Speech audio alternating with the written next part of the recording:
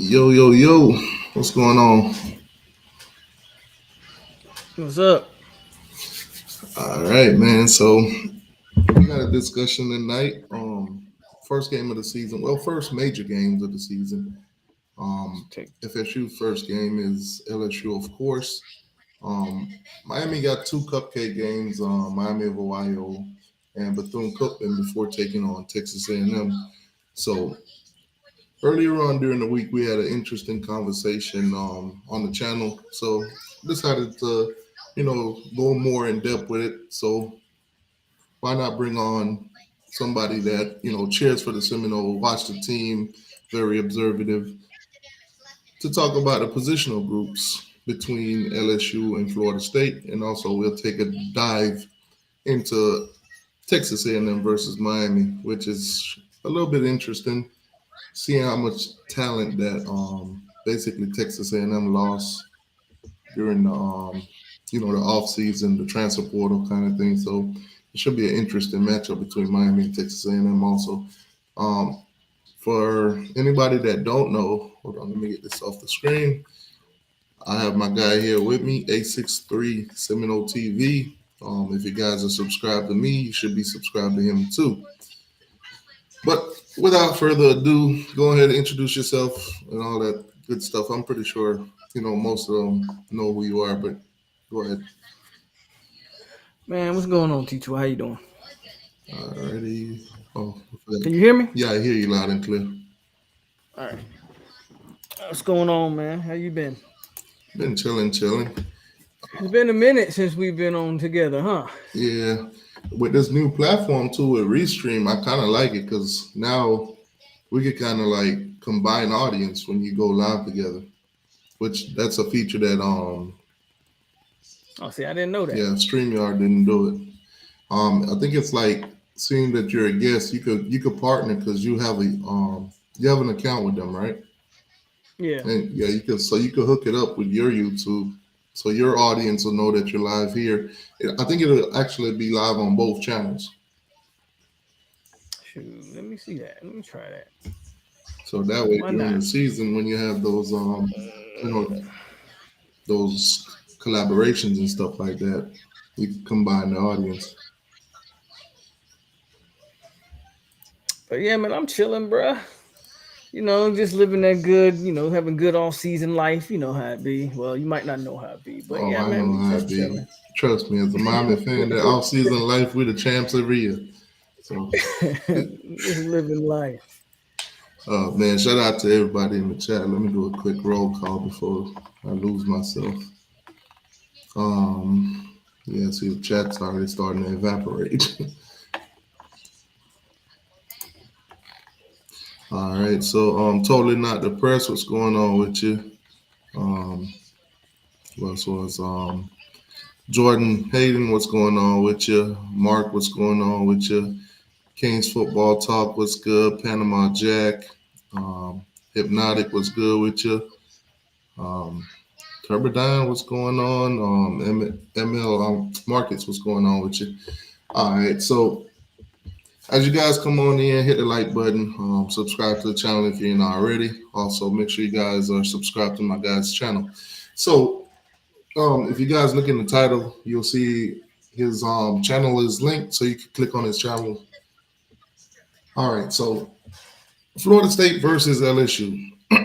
Obviously, this will be the second neutral site matchup, which I won't necessarily call it neutral site because the first time y'all played them, y'all played in what, Baton Rouge, I think, No, we played in New New Orleans. Orleans. Yeah, so obviously, it don't really feel like an away game kind of for LSU, and now you guys are playing them in Orlando, so kind of like a home game for Florida State. Now, last time I had this chat with the guys, I was asking them about home field advantage, which clearly should be Florida State. I do believe that stadium more than likely will be 90% Florida State. In Orlando, yeah, we'll definitely be we'll show up like we showed up for the bowl game and all of that. We'll show up. I'm trying to show up myself. Okay, so obviously home game for you guys. Norvell got the win. Norvell got the win the first time around. Very Uh-huh. very entertaining game. Came down to the missed field goal. Florida State takes it. Um, Pretty much, y'all had opportunities to blow the game out. They came back, made it a challenge kind of. So going into this season, though, there's a lot of question marks. On the last show, people were questioning the positional groups. Does the what does the Seminoles have an advantage against LSU? So we'll do what we did last time, and I'll go through the positional groups, and you could, explain a lot more because apparently the guys that was on didn't go full out. I want to say Rambo for Florida State. So No, man, it's just you gonna represent, man. You gotta really represent the boys. That's all. so that quarterback position, Jordan Travis. What's the guy named Daniels? The other guy Daniels. Yeah. See, this was the problem I had with that conversation. Like, I forget who you had, so I don't want to like disrespect It nobody. But was I think he was a Brandon. Miami fan, It was, and he was talking about competition, and the LSU quarterback had better competition, and I'm like, but LSU quarterback lost to my quarterback head to head. So what are we talking about with this competition thing? no, I think they were comparing the stats and all the Well, I don't know. performance, the Off the top of my performance head, I throughout don't the know the stats, school. I mean, but through they're the very season. similar quarterbacks, though. I mean, I can't take nothing away from Buddy over there at LSU. They're very similar quarterbacks. Both are very mobile. Uh, can I ask you a question? Sure. Do you think LSU is a more talented team, top to bottom, than Florida State? Um, I mean, Do you think Jordan Travis did more with less? can't really say because he did have some. He did have some weapons on offense. You had the running Who? backs. You had like Yeah, but okay. three good But running here's my backs. thing: name the weapons. Though. So before last season, who was Johnny Wilson? Okay. He was a guy in the transfer portal that nobody else offered. Okay. Okay. Who was Trey Benson? He was a guy in the transfer portal coming off a knee injury that nobody else wanted. Yeah, he had a vendetta. So did Jordan Travis not elevate his team? But Did Jordan Travis not elevate the players around him? you can also say the same for Daniels, no, no, Daniels. no, no, no, no. Daniels had Neighbors, who's an NFL prospect. Before last season, Butte was looked at as one of the top NFL prospects. Now Butte kind of fell off the map, but that's got nothing to do with his quarterback. That's just because he ain't as good as people maybe thought he was. But he was considered a top NFL guy at this time last year.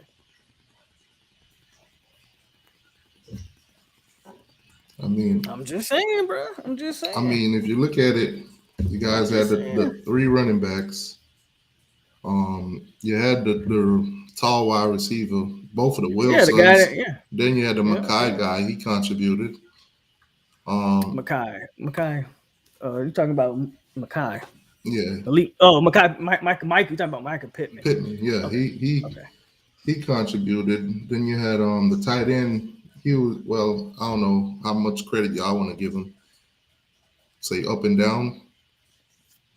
I think was it McDonald's. Cam McDonald. Yeah. Yeah. So he contributed. So he definitely had some Yeah, and weapons. he just had his pro day today. And what if I told you Cam McDonald ran a 4.9? But you gonna tell me that's a weapon? Totally. See, you laughing. See what I'm saying? Time out. A wide laughing, receiver see? or a tight end. No, he's a A tight end. tight end ran a 4.9. He ran a 4.9. What? But y'all telling me that we had all these weapons. I think I think Jordan Travis elevated the players around him, point blank, period. yeah, because definitely Mallory ran a 4.5, I think a 4.52. So But everybody knew Mallory had talent. well, not blocking.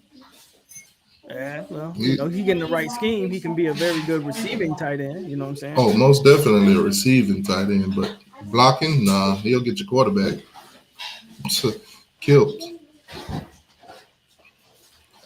So I'm just saying, like, What? I know I know Daniel. I'm not taking anything away from Daniels. Uh, I actually think he's solid quarterback, but I don't think he's on the level of Jordan Travis. Jordan Travis has came a long way since 2-3 years ago. All right, so I'm gonna pull up some stats on them to see, what kind of season they both had on paper. I mean, obviously the eye test, would be a determining factor, but we don't really have that, so we just go off the numbers. I'm not sure, who had the better numbers or anything like that. Why is ESPN tripping today? Yeah, Pokey did run a 4.8, which is 4.48. Excuse me, which is Now that's pretty good for him. your DBs. I seen Florida had a DB safety to be exact that ran a 4.75. Did any of your safeties run higher than that? Or all? Jamie definitely ran better than that. What was Jamie's time if you knew? Jamie ran at the combine. He didn't run at the pro day. I think the combine he was I want to say he was a 4.6 guy. 4.6. Okay. Yeah. Yeah, I think sure I think Jaquan Johnson ran a 4.6 also. So not too bad, but a 4.75. Yeah, that's tough. That's Trey Dean and what's the other guy? Terrence or Rashard or something like that. Those guys from Florida, they had DBs running 4.7s, which is crazy. We only had like one DB. Well, we had another safety. I think he ran a 4.5, but I don't think he gets drafted though. Jaquez McKellen, I don't think he gets drafted though, but he ran a 4.5 at the pro day. All right, so okay, I got it now. So I'm pulling up FSU as stats, statistics. There we go. Okay, I'm gonna take this. So Jordan Travis numbers for last year. Let me go ahead and pop that on the screen for you guys. Yeah, what do the numbers say?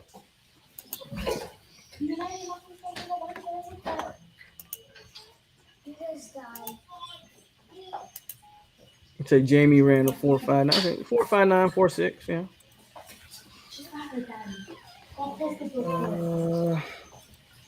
There we go. Let me take this off. All right, so Jordan Travis, can you see those numbers?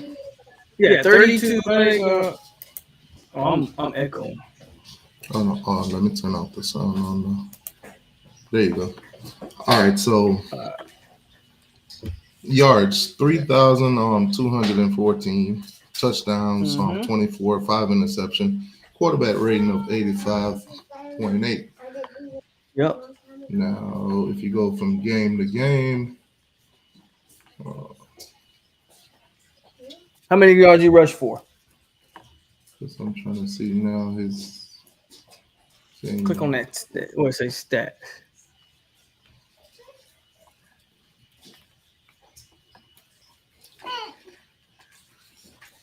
All right, so against LSU, he was 20 for 33, 260 yards, completion rating of 60.6. What else? What else? He didn't throw any interception. He threw 2 touchdowns, no interceptions. His longest was a 39-yarder. What else? He also rushed 8 times for 31 yards and 0 touchdowns. So those was his numbers in the LSU game. Now let me go on over to LSU. See if we can pull up Daniel's number. Also, while all this stuff is loading. How many rushing yards did Travis have for the season? Let me see.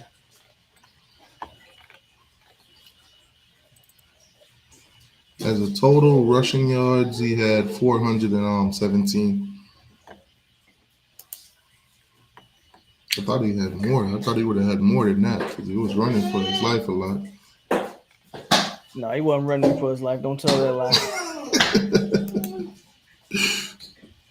All right. The only game that he really used them legs was that Florida game. Oh yeah, he definitely using his legs. I saw him make Florida guys run circles around each other. Yeah, he was killing them. All right, so Daniels on the other side, Jaden Daniels, Came a little bit short of 3,000 with 200 and 913 yards.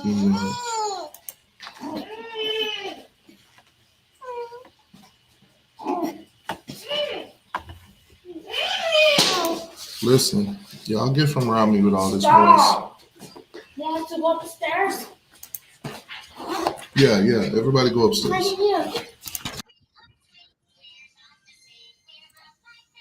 The T2Y yelling at the kids, y'all. He yelling at the kids. Okay, so Jaden Daniels numbers 17 touchdowns, 3 interceptions, quarterback rating of 79.2. So I mean, compared to Jordan Travis numbers in that department is a lot better. Now let's go back to Jordan. That game against Florida State. Let's see what he had in that game.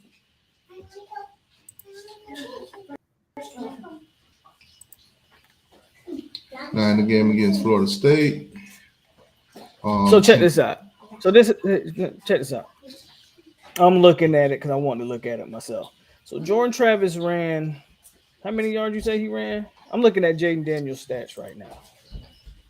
Jaden Daniels, he almost ran almost 900 This man yards. almost ran for like 1,000 yards. So who was really running for their life?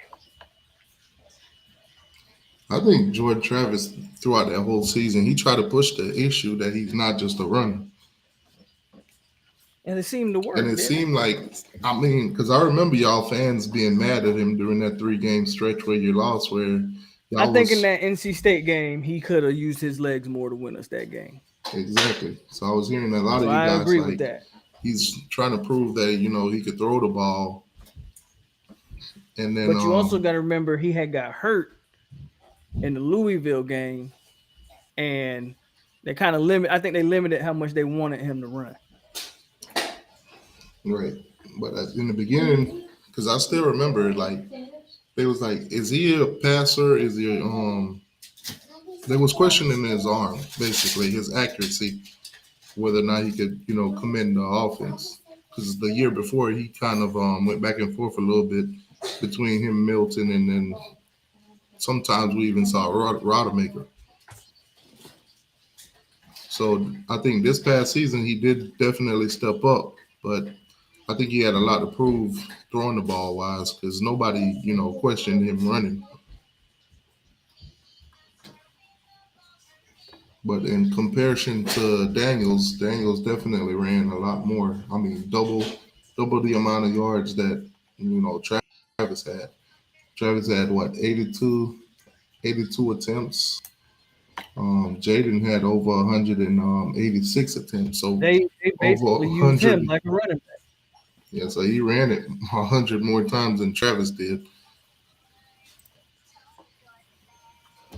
So, receiving wise, though, it's kind of tough to keep up with some of the players on the team because normally the rosters don't update until after the spring. Well, let me say one more thing before you move on to receivers. And this probably had a little bit to do with Jaden running. But I want you to look how many times Jordan Travis was sacked. I'm looking at it right now. Can you guess how many times he was sacked? Just have a wild guess. Throughout the whole year? Yeah, throughout the whole year. Do you think he was sacked more than 20 times? No. More than 10 times? Yeah, definitely. Yeah, more than 10. He was sacked 15 times. Okay, yeah, so right in the middle. Now, how many times do you think Jaden Daniels was sacked? You think it was more than 20? Probably around 10. You think around 10? Try 43. Dang. Okay, so I said 10 because normally when you're a running quarterback, you don't get sacked. He was sacked 43 times. But so you can't tell me he's not a more efficient player than Jordan Travis. He's not a more effective player than Jordan Travis. It also tells me that if he has 186 attempts and almost 1,000 yards and being sacked as many times as you just said, their offensive line was trash. It wasn't great. I mean, we showed that in the first game though. Man, Jared Verse first game against LSU, he showed that. Now to LSU's credit, they was playing two freshmen on that O line. So that's what I've been trying to tell Miami fans. I know y'all got some good offensive linemen that y'all recruited. Y'all did, but they're young. Panama Jack. LSU had some. Panama LSU had Jack. some good 5 stars. Panama Jack says those stats alone basically prove that y'all have a better O line than they do. I agree with that. Which is it's crazy because there's not much to say about y'all O line because the whole year you guys was ridiculing them. Well, not necessarily you, but your fans. You know better than that. Yeah, you know better than that's because people don't know what they be looking at sometimes when they start talking offensive line play. Now on the offensive line, transfer portal or even to the league, how many guys did you lose? Nobody. Well, take that back. We lost Dylan Gibbons. He should be trying to see if he can get drafted. He had his pro day. And that's it. Dylan, and then we lost some rotation guys, but I wouldn't. One of our guys is waiting on a waiver to see if he can come back or not. That's Dimitri Emmanuel. He may be leaving. We don't know yet. What was the reason for him trying to leave in the first place? Who's that? The guy that you say might leave and might not. Oh no, he's run out of eligibility. He's a senior. But I guess something with this COVID stuff, I guess that means he can apply for a waiver, I guess. So like I don't really know all the details with him. I know he was a senior. He was a grad transfer actually, and he came over. And he's trying to get another year, and they're waiting to see if they can get another year out of that. Okay, so your offensive line should be a lot more experienced going into this season. Then a lot of guys picked up necessarily experience.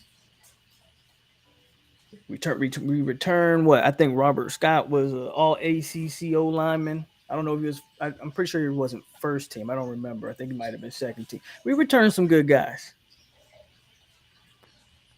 Okay, so y'all should. Well, what about that? What do you know about their O line? Or did they have any departures? Their O line should be a year older. Like I said, they was kind of young on the O line last year. They had a couple freshmen starting. Well, those freshmen should be a year older, a year better. So I would expect them to be better. I don't know if they brought anybody as far as transfer portal or anything like that. I don't know. As a matter of fact, I was just about to say that. Let me pull up the transfer portal for both FSU and LSU while we're at it. Shout out to USC though, by the way, picking up the number 1 tight end in the country in Deuce Robinson. Guess where his dad went to school at? Where? Florida State. Oh my God! And did he even look y'all way? I couldn't tell you. I don't think we factored in like the final guy, like a finalist, anything crazy like that. Because it's his commitment video he dropped. He's an FSU jersey as a kid. Why is it nowadays that none of the kids actually want to be actual legacy kids? I couldn't tell you, man. I feel like only like the Mississippi schools and the Bama schools, they do that. Everybody else want to go elsewhere and try to do other things, like Earl Little and guys like that. All right, so let me see. Offensive line wise, I don't see much in the portal. No, we didn't lose. We lost some like rotation guys, but guys that wasn't gonna never play, like a Lloyd Willis or Rod Orr. Okay, yeah, Rod Orr. Well, I think when I looked him up, I didn't see much snaps from him. No, you ain't play. Okay, so LSU side too. That's where we need to look to see if they lost in the offensive line. Let me just go ahead and pull. Should I just pull them up in the next one? Yeah, I'll just pull them up in the next window.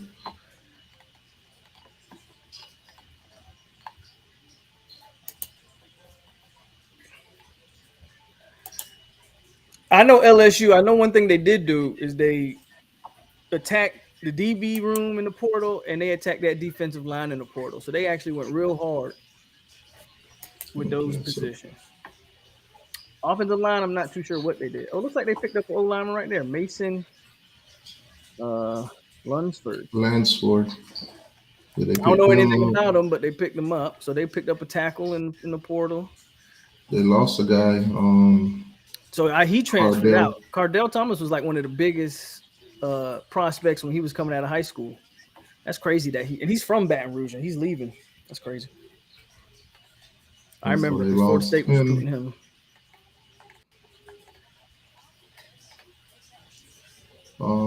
They lost another guy to Memphis here, Xavier Hill. How many? He's probably a younger Xavier guy too. Hill. Yeah, I don't know nothing about him. And you got Marcus. So they lost a couple guys. Centineo. Who else they got? Who else they lost on the offensive line? They lost another guy to Tulane, Cameron Wire.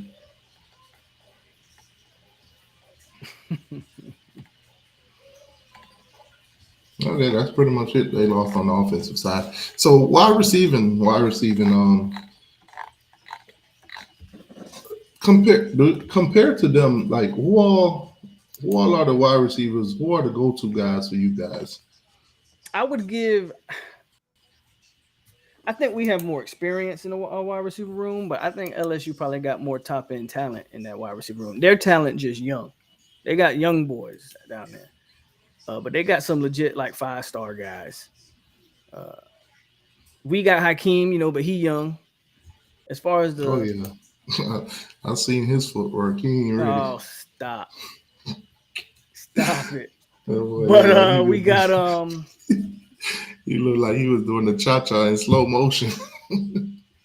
We got then Johnny coming back. He had almost 1,000 yards receiving. Micah out probably for the year. But at least the whole year? I thought he was gonna be back in. Well, it's like 6 he's like I think it was 4 to 6 months or something like that. But it's it's a hip injury, so you never know how he comes back from that one.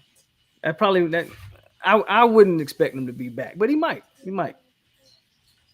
How big of a drop off is that for the wide receivers room? It might be a drop off if we wasn't getting a guy by the name of Winston Wright, who missed all of last year, and you can go check what he did at West Virginia a few years ago because he transferred over. So I'm really not worried about the loss of Micah. To be honest with you, Winston Wright is a guy who had production everywhere he's been, and yeah, he's gonna be back. He's gonna be ready to get it done. So Pittman might be out for the year. Yeah, might be. Obviously, like they haven't updated yet because I still see Malik McLean on there. Yeah, They Malik transferred gone, Keyshawn gone. Keyshawn Smith. I'm at Helton. He's gone too. So most of these, most of those guys, when they did hit the transfer portal, I was like, yeah, Florida State just lost their best receiver.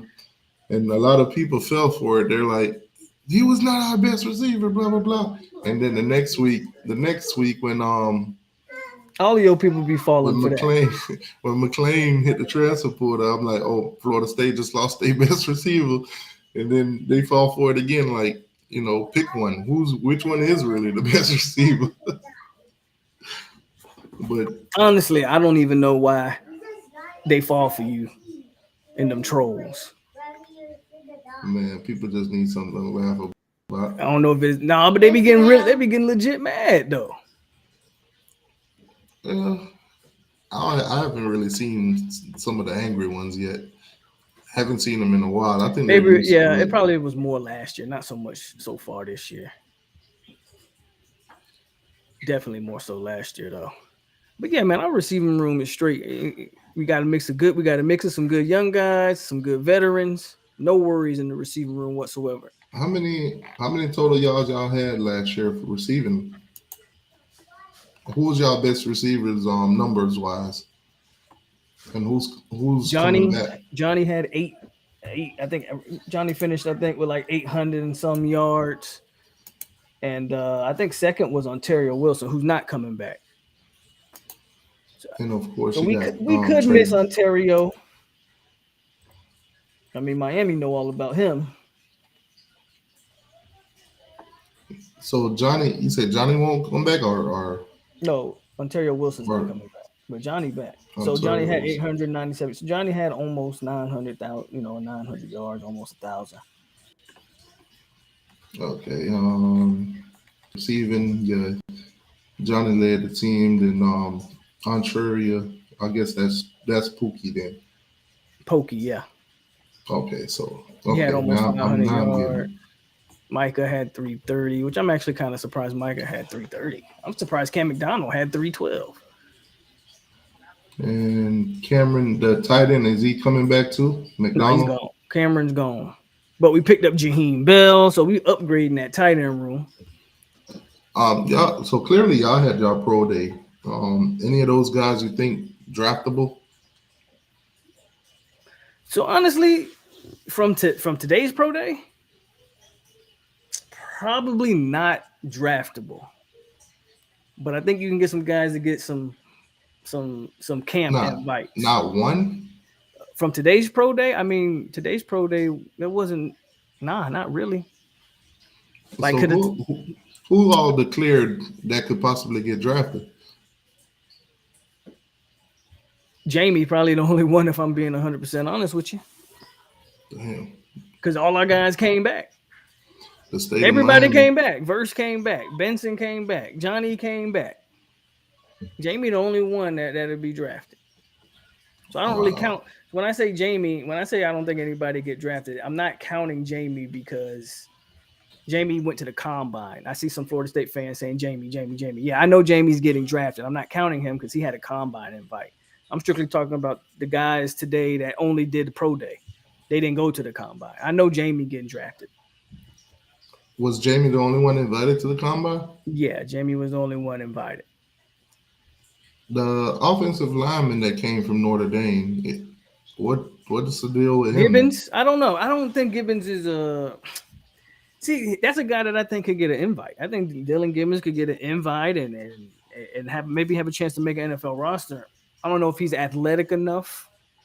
I think he ran the slowest time today, but he's an offensive lineman, so you don't expect him to run no crazy fast time.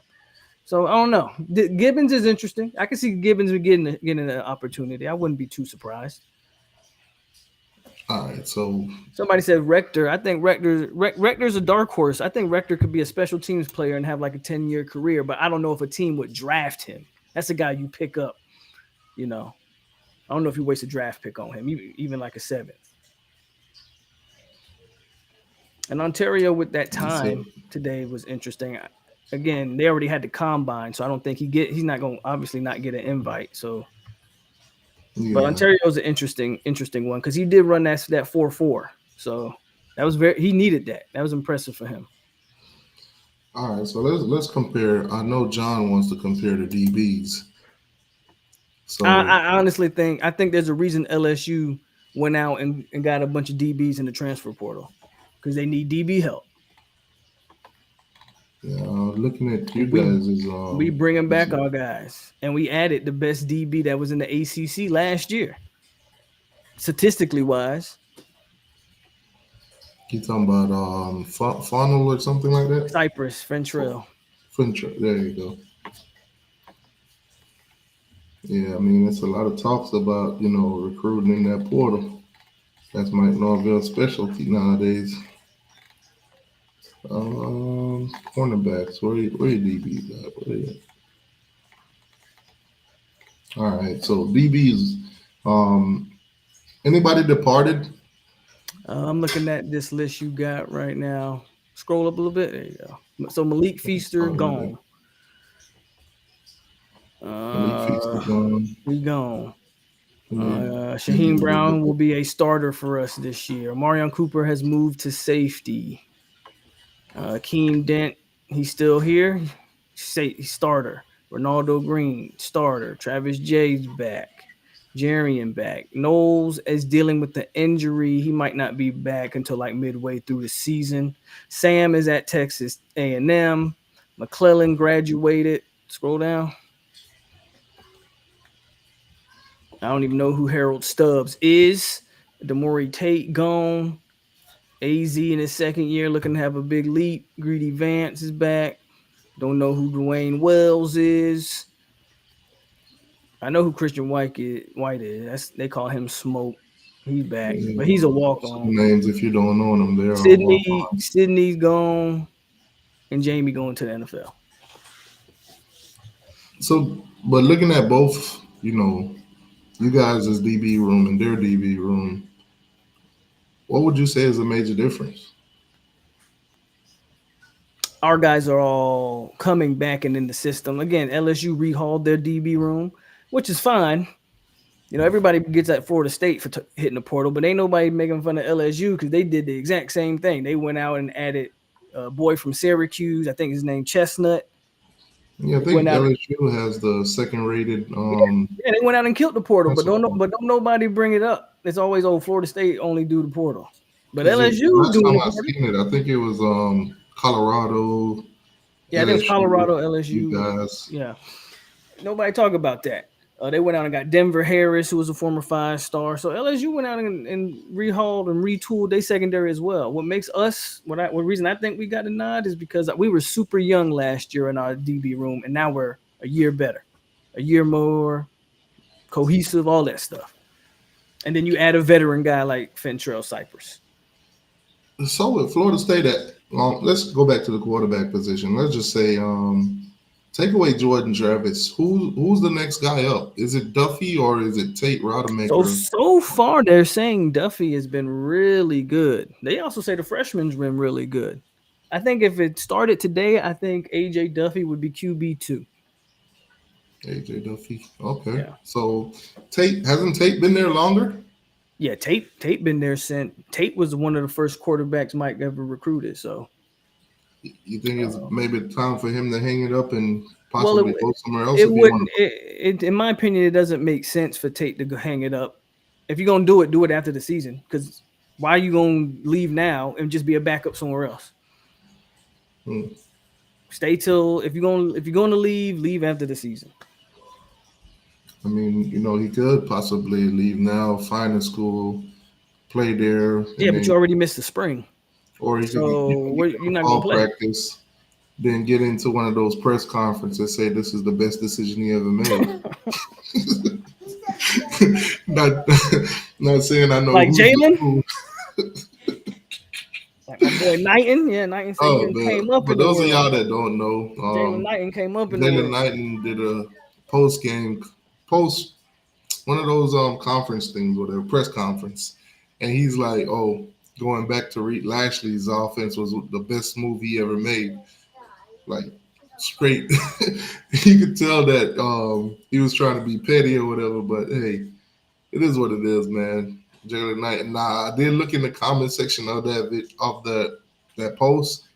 Let's just say it was a lot of mad Kane fans in there. They was all saying, go ahead and fumble your career away and all that. That comment section got crazy. They went in on Jalen Knight.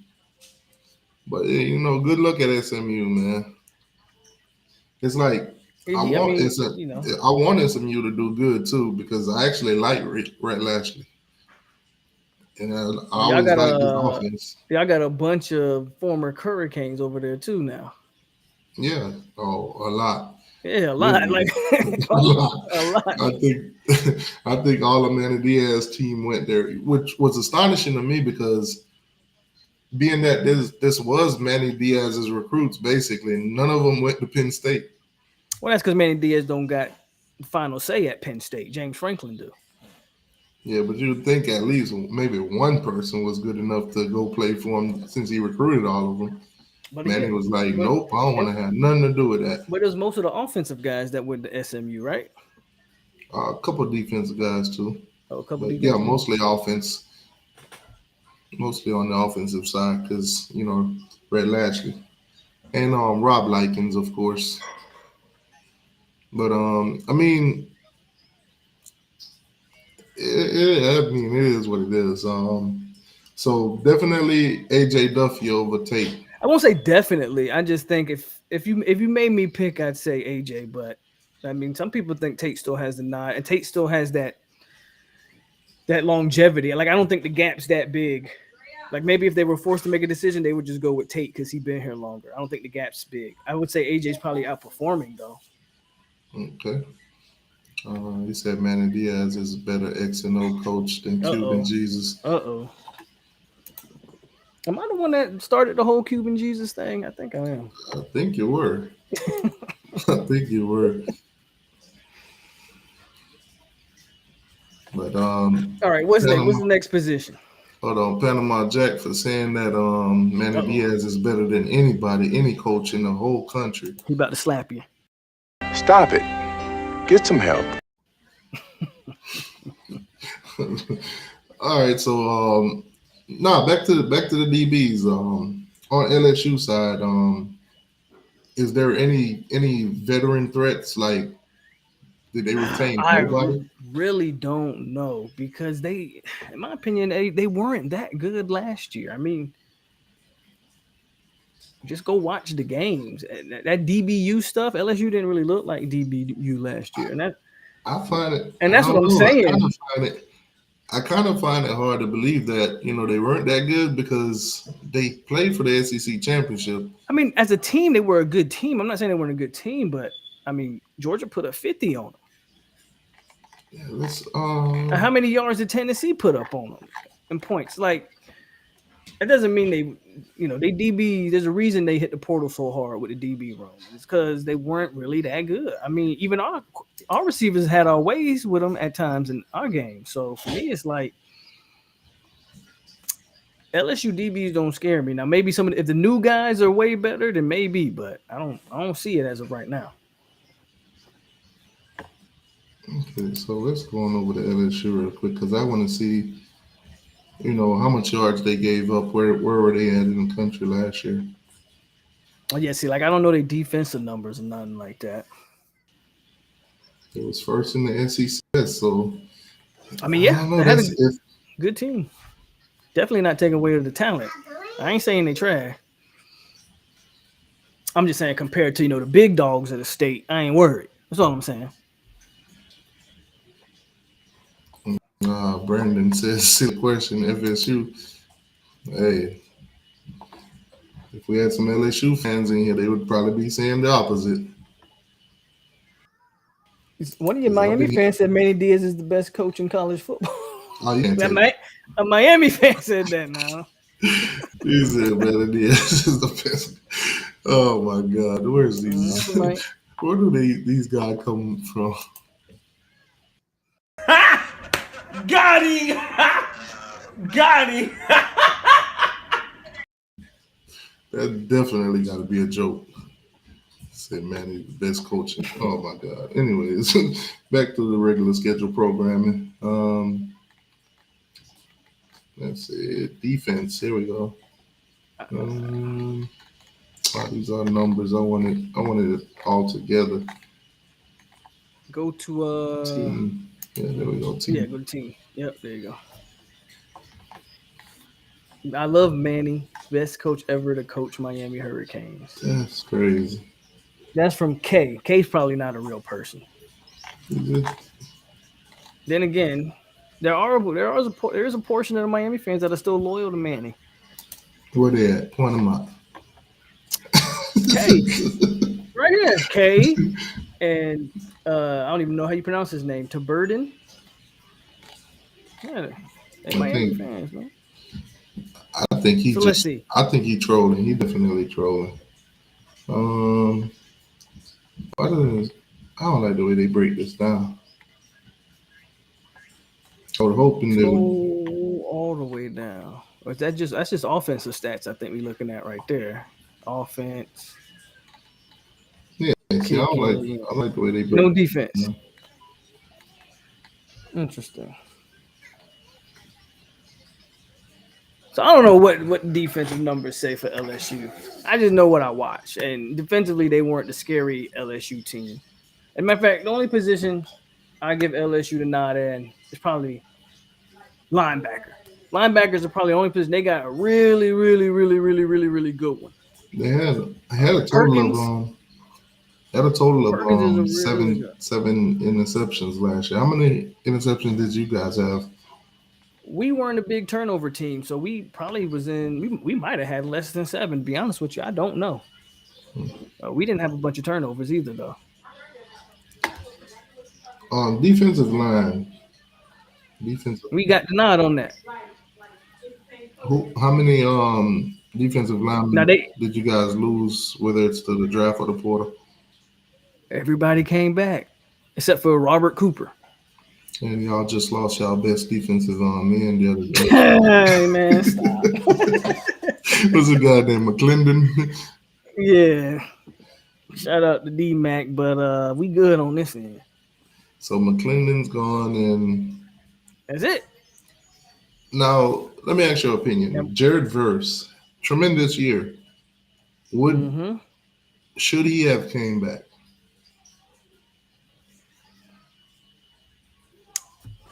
It all depends on what he was getting told, man. Like normally I would say no, never come back, go get the money. But Jared Verse was a guy that was only his first year in Division I football. So he might just need a little bit more on tape. And I personally do think, okay, from a personal standpoint, like money wise and economic wise, man, go make your money. From a game standpoint, yeah, he needed to come back. He had a lot of stuff to work on. Okay, so on the defensive line, y'all pretty much got everybody coming back. What about LSU? Did they have any? I know LSU lost Ali Gay. I think that was his name. I think that was their best edge rusher. I know they lost him. I think they getting Mason Smith back though. So they lost this guy. Or actually, they gained that guy from Texas. Picked up a guy, Ovi, from Texas. I don't know nothing about. He got 1 year left, so he's definitely a veteran guy. Yeah, I don't know nothing about him. Then you got a defensive lineman from West Virginia. They picked him up, Jordan. They loaded Jefferson. up, bro. They loaded up on the D line in the portal. That tells me that they are concerned about their D line. If you go down this, you're gonna see they loaded up on the defensive line. They tried to get one of the guys we got, Gilbert Edmond. They was recruiting him too. Oh man, they took Chestnut from Syracuse. I told you they got Chestnut. They got Chestnut and Denver Harris. Oh, that's what I'm saying. That's what I'm saying. Everybody talking about what we doing in the portal, and LSU, you can see it. They was killing the portal too, and they recruit well. So I don't know why everybody getting down on Florida State about the portal. Like we the only team that use it. I mean, if you look at the let's see the rankings, I think they talent wise at least, I think they're above you guys. Yeah, they if you look at it, overall talent rankings, I'm pretty sure LSU is a top 10 talented team in the country. Easy. I'd have to go to them, yeah. Just based off recruiting rankings.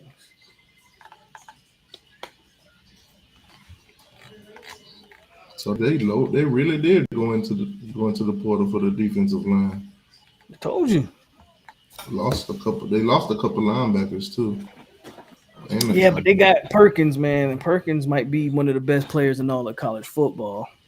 And Desmond Little, defensive lineman, they lost. They picked up a guy here, Jalen Lee from Florida, also. Yeah, they did. Somebody asked me a question. I'm gonna answer it. He says, Matthew, what's up, bro? He says, Polk, who is your breakout offensive and defensive freshman for 2023? What is your starting O-line? And you think the starting secondary going to be game 1? Man, that's a lot of questions. Let me answer the first one. Breakout offensive and defensive freshman. If you believe the hype, Jacobs is going to be your breakout freshman. I don't know if I'm ready to go that route. But if I had to pick a guys right now, it'd be Jacobs. And defensive freshman, see, that's a tough one because I don't think we're gonna play a lot of freshmen on defense. All of our defense is pretty stacked with veteran players. I'm not sure what freshman's gonna really get any burn, so I'm not too sure on the freshman one.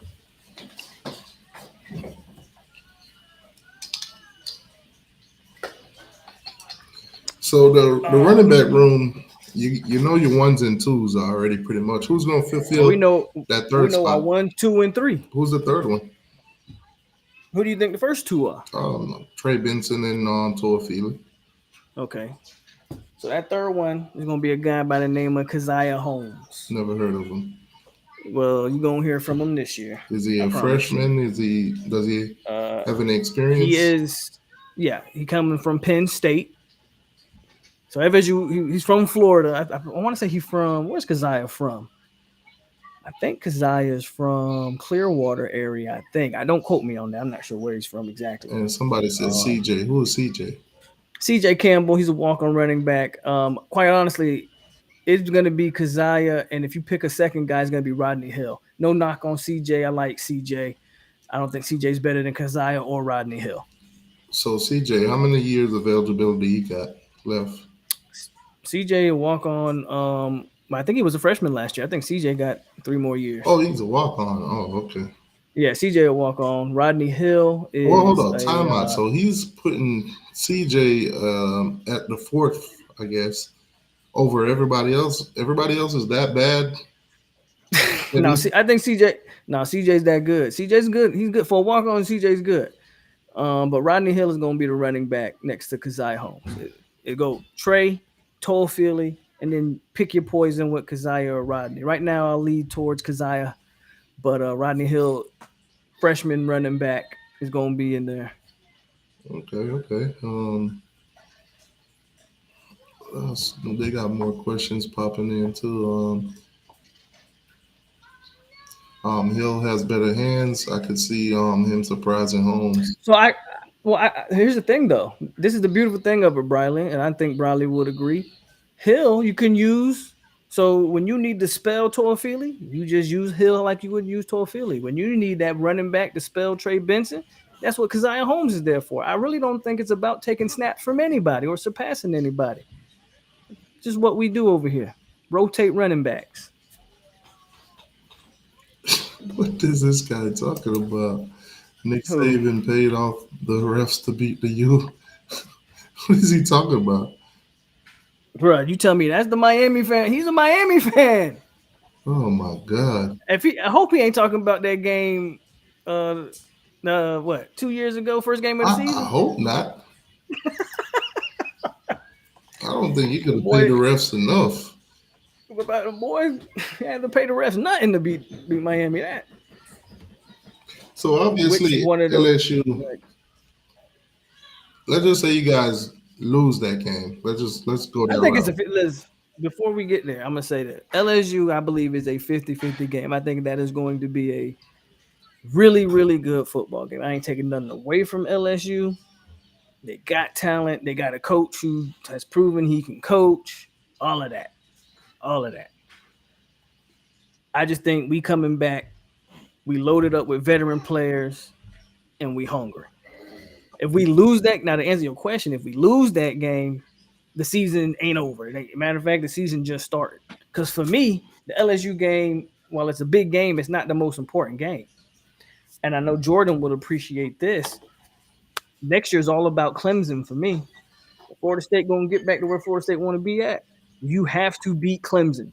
You have to eventually beat. Is it not? You have to beat Clemson. That's what I'm saying. This season, you got to beat Clemson. That's why the LSU game, while it's a big game, it don't mean much to me. This man said 41 to LSU, FSU 16, but he claims to be a Florida State fan. Wait, that's one of y'all? He claims to be a Florida State fan.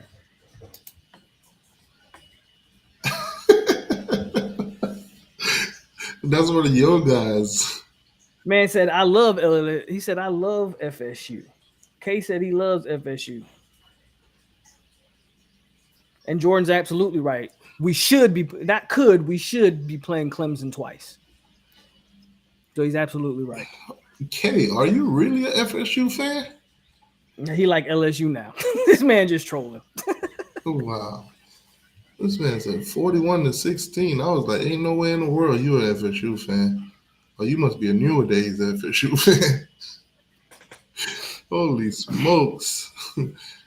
Holy smokes, man! Oh, they say K is a clown. Now you laughing? Okay, so Yeah. So I mean, looking at the rest of your schedule, going down from that LSU. If you beat LSU, it'll be a great start for you guys. The if first you beat three, LSU, you should be 3-0. if you beat LSU, let's just say you win the first 4 games. Because I at first, honestly, the schedule is really in the first 4 games. If you look at that schedule, Clemson and LSU, they'll be toughest games of the season. Because you don't play Miami to the last 4 games. Miami and Florida close out the last 4. That whole middle part of that schedule should be, I mean, for us, it should be cake. I know y'all lose the Duke, but we don't know what it's like to lose. All right, see, here's what's gonna happen. You're gonna lose the Clemson. You're gonna knock off Virginia, knock off Syracuse, knock off Wake Forest. I meant not Wake Forest, knock off Duke. And Duke is not gonna be no pushover, by the way.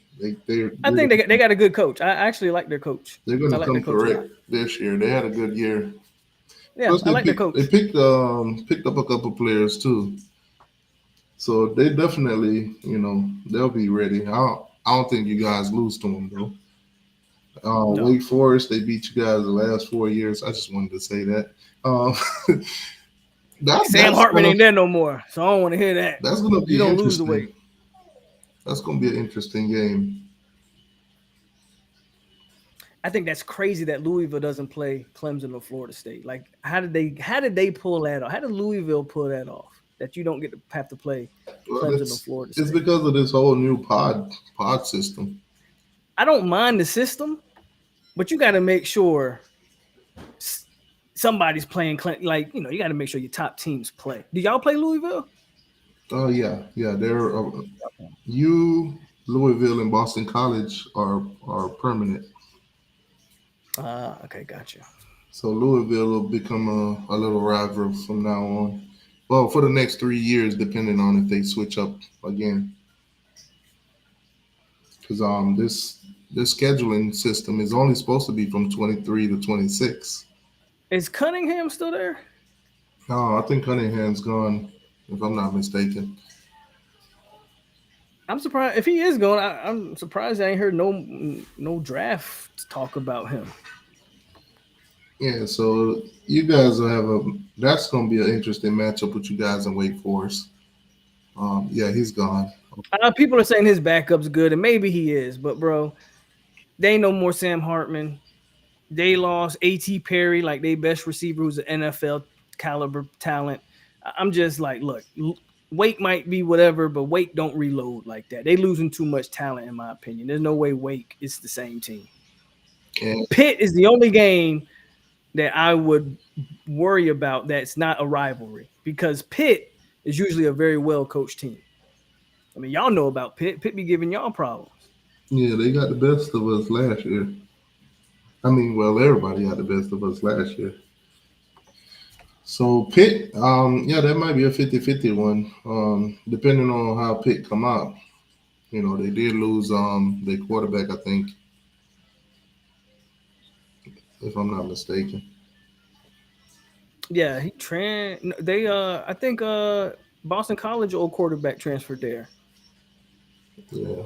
So they might Jerkovich or whatever his name is. Yeah, they might be iffy a little bit in that quarterback position. So we'll see.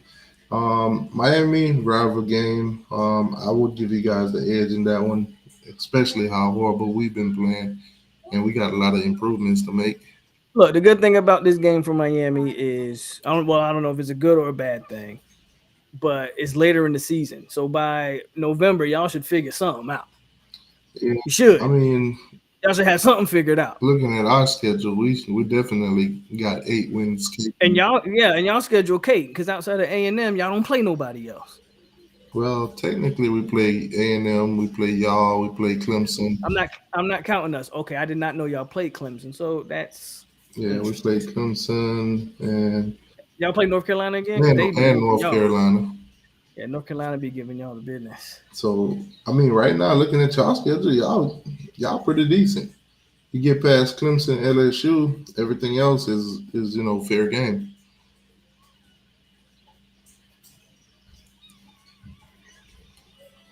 This man says Miami 3.5, FSU 77, but a minute ago it was LSU 49. Bro, I don't know who K like, bro. I don't know who this They guy don't know like. which team he want to bounce from. Because this man had FSU losing 49-6 to Pitt, which ain't no way.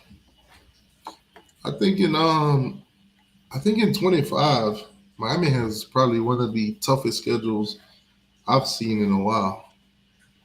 Because I know we got Florida, Florida State, Clemson, Notre Dame, and all the other guys. I think North Carolina is going to be in there. Louisville will be on there too. So, That Miami Florida game is gonna be so funny on Twitter. oh my God, I can't wait. I can't wait. Oh man, I might have to turn mine off if we lose.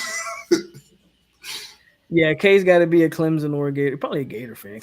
He got to be a Gator fan. I don't know who K like. And then Matthew in here, he don't bump his head too. Talking about some A&M 55. Well, shoot. Okay, let's talk about them then. Let's talk about Texas A&M. I mean, Because a lot of people feel like y'all should have beat them last year. we definitely should have beat them last year.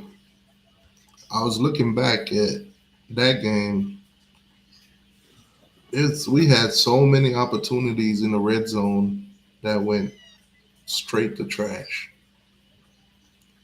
And that's coming from Josh Gaddis offense.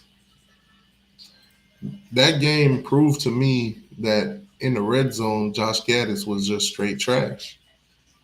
And throughout the rest of the year, it showed itself. We couldn't score on nobody. Hell, we went into like 4 overtime with Virginia and scored 2 points.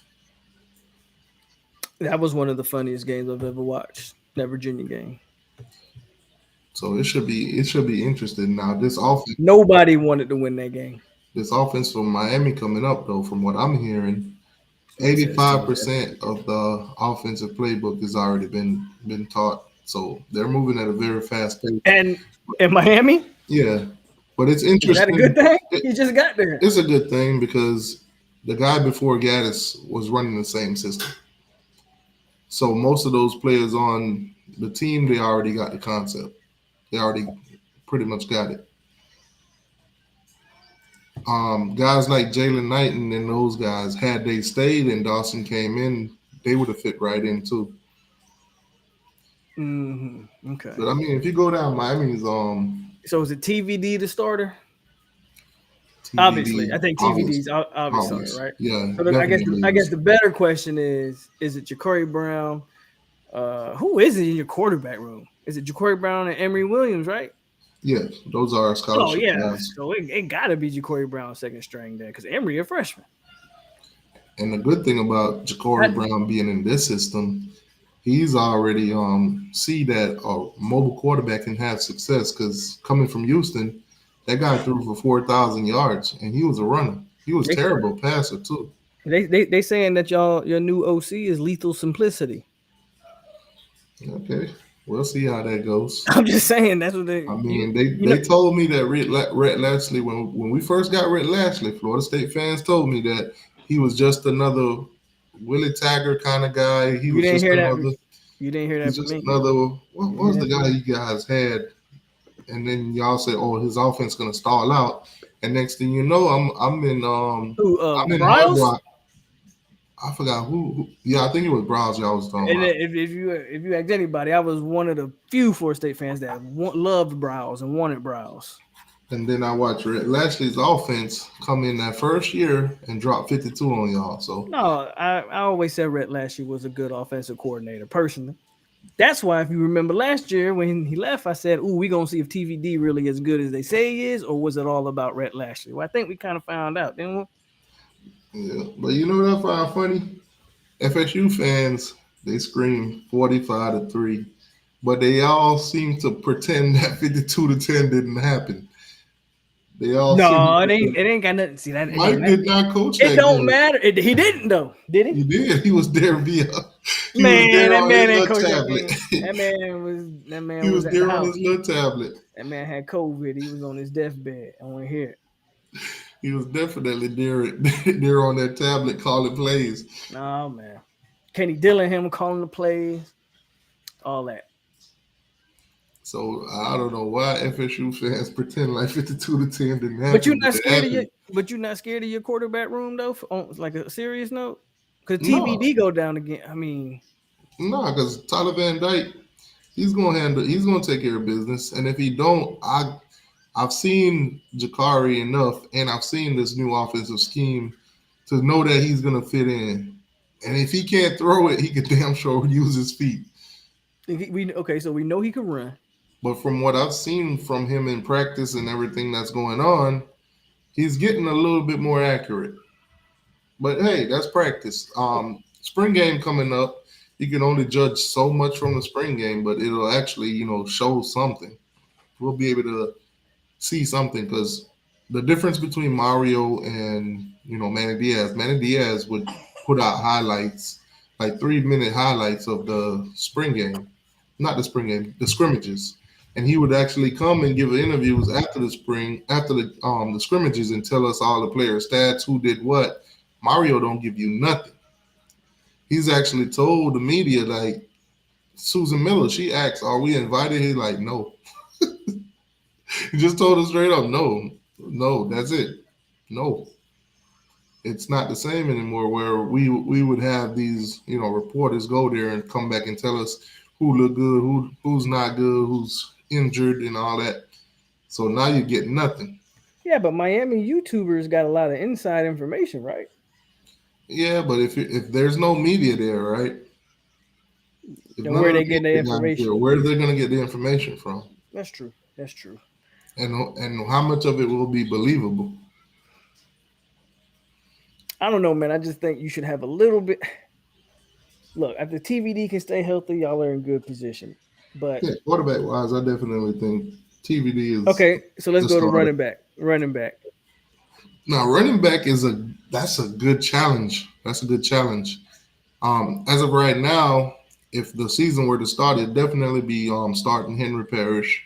Don Chaney, he would probably be number 2. They'll probably be the 1 and 2. Now Chaney, he the one that stayed hurt, right? Yeah, Chaney hasn't played a full season since he's been in Miami. Yeah. But right now, he's one of those guys that's actually, healthy.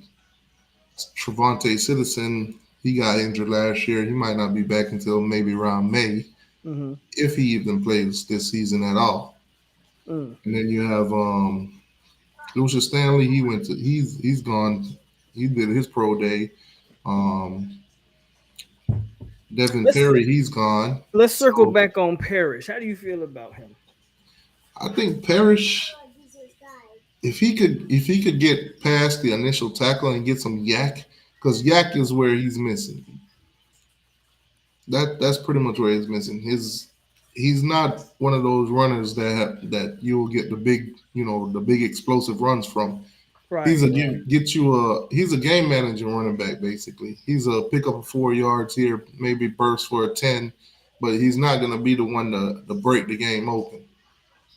Yeah, so this is why I asked that question, because I watched Parrish last year and I say, okay, he's a solid running back. He ain't gonna fumble the ball, none of that, but he just don't look explosive to me at all. Yeah, he's definitely not. So if Don Chaney and then lose Knighton, so do you have the explosive back? Who is the explosive back? Is it that freshman y'all brought in, or is it somebody else? We have two actually. Mark Fletcher, he's gonna be an all-around back. And then you'll have CJ, Christopher Johnson, speedster. Christopher Johnson, okay. Yeah, it's fast. Make fast people look not so fast, like they say in So these are 2 freshmen. Yeah. So the thing too with them, they're not even on campus yet, so you can't even make judgment. Right. So this is one of the things, like for Miami, I feel like y'all are counting a lot on freshmen. You think that's a good thing? Especially on the offensive line. Which if I'm a Miami fan, that should scare you. Yeah, but how many injuries can y'all sustain on the offensive line before it just falls apart like last year? I want to say we could have 1 or 2 guys out. That's it. I just died. I said, how does he just See, but what Mario is trying to do, he's trying to improve the offensive line and defensive line so much to the part where when your number one guy go down, it's not like you're falling from this guy's an A plus, and then you're falling to a C. He's trying to make sure that those guys, okay, if I got an A plus guy, the next guy up is an A Mm-hmm. or a B plus or something. So right now we don't have the depth to do so, but as you see in recruiting, you can see where he's going. Most of these guys are I expected y'all to hit the portal harder for O lineman nah, and nah, and receiver for some reason. I nah. don't feel like Receiver y'all is did. one. Defensive tackle definitely. Guys We'll holes. get to that D tackle room here in a second. I want to stay on the offense. So definitely, we might even go in there and get a running back. Right Interesting. now, running back it's slim. Got too many guys that's unsure and injured, and you don't want to necessarily put it on the backs of freshmen. Hey, I agree. That's what I'm trying to say about this You'll O have a line. not. So So you'll in the have. O line, you get Francis. He's starting, huh? I think Francis is going to start. I think Samson possibly could start too. So, but what does If that not leave? What start, does that let's say, leave? What does that leave? Rivers and Nelson. I think Nelson is a question mark. Zion Nelson is a question mark because right now he's practicing, but he's limited, so he's not really, doing much, and he's just a question mark. But if he's 100%, I do think he'll start. Matt Lee, the center, the guy, the transfer we got from Right. So you UCF, got so he'll definitely start. so your starters right now are the transfer from UCF, the transfer from Bama. I forget his name. Javion Cohen. Probably Rivers, right? I would say Rivers probably on the starting line. Yeah, and the good thing with Rivers, he could play all positions on the Right. line. Right. And then two freshmen. Not necessarily two. I'll say Definitely one. Definitely one freshman. Maragoa. I'll definitely go with Maragoa. Okay. Then so who's the last guy? Because that's four. We named four, so we missing one. Might actually be Samson on that line too. See, I don't know what to tell you, bro. And I actually, I think those are good players. I just think them LSU did the same thing. Is why I bring it up. Last year they started two freshmen on that O line, and our defensive line 8. Go back, watch the tape. Verse Fabian Lovett, they 8. I would just, if I'm a Miami fan, that O line would scare me. That's all I'm saying. It would scare me. Yeah, it's definitely, like I said, they're definitely making improvements. We got a lot of good talent coming in through the recruiting. Transfer portal wise, I don't see them going after too many offensive linemen. I think they're good with the two that they brought in. Mario likes to recruit the trenches, so definitely. That's one thing he does do. Mario can develop an offensive line, and he can recruit it. Oh man, yeah, I forgot Anez Cooper. Okay, Definitely so forgot the chat Anez saying Cooper. Anez Cooper at right guard. Okay. Yeah, so might take Samson off that line. Anez Cooper, how long he been at Miami? Like who is he? I don't even know who he is. Well, he had his breakout last year. He was literally our best offensive line last year. Okay. And Was that he a freshman last year? I think he was a freshman. I think he was a sophomore. Let me double check. I got to double check.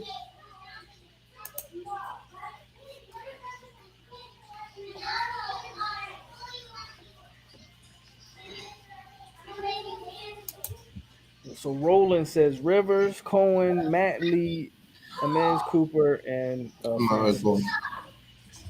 Gotcha. Okay. Yeah, Roland definitely right on point with that one. I forgot about Anez Cooper. So okay. So I mean that sounds like basic 2 transfers, 2 homegrown guys, and a freshman. I ain't mad at it. The question becomes after that, are you comfortable with anybody after those guys? Can you name another 5 offensive linemen? Let me double. Jakai Clark is gone. John Yeah, Campbell's gone. yeah, Johnny Brown, don't know who that is. probably a walk on. Matt, he's a walk on. Scaife is gone. Justice gone. Eesh. Matthew McCoy, he should be decent. Um, Jonathan Dennis, he's gone. Zion Nelson, question mark. Ryan Rodriguez, question mark. See, bro, so I don't be like I ain't trying. What about Seymour? He gone? Logan Sacapolo, that's another guy. He'll definitely be a good backup. Lauren Seymour gonna be a good backup. Okay. Osman's gone. Chris Washington, I think he's gone too. So yeah, Hold on. Y'all had a offensive tackle that was 5'10"? definitely a walk on.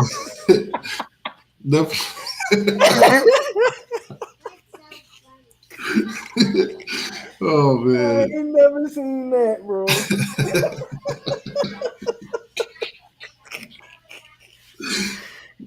And them boys Let's down just say bad. Boys down bad.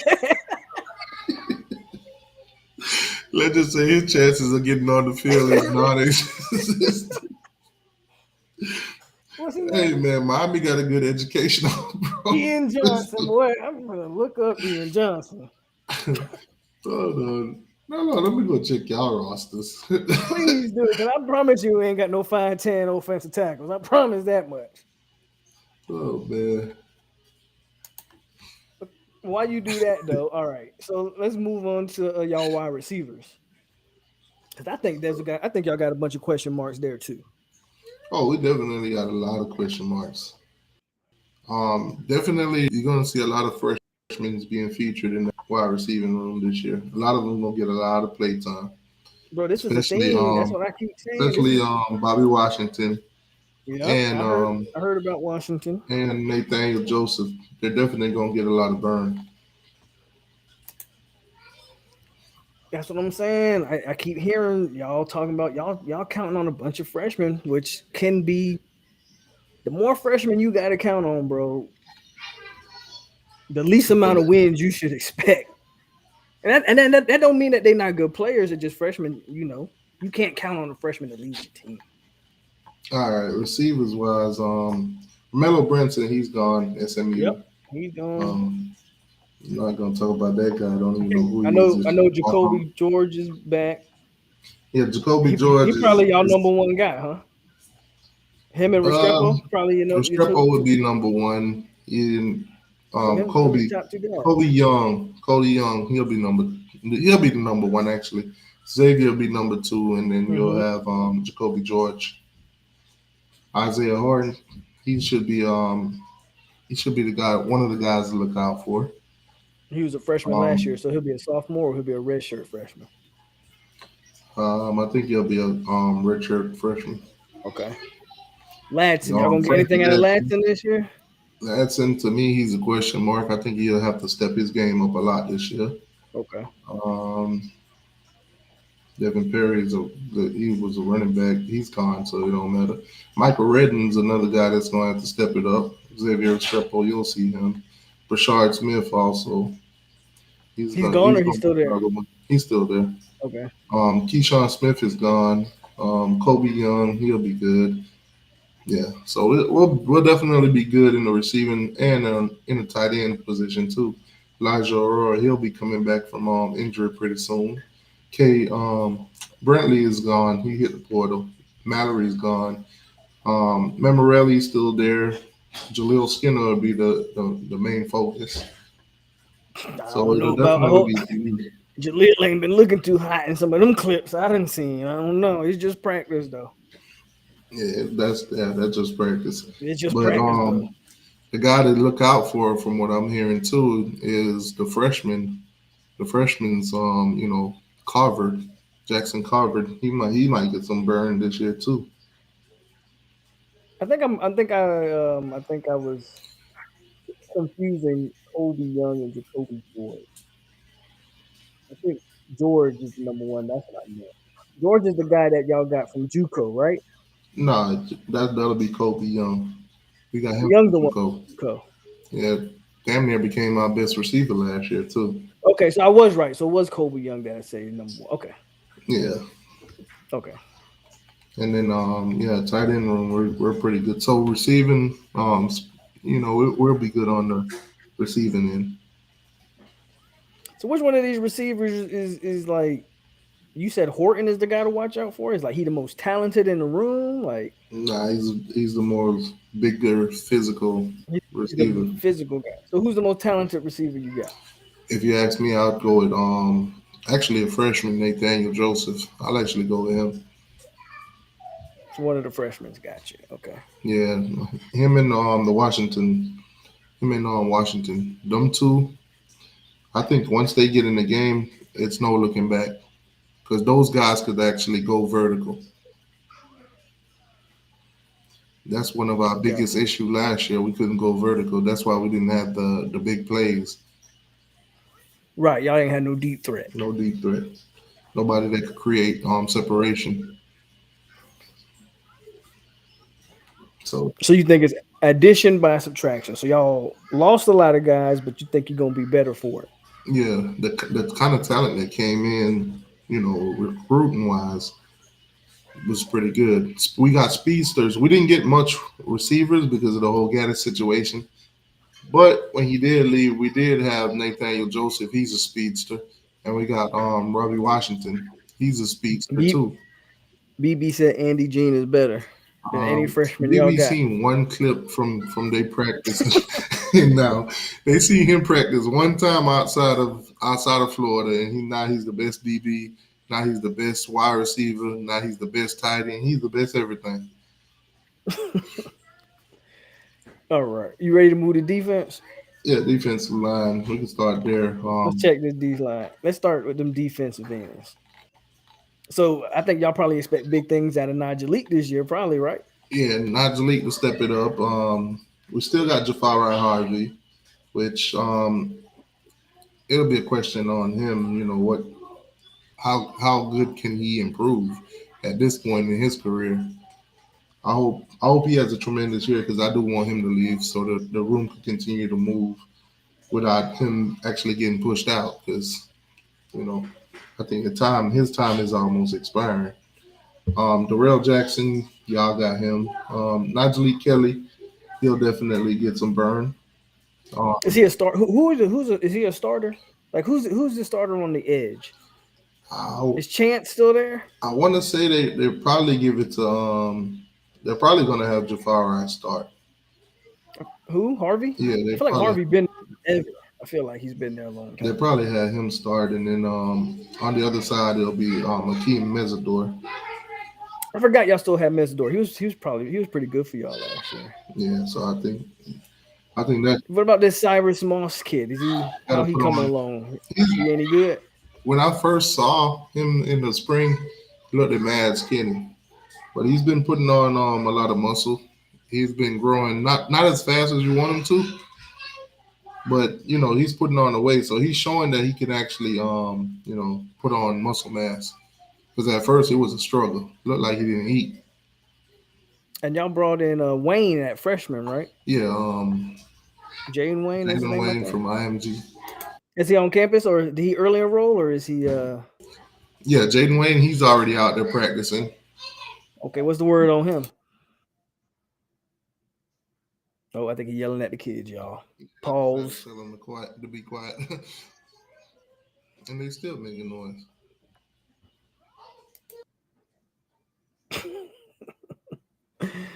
Kay says Kevin Beard going to be very tired this year, coaching and got to get in the game to play wide receiver for the Hurricane. That's tough. Yeah, so our defensive line, we're definitely going to need some players out the portal. I definitely think we'll get some players out the portal, especially at the. Oh, so you don't think y'all done? You don't think y'all done in the portal? No, we're definitely not done. Mario was said it himself. We're not done. Scroll down some more for the rest of the D line. See some of these names. Obviously, y'all bring in Leonard Taylor. But what about Chance? Is he still there? Chance still there. I think. What's his expectation? Leonard Taylor definitely will play. He'll. Well, yeah, he should start, right? Yeah, he'll start. Chance Williams, he'll get some burn this year. But who's gonna play alongside Leonard Taylor? That's my question. Right now, if I had to say, it would be Chant Williams. No, I mean at the other defensive tackle spot. Yeah, So Chant Williams. chances, I thought he was he said he's 6'4", 255. They moving him to tackle? I thought he was an edge player. Well, they've moved them all over the line. Mario don't play guys in one position. They cross train everybody. Y'all run a 3-man front or even front? Well, with this new offense, with the new defense, I'm not quite sure how many different fronts you're gonna see. Because they didn't the guy that came in definitely didn't And Paula Boy said you trolling me. how am I trolling you? I don't know. He said you trolling me. I'm just asking questions. Paula Boy got a Oh, he said because he said Chance not playing D tackle, so you got to be trolling. he can play a little deep tackle. If not, he's gonna be second string. Montre said y'all down bad. He said 250. What are you talking about? 255 at D tackle. Chance, that's what I asked you about. Chance Williams. Where your mouse at? Oh shit. Drunk. That man can play all over that line, man. Even at 255. I don't see it here, but y'all picked up some guys. Didn't you pick up a guy from like Memphis or something? Y'all picked up a couple of defensive tackles, Yes, right? the thing with these rosters, I've checked. Yeah, these ones ain't updated. They're not updated. I've checked the school site itself; it's still not updated. So after the spring is when they mostly update these things. So who are the new guys that we should be paying attention to, or A&M that Texas A&M should be paying attention to? Definitely. I'm trying to stay away from Thomas Gore because I know that's where y'all trying to go at. So when y'all say new guys, I'm just asking. Gore, I don't know. Is he gonna be starting? Hell no. Hell no. You sure? I don't even know his height and weight. I don't know his height. Don't worry, I'll find him. I'm not even trying to talk about his height and weight. That's what a good co-host does. They find the answers for you. I got you. I just know it's funny. It's very funny. From Georgia State, right? Nah, Listed as because I'm 6 foot 270. This is on the Georgia State website. He's listed at 6 foot 270. yeah. That's gonna be y'all starter next to what you call it? Yeah, Miami boy. Yeah, Ruben Bain. He'll definitely get some burn too. I won't be surprised if like halfway through the season with Ruben Bain, be getting a lot of significant play time. Yeah, so everybody lists him as 6 foot 270. I thought y'all got another defensive tackle too out of the portal. Yeah, everybody was trying to clown Thomas Stewart. What's his name?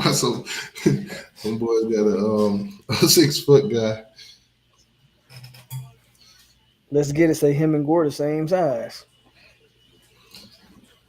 You expecting Ruben Bain to play a lot? Yeah, halfway through the season, he'll definitely get a lot of burn. He's an edge guy, right? Yeah, he's a guy that you're not going to be able to keep him off the field. From what I've been seeing and hearing, from people that's at the practices and stuff, Ruben Bain is out there showing out. He's showing that competitive edge. Like he's a guy that learns very quickly, and he came in there with the size advantage and the technique advantage already. So he's okay. Yeah, then y'all got guys that look like he's just ready to go already. Kind of like a guy from if Trevante Citizen could have stayed healthy, I think he's one of them running backs that came in with the advantage because he already had the college size.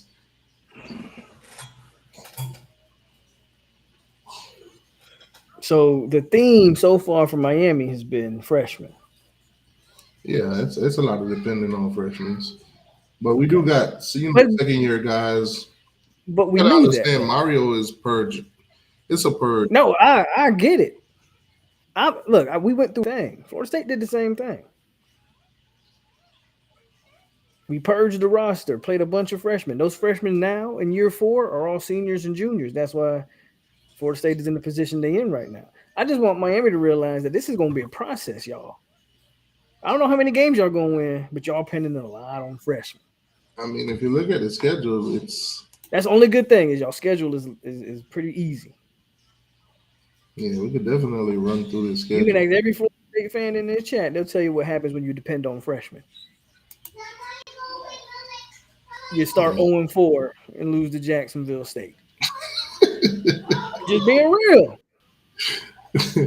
Oh man. Yeah, our first year under Mario was terrible, but y'all first year, man, that was embarrassing.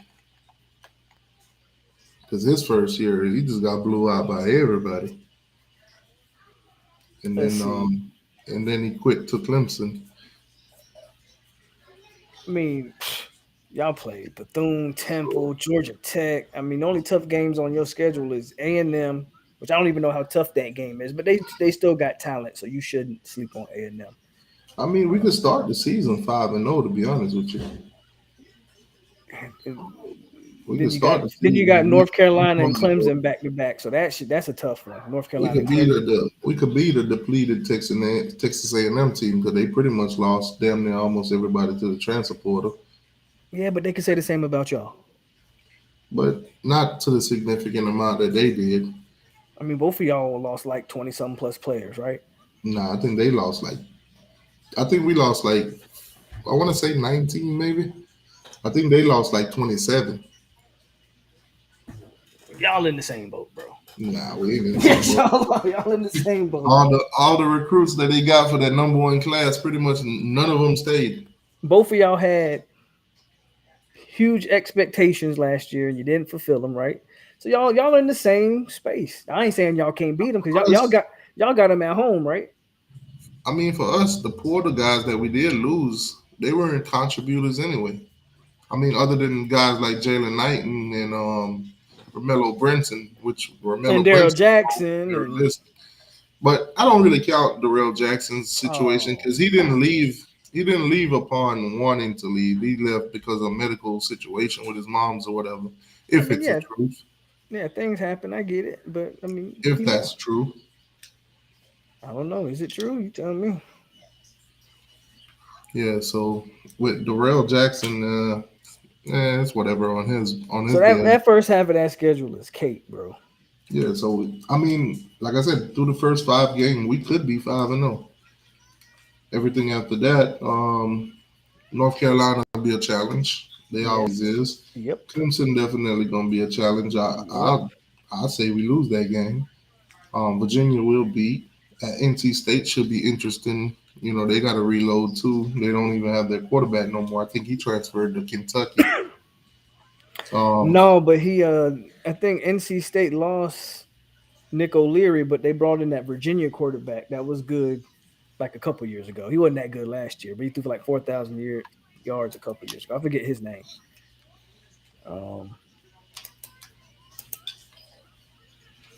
Then, of course, you got the big dogs of the state. That's a L. Florida State, that's a toss-up. That's an L. I'll make my schedule. I'll make my score prediction for us in Florida State right now. 31-28, we win. Oh, hell. I'm gonna give y'all the same treatment we did after we beat y'all 52-10. Y'all turn around and won 31-28. So I'm gonna say we're gonna do the same to y'all. Different circumstances, man. Different circumstances. We're not in the same boat. Louisville will be a toss-up, and then we'll beat Boston College. So I mean, the Boston College game. It'll be late in the season. It'll be up there. It'll be cold or whatever. But I still think we're more we got more talent than they do, and I think we'll produce more than they do. Definitely. So let's see. You ain't worried about the Middle Tennessee State game this year?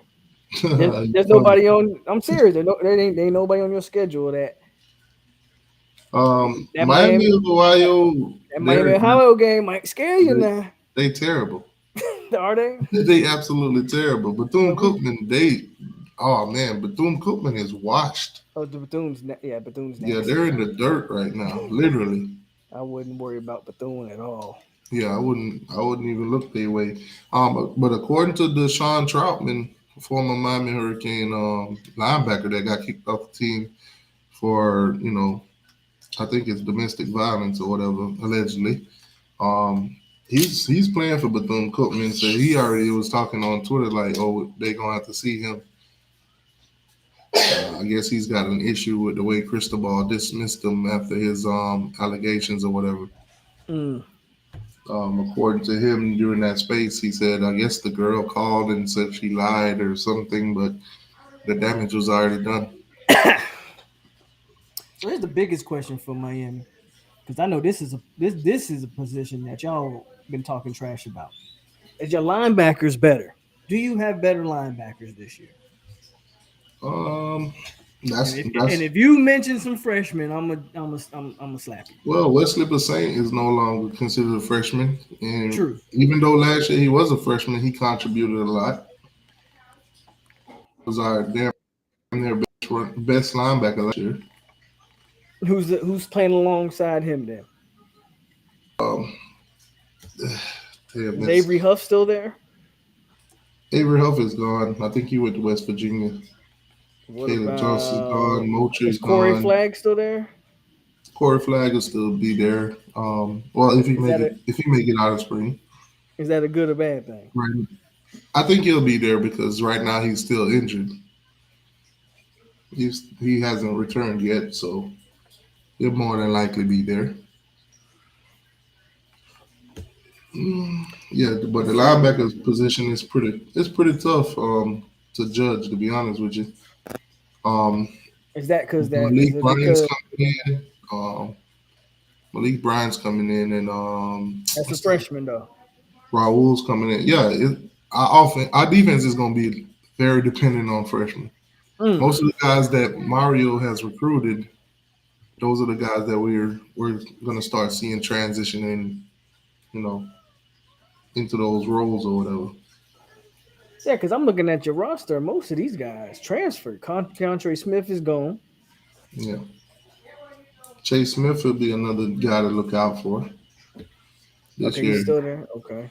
But he's one of those guys that's always had, like, the injury bug. But, see, the thing... y'all got... didn't y'all get Buddy Brother? Francisco. Yep. Okay. Francisco Marigold, he'll play also. He probably would be a starter if I had to guess, or at least y'all play a 4-3 or 5. He'll start. What kind of defense this new defensive coordinator run? He run a 4-4-3, a 4-2-5. What do you run? I'm saying a 4-3. 4-3? 4-2-5-2. Okay, so base 4-2. So basically a 4-man front. Okay, rotate linebackers and DBs. Got it. Yeah, so it's a lot of question marks, man. Defensive wise, cornerbacks too. A lot of. Do you feel comfortable in your linebackers? Out of 1 through 10, I'll be like a 6.5. Don't sound too confident, T2I. Yeah, that's because we don't have too many veteran guys on the team. When I said rebuild, it's a rebuild. Do you feel comfortable in your pass rush? Like, who do you have a guy that you can say, man, go get me a sack, and he gonna go get it? On the defensive line, definitely Mesidor. Mesidor could go get you a sack. Leonard Taylor could go get you a sack too if he decides to show up. Mesidor had 9-10 sacks last year or something like that. Somewhere around there. Okay. Let me see, Mesidor. I'll get you. Now your DBs, y'all, who's the starters there? Because y'all had some transfers and you lost your 2 best guys to the draft. I know you get Kitchens back, so that's good.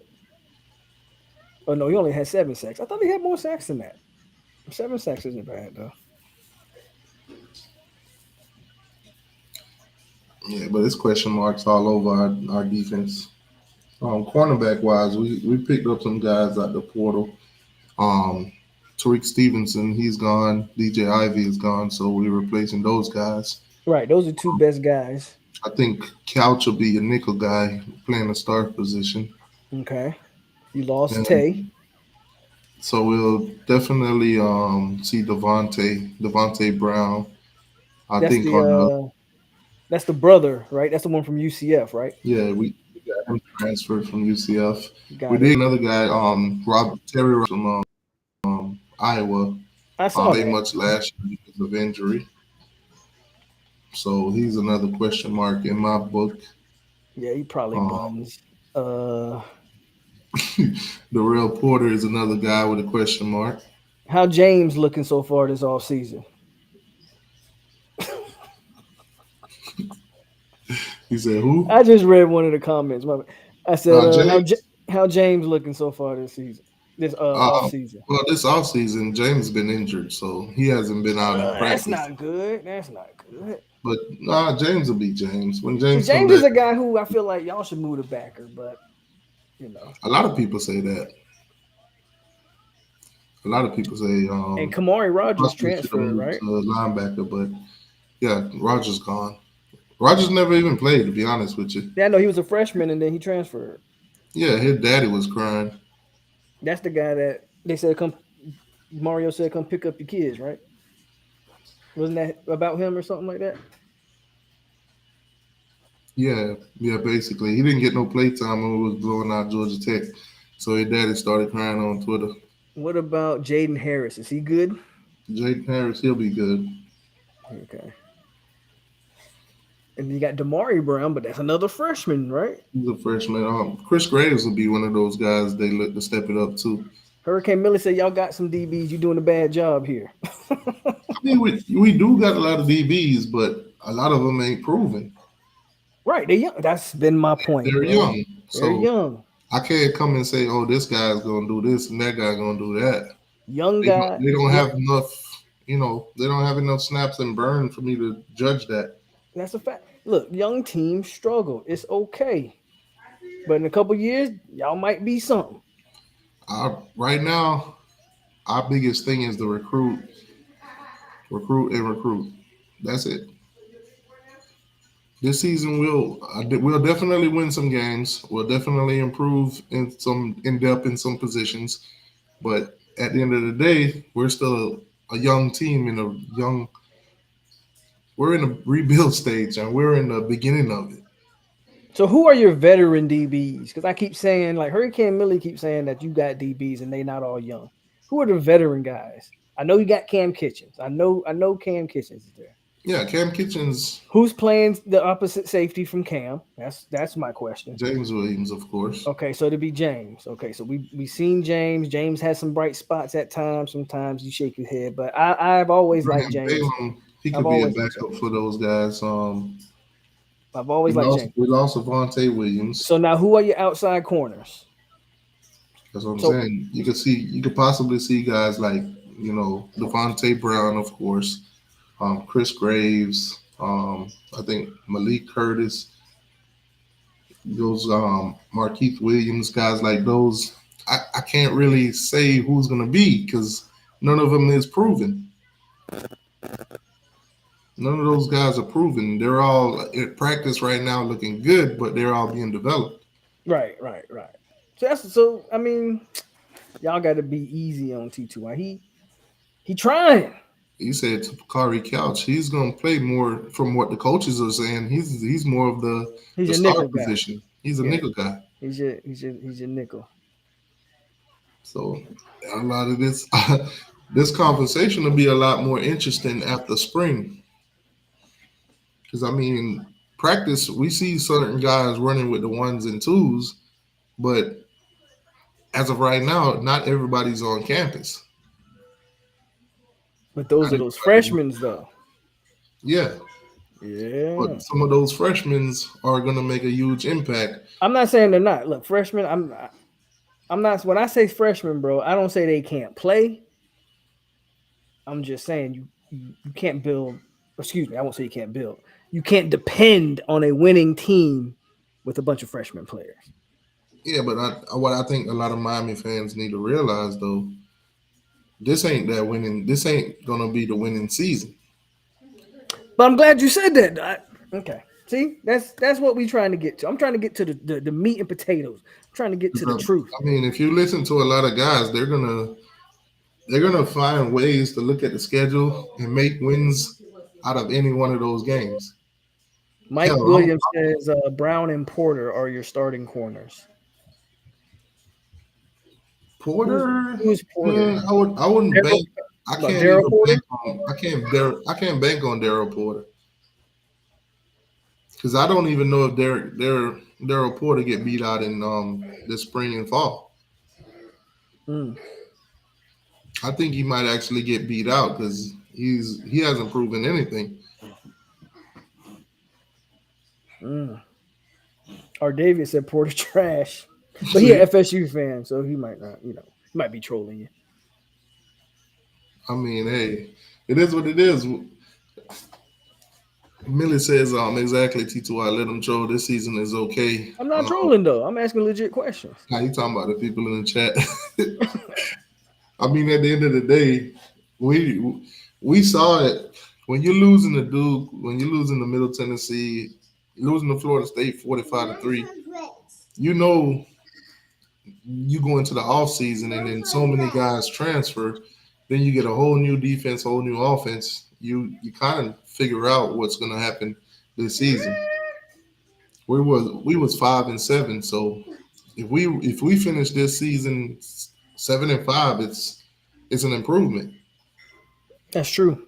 And we're a very young team. We're almost to the point where there's no veteran guys. There's some truth to that. So, but come 24 and 25 that's when you're gonna really see, how good of a coach. A troll. I was looking at comment and the guys was popped up, and I started to read them, whatever. But come 24, 25, that's when you're gonna see how good of a coach, the DC and OC is, basically, if they're still here, because So you predicting a 7-5 season?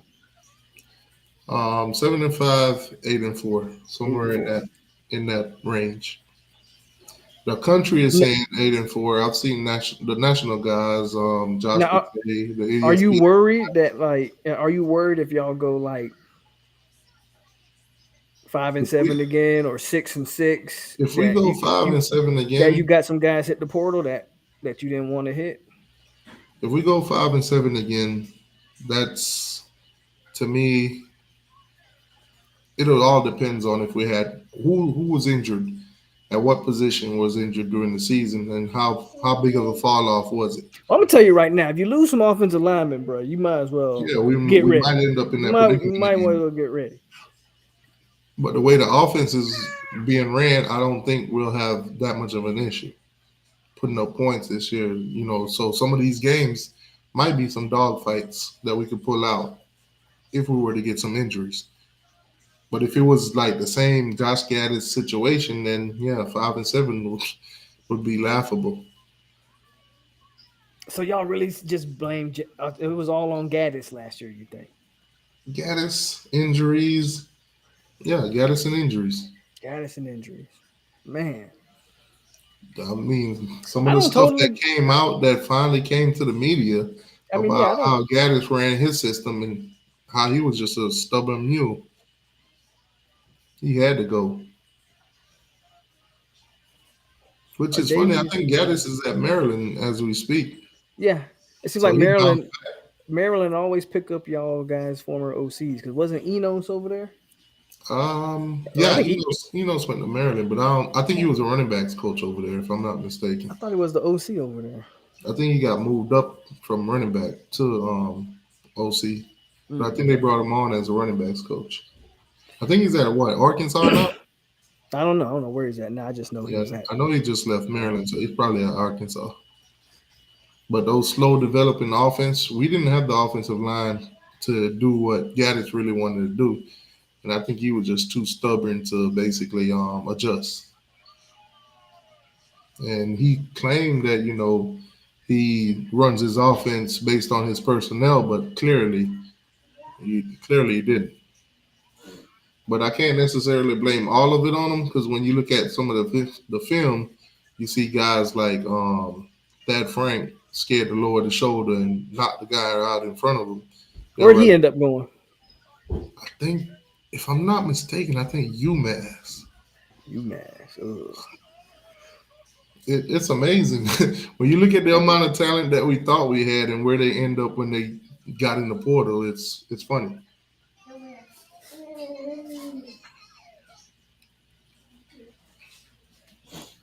I mean, So are you feeling confident, bro? Do you think Mario puts the world on notice? this season, nah, not on notice. I think he does. But does he shut the haters up? Is he able to shut the haters up at least?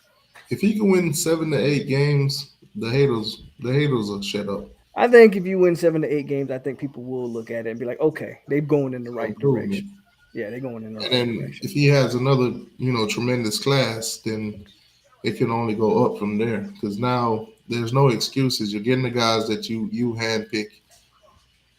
And you already know when Mario pick, he starts with the trenches. So he's building the offensive line. He's going to build the defensive line. And then, the skill position, they'll fall in place, especially, in South Florida.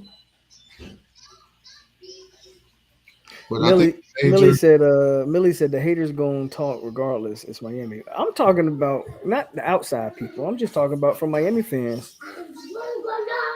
I feel like the Miami fans don't quite know what side of the fence they want to be on. I think the expectation was so high for Mario last year. I think some of them feel burnt. I mean, hey, if you go back to last year before the season started, nobody's gonna pencil off Middle Tennessee. Oh, absolutely. I think that's the point. Nobody's gonna pencil off Duke in the fashion that we lost. I agree. Or Florida State or Pitt. Nobody predicted us losing those games as bad as we did. So at the end of the day, it's a rebuild. It is what it is. How long does a rebuild take? I give at the rate that Mario's recruiting, I'll give him three cycles of basically his recruiting. He's already basically did 1.5. You said 3 cycles. Yeah, three recruiting cycles. This recruiting cycle was his only full recruiting cycle. The first year when he came in on the back end. Right, most coaches do. Most coaches come in on the back end. So the next 2 recruiting cycles, that'll be his team. So you're saying year 4 should be the year that y'all should be competing for something Competing for something, exactly. All right, bet. Well, then if that's the case, y'all on the right track. We'll see.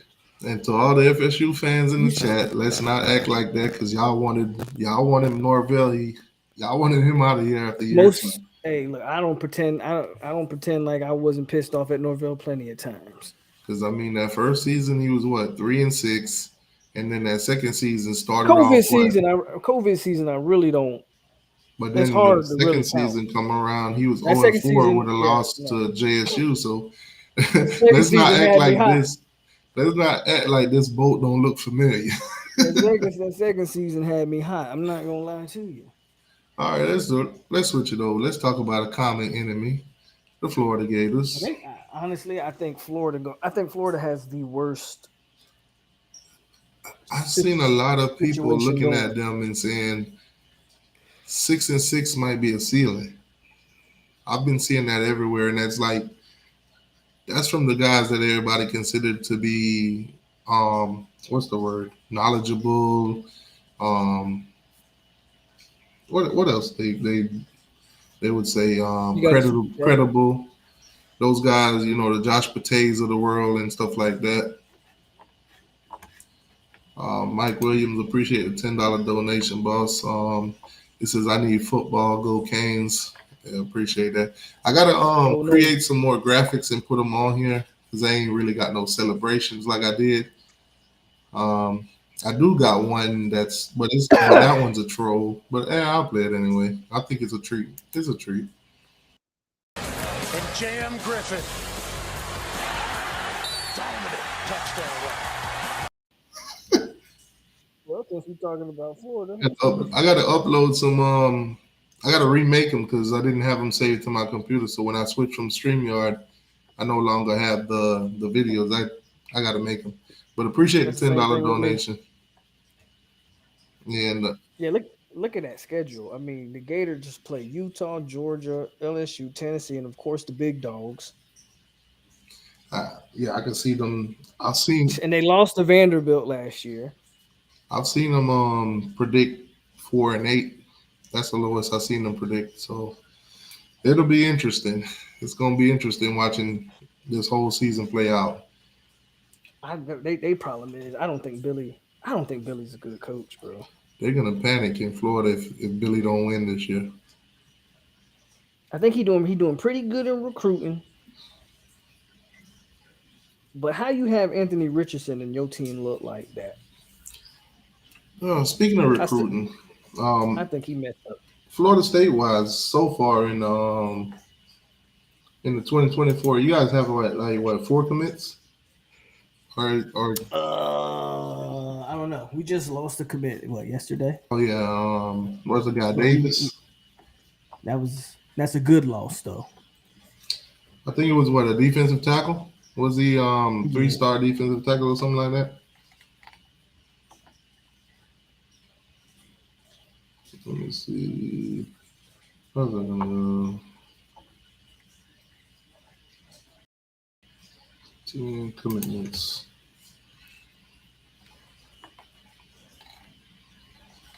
So team rankings. I feel the team rankings. So for the 2024 class, you guys got 8 commits already. So far, you got eight guys committed. You're listed as the number 5 team in the country recruiting wise so far into 2024. So eight of you guys already committed. Now I do know with Mario, he don't like to get commitments early. Pope, I think you froze. Yeah, Pope is froze.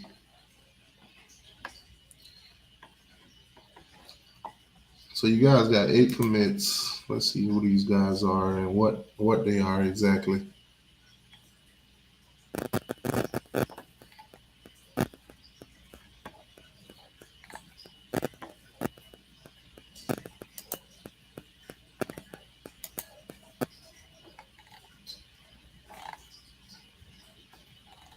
Why did not?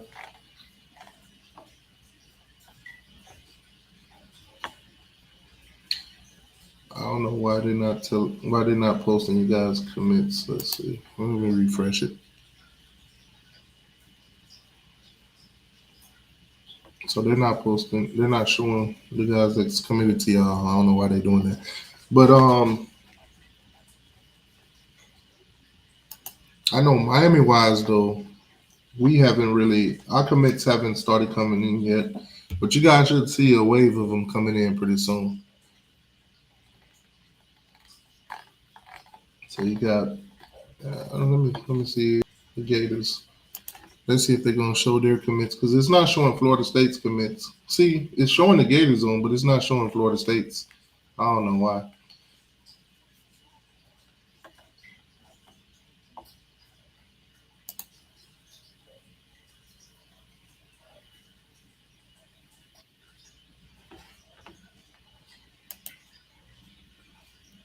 All right, we back.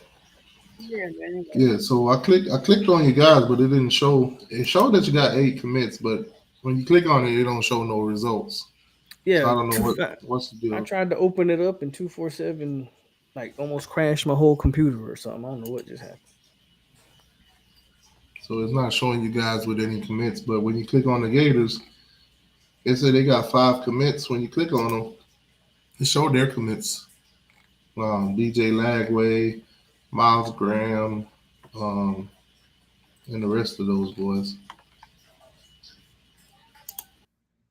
Which to me, it's kind of crazy that y'all got all these commitments this early. Normally, when it happen like that, most of them don't pan out because some of them haven't taken their trips other places yet. Then with the whole NIL situation now, a lot of schools are waiting to the end. They're like, okay, let them go visit here, visit there, and then at the end we figure out how much the bag is to go there, how much the bag to go there, and then we either match it or go over the top. I think that's been Texas A&M's approach too, but that don't work out sometimes.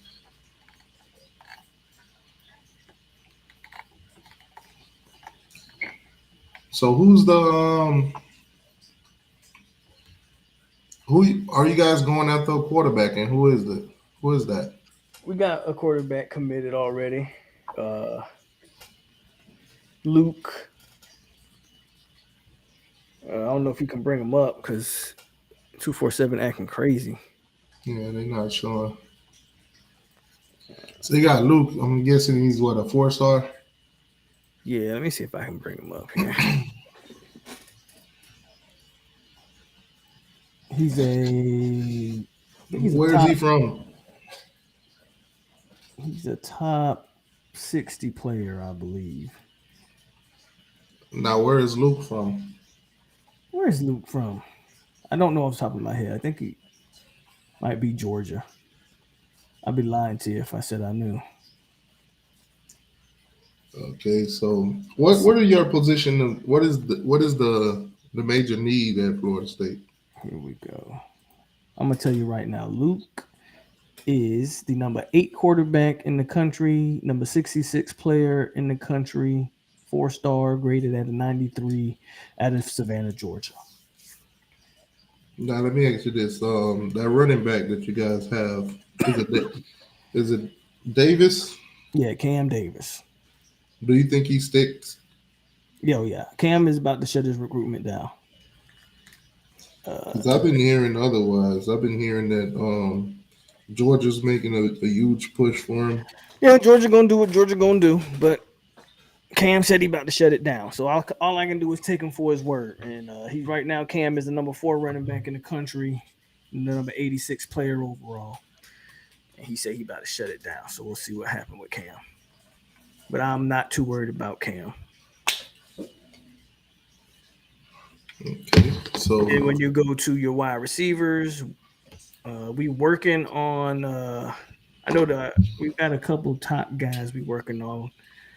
Jeremiah Smith, but he's committed to Ohio State, but I know he was on campus. I think Miami's going after him too.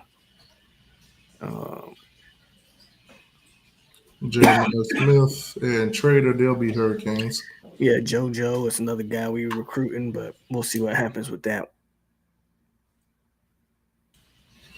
Yeah, more than likely, our quarterback more than likely will be Aaron Norton.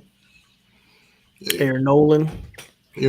I'm sorry, and probably pick up AJ Harrison too.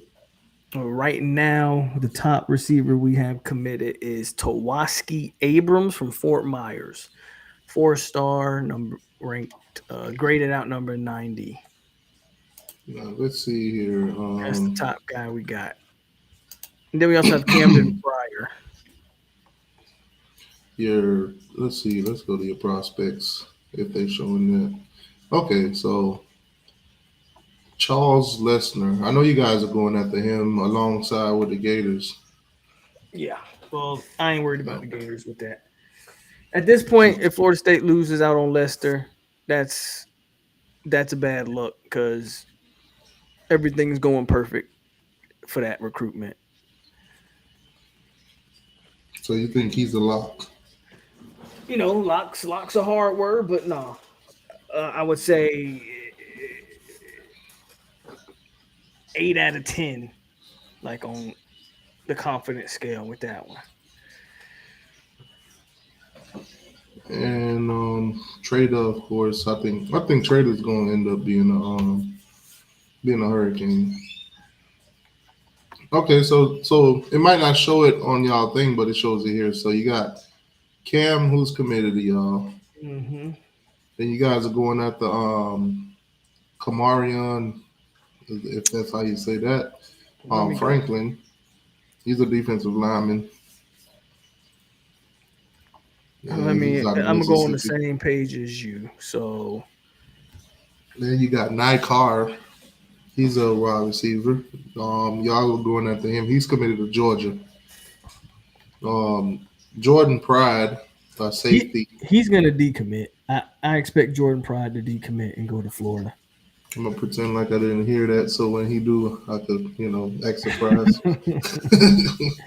That's kind of been the talk. I don't think Pride. Wait. You said he's gonna flip to Florida? Yeah.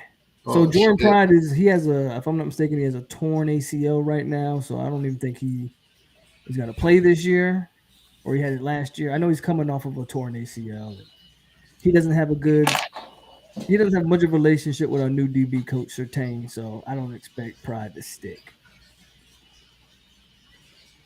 Okay, so he's leaving based on relationship? I would say so, yeah. I mean, you might as well just talk to the guy, I guess. Try to get to know him or something. Unless Patrick got different guys in mind. Patrick came in with his own guys in mind. Now, those guys, are they South Florida guys or? Let me here. I'll show you. Because I'm thinking he's coming from the high school level, so. Pat's got a whole list of new secondary guys he's been in on. And I would have to find them, but we'll see what happens with it. I just don't think Pride sticks.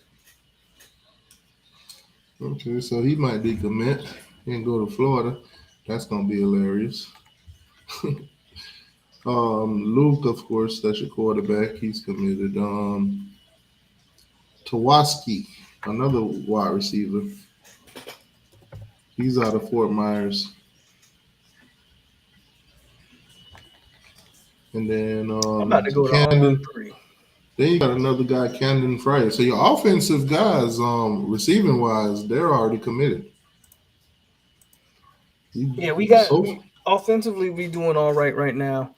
So I went to On3, man, because 247 ain't showing all the people that I'm looking for.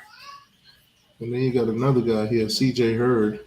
He's a safety, 3-star guy. Right beside him, you got a Jamari Flagg. He's a defensive lineman from Booker T from Miami. From Miami, yeah. And then you got a kicker. He doesn't have any stars or anything, which kickers don't really need, to be honest. Then pretty much most of your guys come from up north and in the Georgia area and into some of the areas that Mike Norvell came from over in like the Memphis area and stuff like that. So recruiting wise, I mean, you guys will still go up for some of the guys in South Florida against Miami and Florida, but most of the time you guys, stick to that panhandling up. Or you might come down to I want to say a Tampa or Orlando.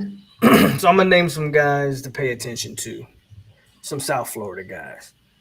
So right now FSU, when it comes to Chance Robinson, that's a battle between Florida State and Miami. He had a St. Thomas, Aquinas, Fort Lauderdale. Terrence Moore, he's another wide receiver. He's more Central Florida at Tampa. It's a name to watch out for. You got another wide receiver. This guy looks like a Georgia lean, though. James Madison out of St. Thomas Aquinas.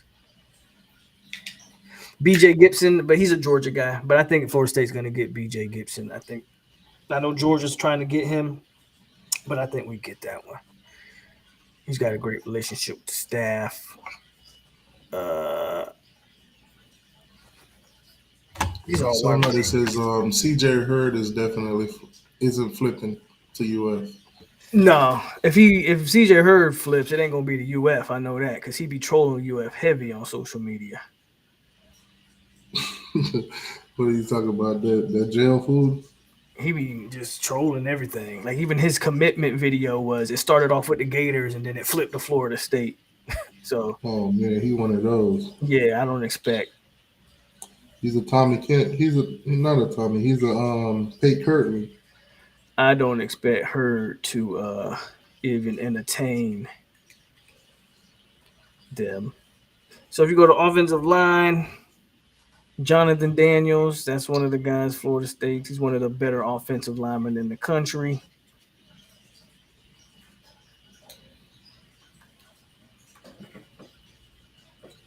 I'm trying to see some more guys here. These are just all offensive tackles. And then Jason Zamandela, that's an interior guy, but probably going to get that one. So we doing all right, man. We doing all right recruiting-wise. I ain't not worried about recruiting. If recruiting falls flat on its face this year, then there's got to answer some questions. Got to answer some questions. Sure. Is it safe to say Mike Norvell is more of a transfer portal recruiter than a high school recruiter? Well, here's the thing, T2I, bro. It doesn't matter. It doesn't matter. I don't know why. I think this is an old and tired take that we keep talking about with the portal. It's all about getting talent. It don't matter where you get the talent from. LSU don't care where they get the talent from, but again, LSU don't get criticized for some reason. And we just looked at LSU transfer portal stuff, and they took a bunch of players in the portal. Only Florida State gets talked about when we talk about transfer portal for some odd reason. I don't understand it. It don't matter where you get the talent from, especially when you're getting guys. Can I ask you a question? What's the difference between getting a guy out of the portal with 3 years of eligibility and then getting a guy out of high school who got a red shirt anyway and then only play 3 years? What's the difference? I mean, I get what you're saying. What's the difference? What's the difference? The portal guy, you could definitely get him with a little bit of college development. What's the difference? What's the difference between getting a Jared Verse, who you got out of the portal? Jared Verse gives you 3 years. He played last year. He gonna play this year, and if he don't go pro, he's gonna have another year eligibility. What's the difference between getting Verse, who's an NFL prospect, and let's say we would have got Marvin Jones Jr., who probably would have redshirted year one, and even if he didn't redshirt year one, he would have been 3 and done just like Verse. What's the difference? Or is it just because the portal and people think it's funny to talk about? But like for real, I think most of the time when you get guys from the portal, most people expect those guys to play right away, or the guys that come in and impact right away. But isn't that a good thing? So if you got a guy that's a 3-year guy, but you got a couple veterans on your team already in that position, most of those transfer portal guys are not going to come. Yeah, but so the portal is definitely necessary, but at the same time, it's got to be a balance. There's got to be a balance between, recruiting high school and the portal, because to be honest, portal, the way the portal is run right now, it's still young. It's still considered young because it's changed over the years. You used to have to wait out a year when you transfer. Now you could get that one freebie. So more kids now aren't as loyal as they would be because they know they get that freebie. Where you guys, where you have kids back in the day would come in and wait their turn, or compete to try to beat out the other guy. These kids are nowadays like, okay, if I don't beat out the guy within year 1 or 2, I'm hitting the portal to go somewhere else where it might be a lower tier school, but I'll start. But I think at D1 programs, if you look at any of the teams that's winning championships, that's got longevity, successful, and all that, Yeah, like but it's your not. Ohio State, your Clemson, your Georgia, Alabama, those teams, they all recruit. And they all dominate recruiting for the Okay. last, 7 to 5 years or whatever. And the portal ain't been around 7 to 5 years in the way we see it now. So that's not really a good judge of how good or bad the portal is. So let's be clear Exactly, about but that. most of the guys that you do see that tackles the portal, they'll have that success the first year, and then the next year they fall flat on their face. Well, we only seen Perfect. that. We only seen that once with I've seen it Michigan with State. Manny Diaz. I've seen it with TCU. When TCU, that Well, whole we team. can't say that with TCU because we don't know what type of team they're going to be next year. They just made a national championship. I know they didn't perform well in it, but they just made a national championship, and you have no idea what that team's going to look like next year. But when So you look at it's the hard to teams say that. when you look at the teams that are successful, like when you go into the portal for a guy like Nick Saban, he's not going in there to get like 6, 7, 8 guys. He might pick up 1 or 2, or maybe 3.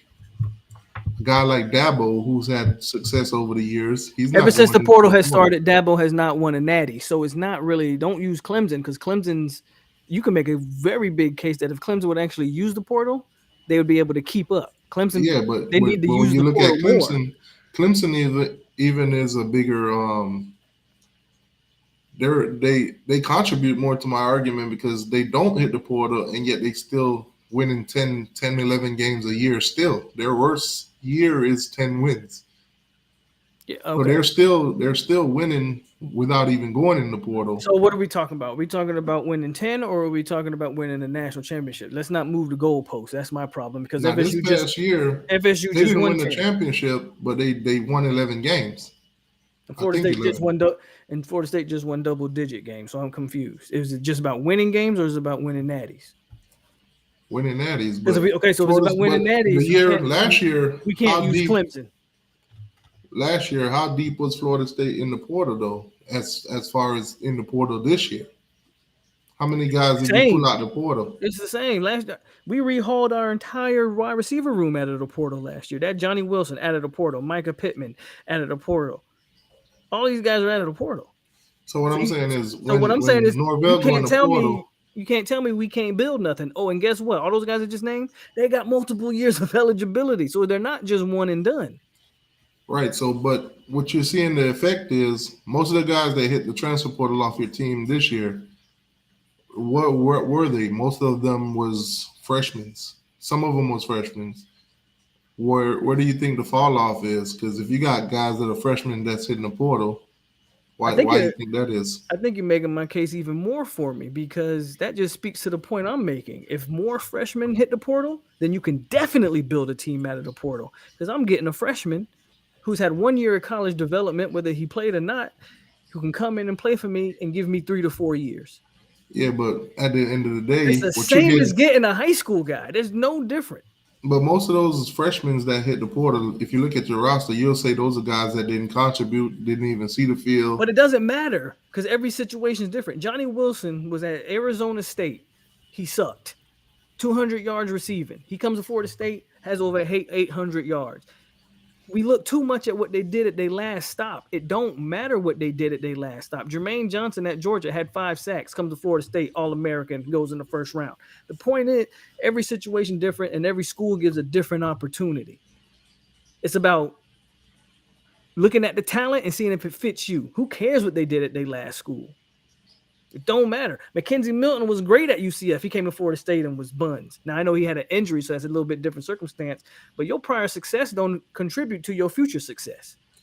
Nah, but would you advise any freshman, whether red shirt or not, to hit the transfer portal? Because let's be honest, if you don't have tape at the school that you went to, most coaches are not going to go back to your, high school. It's what have you done for me lately? Well, it depends on the caliber of freshman. If you're some no-name freshman that hit the portal, you're going to be in a tough spot. We just saw Denver Harris, former 5-star, I think he did play at Texas A&M, but eventually he essentially gets kicked off at Texas A&M, and he goes to LSU, and LSU picks him up. They're going to look at that. See, but that's not a drop off though. Okay, but Jaheim Singletary is another one. He didn't play most at of the Georgia. guys that are freshmen when they do hit the portal, they end up at a lower tier team. It depends on the player. Jaheim Singletary, who's at Georgia. Now I know he went to Arkansas. Do you think Was it Arkansas? Yeah, I think he ended up at Arkansas. But they're gonna look I at thought he what he went did to in high South school. Carolina. No, it was Arkansas, if I'm not mistaken. So this portal talk, it's a funny talk, and everybody thinks they have the answers about this portal stuff. And if you would have said that, if you ask me, can you with a bunch of one and done guys? No, you cannot build a team off of a bunch of one guys. But when you talk about guys who can, again, you can't tell me the difference between getting Jarrett Verse and a 5-star defensive end at a high school. There's no difference. They are essentially the equivalent of each other. And I would argue Verse is better because Verse actually came in and played day one, where how many 5-star guys actually can come in and play day one? Even the best of the best sometimes have to sit a year. You got 2 5-star tackles right now, right, that y'all recruited at a high school. Are they both ready to play right now? Samson and Marigo, they might be an exception because I think both of them could actually. I'm just play asking. Right now. Okay, so you think they can play right now? So let's say they do play right now. But they might be the exception because I get what you're saying. Most 5-stars come in, they're not playing right away. But I'm gonna use your thing though. Let's say they do play right now. Let's say they are able to play. That means they're probably 3-year players, and then they're going to the NFL, right? Right. So you still get 3 years out of them. Florida State just picked up a guy at a UTEP, Byers, who's going to give you 2 or 3 years. He wasn't no 5-star, but he came from UTEP. He was one of the top offensive linemen in the portal. What's the difference between those players? I'm getting the same stuff out of Byers that I'm getting out of the 2 5-stars. And one's already been in college and developed and proved it at a college level, even though it's UTEP. Yeah, but when you look at the guys that played at those lower tiers, they might look good at UTEP. No, I don't disagree with that, but you could say that about a high school kid. He might look good in high school in Georgia, but that don't mean he can come to Miami and play. He might look good he might look good at a high school in Maryland, but that don't mean he can come to Miami and play. So it's really the same arguments that we're using. We just, for whatever reason, it's the transfer portal, so we got a bad light on it. All right, so we got Sergeant AR10. He wants to join in on the conversation, and also Jordan Bowman. So I'll bring both of those guys on. Mic check. What's good? What's good? It's Steph in the building. What's up, man? What's up with you? The reason why people are digging into the portal is because they haven't established a solid foundation in recruiting. Their level of recruiting isn't as high as other schools. So I can find a kid who, as a freshman, was told or was implied that he will start for a school and he doesn't get that playing time. I can get him in the portal and let him get that playing time at my school. Some schools don't recruit on the level that the top schools like Alabama, Clemson, Georgia, Ohio State. Some schools don't recruit on a level to where their freshmen that come right in can play right away. So that's how people jump into the portal. Dang, everybody was just waiting for me to drop the link. Holy shit. I see that. Everybody that's on the stream. But I mean, I'm not disagreeing with what you're saying. I'm just saying just because I didn't have success at Georgia don't mean I can't have success somewhere else. Right. Now Georgia, for example, Jermaine Johnson at Georgia, right? The people that he rotated with at Georgia were some of the best pass rushers in the nation. Nolan Smith, number one recruit. Don't disagree with none of that. Yeah, Nolan Smith, number one recruit in the nation. Adam Anderson, before he got hurt, like top 50 players. So the way we run our defense in Athens is somebody like Jermaine, who we brought in, into our school. Okay, we're going to rotate you. You're not going to get every snap. That way, in week 14, week 15 in the playoffs, your legs aren't dead and you're not beat up. So we're going to rotate you in and out. Jermaine wanted to play every snap. So he went to FSU and dominated. No, I don't disagree with that. What I'm saying is Jermaine's one thing, and you can use Jermaine as an example of where he was on a loaded team. Okay, but then I can use Johnny Wilson as an example where hell he should have been the best wide receiver at Arizona State, but he wasn't. He was terrible. Yeah. But then he comes to Florida State and he's the best wide receiver. Again, every situation is different. And Johnny Wilson was a sophomore who's going to give you 3 years. What's the difference if I would have took a 5-star wide receiver out of last year's class? Would they have gave me Johnny Wilson's contribution? No. Would a 5-star receiver, was the likely that a 5-star receiver would have gave me 890 yards as a true freshman? Show me the other true freshmen in the entire country that did that. The only thing I'll say last one did that was Johnny Smith. Go ahead, Jordan. I didn't hear what you said. The only thing I'll say about that is Johnny Wilson was a calculated risk. They knew he was. But all transfer portals are. But high school players are calculated. Like I don't know. Not if you recruit, man. Not if you find the right guy, man. It's a little bit different because it's a little different in high school, because you needed because you brought in Johnny Wilson in the hopes that he would contribute right away because he had the physical tools and he looked like a guy that should be better than what he was. True. And it ended up working out, but there aren't that many guys like that in the port. The guys that tend to look the part typically play. But what did Florida State know that everybody else knows? Because Johnny Wilson didn't get one offer out of the portal, regardless of all that stuff you just said, where he looks the part, 6'7", all that. Not one school said, "I want that guy." Not one school offered him. So what if Florida State? Great evaluation. That's a great evaluation. And that's the same. Yeah, that's a good job on y'all scouting. But that's the same thing I'm saying in high school. You can find those same guys in high school. I just don't understand what's the difference. Well, instead of chasing the stars, you actually evaluate guys. It's really no different than what we're talking about. Well, the difference is you get a kid right out of high school, that's 3 to 4 years automatically on your squad. You get a transfer guy, if he's got, 2 or 3 years, you might hit the league if he ball out. You might get him for one season. That's a great. I mean, if that's a good point on that one. But that to me, that's not a bad. That's not a negative. No, it's not a negative. I hear what you're saying. That's a decent point. Like if he balls out year one, then he could be gone. Like Verse could have just been a 1-year guy. He could have been if he wanted to go, but he decided to come back. So you're not totally I think the wrong. portal too. You got to look at it from a scholarship count too. Because when you lose guys to the portal, I'm not sure how they changed the rule on it lately. But when you lose those guys to the portal, you kind of lose a spot. You kind of lose a scholarship. When you separating the wheat from the tare, like in the Bible, you separating the wheat from the tare. When you doing that, you coming into a school like Prime example. Prime is a good example. Prime goes to Colorado. He finds out who can play, who can't play. Now he got all these holes from eliminating these cancers on the team and these guys that are terrible in the locker room. Cut. Get him out of here. Get him out of here. Now he has to hit the portal to fill in those spots. I thought your internet had messed up for a second. It was a cut. I'm just saying that's what Prime is doing. That's what he's doing in Colorado. He thought he was a scratched up. Yeah, man. Like, he started.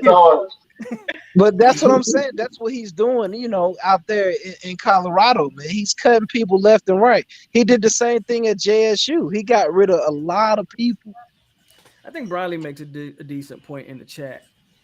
Because I think in today's era, we all automatically assume that freshmen are going to stay 3 to 4 years.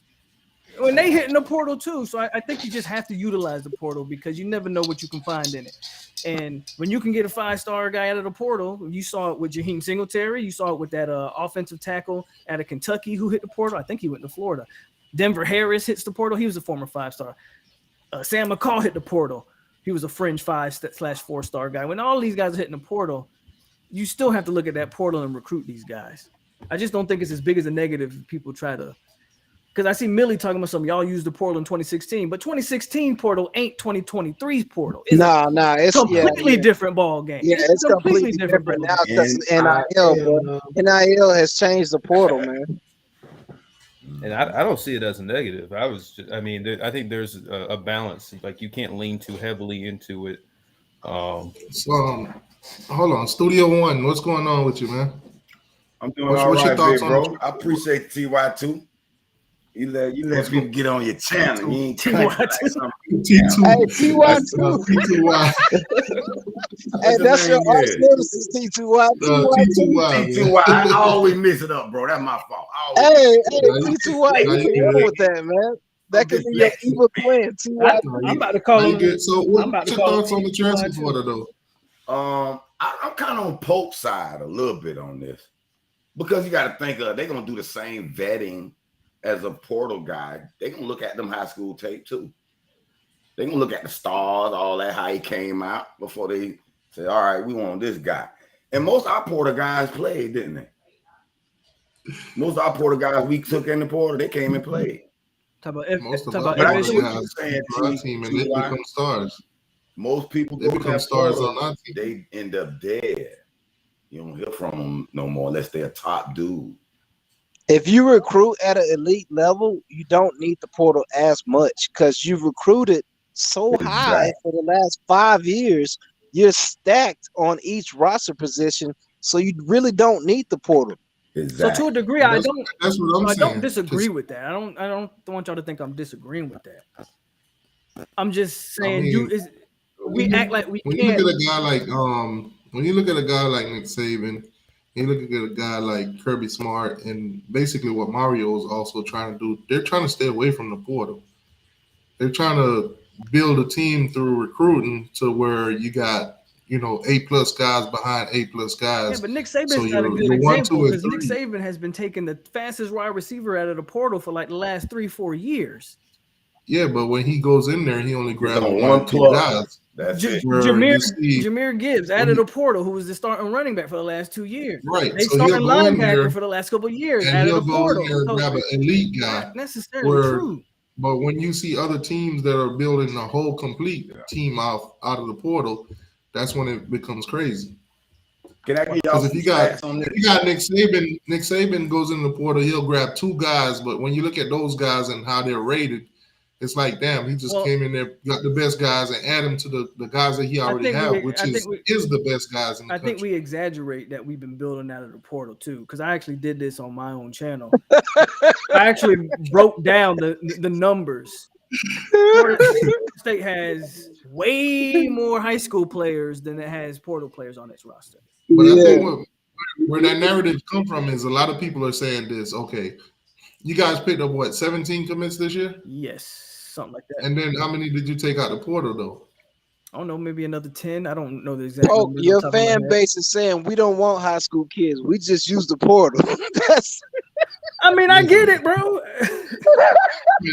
Man, stop it, Sarge. You know Henry Lee do not speak for everybody. T2Y. Let me make one quick point, bro. It's this favor you, man. But Georgia, Clemson, and Bama, the most playoff appearance, even Ohio State, let's put them in there. They got the least amount of portal players. Well, Clemson don't use it. They used it. Well, that's not completely true. They But got we, like 2, but that's a myth. That's your boy Dabo. That's your boy Dabo. we've taken 2 transfers This All year? I'm saying is the This best year? way to no, build that we've taken 2 the last 2 years. is 2 the have last 2 years. back 5-star classes. So You like, I don't Dabo need is no portal. averaging. So Dabo is averaging 1 player a year out of the portal. They don't use it. They don't use it. But you have teams that are collecting their whole entire team. Look at Michigan State. They got 27 players one year. I can't say anything bad about Clemson because they've been running the ACC. I think they've beaten us 6-7 straight. So I can't say anything bad about them. But listen to me. That goes to prove that if you recruit right, it doesn't go to prove. Since the portal has became this iteration of the portal that we have, has Clemson made the playoff in this iteration of the portal that we have? No, but they continue to dominate the They ACC dominated. without even having to Bama, actually go into the Georgia, portal. They But dominated all the the teams in old the system. ACC, They dominated they're going the into old the portal. system. And they still haven't closed the gap. Georgia, Bama, Ohio State. But we are did. closing the gap. Hold on, Georgia. What about Georgia, Bama, Ohio State? Florida State is closing the gap, though. Wait, Paul. Georgia, Y'all ain't Bama, and closing Ohio the State, gap, Paul. they Y'all recruit had at a high level. season, man. Y'all Most of the ain't kids closing are the gap, choosing to dog. go to those schools already, so they don't have to use the portal as much. Most of the top-rated kids choose to go to those schools now because they've been winning. All the playoff teams uses it the least amount. Period. And now when you have Georgia, NIL in the Ohio mix, State. you'll have the best. When have you seen the best guys on teams that you're going to start? When do you start seeing them hitting the portal, the NIL? So now that's a new factor. It's definitely a factor. The more we can stay away from that portal, let's the just be better off. honest. Miami. Let's just be honest. From Miami, for instance, we got Javion Cohen from Alabama. He went to Nick Saban and asked for $500,000. for those. So you'll have guys that he started at Alabama. He's a starter, but he ended up leaving. I need Hurricane Millie to pick. But that helps Pope point. That's a different. I need Hurricane Millie. I need you to pick an argument. I need that building bag. or we not building? Because we're talking about 5 and 7. We were 5 and 7 in year 2, so we were still building. That so boy I don't said, understand I the argument. 150,000 to get his old lady in law school. You gotta pick an argument. But all I'm saying is the portal can be used, and we gotta stop pretending like it can't be used. But you gotta pump the brake. You gotta pump the brake. You just don't want it. You just don't want it to be the backbone of your recruiting. We ain't close the gap on Clemson. Okay, I mean we'll find out. I don't. Well, it's easy to close the gap on Clemson, man. Come on, man. It's Clemson. Okay. It starts with. I can only speak for Florida State. It starts with Clemson. Clemson's the big dog in the conference. We got to get back to that. We get back to Clemson, and then we can start talking about playoffs and all this other stuff. But it don't. Yeah. We don't get there until we can beat Clemson. But see, the problem with the transfer portal, there's no consistency. Because one year you might go in there and you might be hot. You might be like a Michigan State. You might be like a TCU. How many Michigan? And then the next year, those guys that come in that was supposed to be instant impact, they leave. Y'all love to use Michigan State as an example. Michigan State is the perfect example to use of how you don't use it. How many Michigan State guys did they take that were just one and dones? You can't build off of one and dones. That's a fact. What about Manning? So don't use Michigan State because they did it wrong. They chose a bunch of one and done guys. I can use Miami. We are not doing that. Oh, I can use Miami for example. But you got to understand, Mel Tucker knew what he was doing when he did that because he knew they had him win right away. And he got that contract, but they ain't been damn good. What was that Miami example you had? So now he'll come in and he'll build that team, but he's definitely not gonna build it out the portal again. Man, it built the portal. Y'all can't use Miami as an example because y'all was building out of a time where the portal it wasn't like what it is now. And we saw how that worked, and we saw how that worked out. Y'all would take it. You don't go to the next level. Y'all took De'Aaron King, but if it wasn't for COVID, we had COVID, De'Aaron King would have been one and done. Somebody got lights over. Outside and got that big against Clemson. Somebody got an It might have been a different Kings game. football talk. You got an echo. Yeah, Somebody got lightsaber right now. Somebody on they got a. Somebody listening to the show. They got a lightsaber. Listening to it. Okay, now it stopped. Yeah, it's not. Okay. Yeah, so if you go to the portal and you get one and done guys, there's no longevity. Okay. You just basically gave away the snaps to this one guy instead of the freshman. And the backups, instead of them getting developed and getting the experience they need. Don't disagree with that at all. So we're not doing in y'all defense, you're saying that Mike Norvell is getting 3 to 4 year guys, which is the same as getting a high school guy. 2 to 3 year guys and stuff. Yeah. Or you could in some cases, line up against Cypress ain't a. But in some cases, when you look at it this way, so good point. Look at it this way. Let's just say he goes. Cypress isn't Let's just say guy. he recruit high school and he didn't get what he want, but he plans on hitting the portal to get it. But the quality in the portal is not that good. Then what? Then where you go from there? For a majority of the guys, you get multiple year guys. So you can pick out a one guy like a Fentrell Cypress, which is fine, but he's being used as a bridge for the next guy to come along. DBs is a position that I can rotate a bunch of guys. I can get a really good guy in Cypress and still rotate my young guys. And you can cross train too. While What not about Jaheim Bell? while not having to completely count on just Fentrell Cypress or just a freshman. Jaheim Bell actually is a guy with 2 years left, and we got 2 redshirt freshman tight ends that we grooming right now. He might have. He might have. But- Right, some and could- if but he some could balls say- this year, he's probably one and done. You're right, but you still have that option of multiple years. Is the point?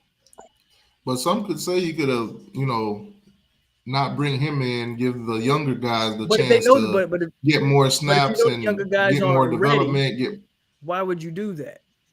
Now, if you are That's to give them that but if experience, you that in a game com- time but experience. if you in a complete rebuild, maybe I understand that. But Florida State, Right. Florida State probably obviously has big expectations this year. Do we not? Yeah. Y'all talking big, bro. You Okay, got- we That's how talking y'all big. closing the gap. So if we're gonna talk big, we got to get players that play big. That's what Y'all Jaheim closing Bell the is. gap while That's getting what to the playoffs. That's what that's what Jaheim Bell is. I'm just saying. I mean, you have your rare cases like Malachi Starks, Michael Williams, both freshmen started all year long. So, it's just a level of recruiting, man. Hey, Pope, I'm listening. you know another reason why we can't use Michigan State as an example? I just thought of this just came to my head, and you made a point when you said that FSU. One thing about the Florida schools is if we get, like, let's just say y'all build that team from the portal and y'all go to the playoff, Florida State. Man, you know what that's going to do for y'all recruiting? Yeah, because it's Florida State. Absolutely. Exactly. Michigan State can't do that. They ain't going to Michigan State. If they can't replicate that. Exactly. No, they can't. Any Florida school can. So it's a little different for us. But you got to think about it though. Nowadays, it's an NIL deal. Yeah, but they will still go. They will still go to Michigan State. Strictly saying, build from the portal. What can it result from the team? Everybody working with NIL. Has NIL helped Michigan State? Exactly. Absolutely. It has. What Absolutely. did they This year, this year, so it cancels out. Where did they finish? They're getting their best recruiting classes now. Okay, where did that fit? Where did that finish? Because I honestly don't know. I think they were like top. They were like top 20, but they don't recruit that well. Okay, so even with NIL, Michigan State still don't recruit that well. Yeah, because their team is they've drastically they drastically increased. Here, I'll They've drastically increased because I remember when we was going to play them, when they was coming to Miami to play against us, I was looking at their teams, I was looking at the quality players that they got. They was terrible. But T2Y, you saying it like Michigan State has an NIL and Florida State doesn't. Oh man! But let's just be honest though, their NIL is better than Florida State's. They're willing. Their boosters are willing to put more money into it. I don't know if you've been paying attention, bro. So Michigan State wasn't even a top 50 recruiting class. What are we talking about right now? Oh no, they were 22. I'm sorry. You know what? That made me They were 22. I'm telling you. I'm sorry. Before they play us, you know where they were? They was up in the 60s. Check this out. They were 22 up drastically. We talking about this. They were 22 with 16 3 stars. Look at where they were the year before. No, my bad. Actually, they were 22 with 16 total commits. 8 3 stars and 8 4 stars. Look at where they were the year before. Okay, Michigan State, they trying to do something. I don't know. I guess if that's what we call it. They trying to do something. I mean, I don't hate on 3 stars. Javon Bullock. I don't hate on them either. I'm just Javon Bullock, one of the best DBs on our team. He's a 3-star. In 22, they was at number 23. Yeah, the 22, depending on what site you're looking at. I'm looking at Somewhere in the low 20s. Yeah. Then when you go to 21.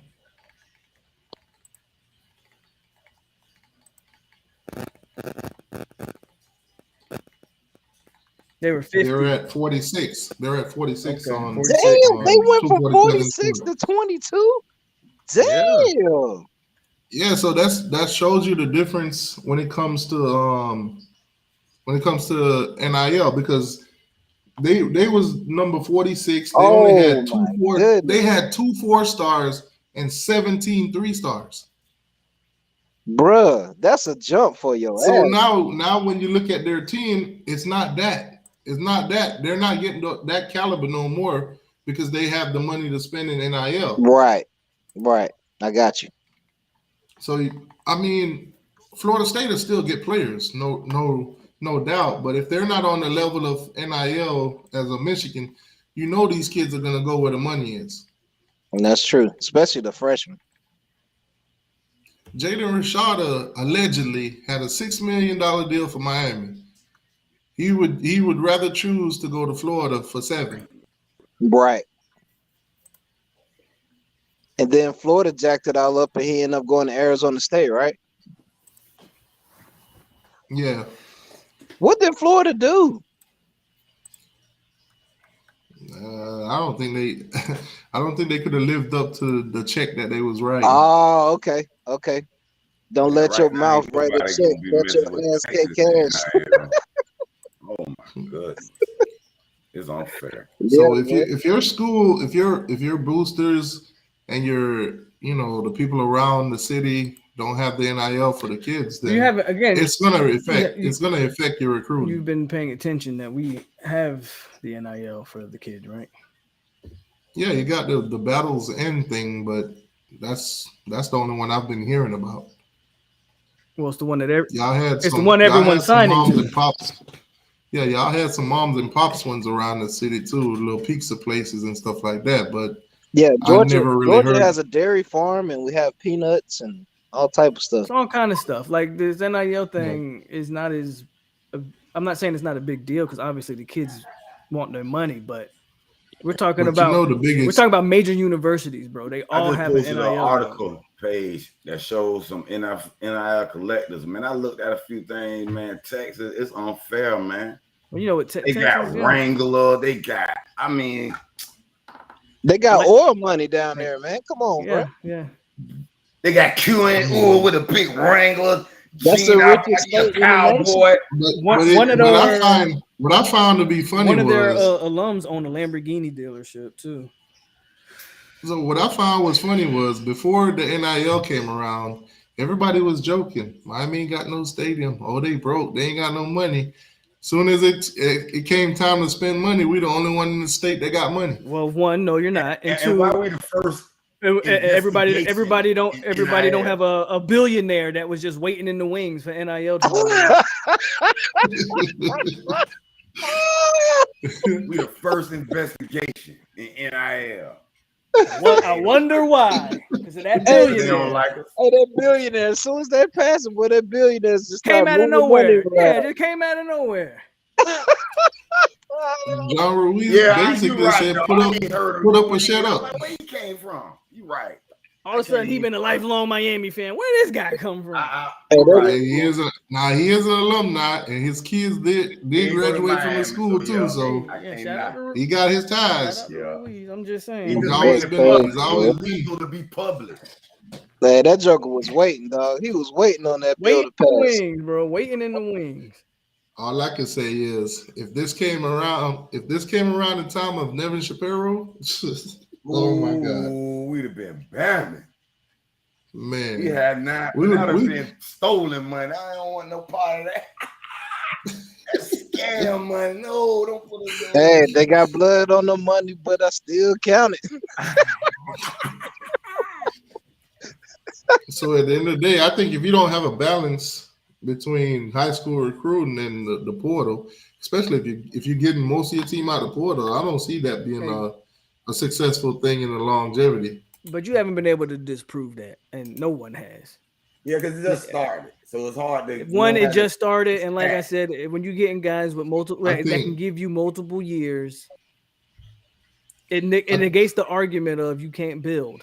5 years. I think from what now, we'll know. do, we'll use Florida State as the You don't have to use Florida State. as the experiment because Mike Norvell reached into the portal the last two You don't have to seasons. use So Florida State. Use if he's not let's see successful how good. this season, Let's see how good we're gonna TCU is. measure This- him. Let's see how good TCU is this year. That's the Hey, example. but Mike Norvell is a more far ahead than TCU. No, TCU just made a national championship. What you mean? Yeah, TCU's a good No, but team, man. I'm talking about as far as going into the portal. Mike Norvell's done it the last 3 years. TCU is a good team, man. Shout out to TCU ain't TCU. just pop up there. They've been building too consistently through the portal, right? Nah, So before use the TCU portal. Yeah, but they is haven't the hit the portal as hard not as really. Norvell. A lot Nah, of they've been building the before the difference portal. makers on Before TCU's team this NIL. year were guys that were there the year before. Yeah, man. They just lined up against the red and black, man. You see what happened? Man, shut up. Yeah, They picked the wrong team to play for the national championship. that's I mean, all right, they George. ran into a Y'all were buzzsaw, hiding for but 30 years, y'all can finally come out the cracks. Okay, Bruh. Bro, we busted on, in. We Bulldog. busted through the wall like the Kool-Aid man, bro. We busted through the bricks, bro. Y'all high. yeah. Herschel Walker. Okay. Y'all Man, so Sarge always got to find a way to bring it back in Georgia, bro. Of course, man, 'cause that's what it's all about, dog. He can't help it. We're not talking about What he Georgia. said about Georgia? We do not care. It's all about the red and black, man. We do I'm not. Don't Yeah, nothing bro. else matter, We baby. do not care. Yes, sir. Y'all the champ. We do not care. I know y'all don't care now. Y'all don't care now because we on top. But if we the last, man, y'all be saying 98 all day long. I got a special one for him, Pope. You wrong for that one, bro. You wrong for that. I don't know if everybody caught that, but you wrong for that. Hey, ain't no fun when the rabbit got the gun. You know what I'm saying? Leave that man alone. He ain't bothering nobody no more. Oh man. What a I game miss is that? Tally. They man. been high. Tally was hilarious, bro. T2Y, you used to have a lot of Gator fans on here, man. Where they at? Boy, they gone, bro. They high. Ever since that boy Man, playing them with Gator us, fans gone, they got dog. all They kind gone, bro. All the Gator fans right now, most of the arguments are on Twitter. Oh yeah, I see it all the time on my timeline. I follow too many. Did you guys see that AR-15 video where he threw the ball and hit the ceiling? Oh yeah. Yeah, I'm like, I'm echoing from somebody. I think that's you, King's Football Talk. He having we lost technical Sarge. difficulties. Somebody having technical difficulties over there. Or Sarge dropped off. Realistically speaking, though, where do you guys see Anthony Richardson falling in the draft? He going first round. He's going first round. Yeah. He's going first off of strictly potential. Yeah. And I just don't see which team though. Because I've seen a couple of games where he looked like he had that passing ability. I ain't going to front. Yeah, but I also seen when he threw it out the back of the end zone. Look, if you draft an AR to be your starter day one in the NFL, you're gonna fail. You're gonna ruin his career. Yeah, you're gonna fail. But if he can go do a situation like Seattle, where he can sit behind, like a Geno's not the future, right? But you can sit behind Geno and then until you're ready. That's a place where he might be able to be successful. Yeah, they already got a good roster. Okay, I got an even better question. Had Jordan Travis hit the draft, would he have gotten, picked before Anthony Richardson? Oh hell no. He too low. He might not got drafted. Bro, AR 6'4", 230, 4'4". He's ridiculous. He's a ridiculous athlete. Ain't no way. No, I don't think. I think Jordan Travis has made himself a draftable quarterback, but he's not going. I think if Travis does what he does again what he did this past year, he can be draftable. But first rounder, nah, I don't see Jordan Travis as a first. The arm talent ain't there. He's improved a ton. I agree with that. To me, he do got it. You think he got? I don't know if he can make all that. He got the arm talent. First round. I arguing with some of my Florida State homeboys when y'all was going back and forth with him and with the guy from UCF. When y'all got him, what was the quarterback who hurt his knee from UCF? I forgot his name. Milton.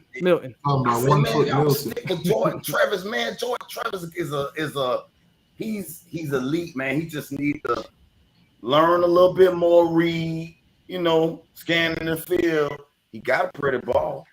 He ain't like he's not accurate. It's just him reading, scanning the field. That's all he got to work on. Other than that, man, he another Russell Wilson in my opinion. I don't know if he's quite. I don't know if he's Russell. Man, listen, boy. But Travis has improved drastically, and that's a credit to him and all of that. Yeah, I mean his development has been pretty incredible. I remember like he was at Louisville before. Right. Just go watch that Notre Dame game. That first game of the season, not this past year, but the year before that, and go look at that game and look how he played, how terrible he played, and then look at a whole year later. He's been incredible. No, he's been great, but I don't see first rounder. I don't either. I I'm not could gonna see lie to you. mid to late round. Like, he's gonna get. I think he's played himself into a draftable quarterback. I think. Same thing Russell Wilson went through coming out of college. Oh, he's short. I don't know. Somebody took a chance on him. But Russell Wilson had the arm that Travis don't. Yeah, I just agree with that. I can't. Russell was a baseball player, man. Yeah.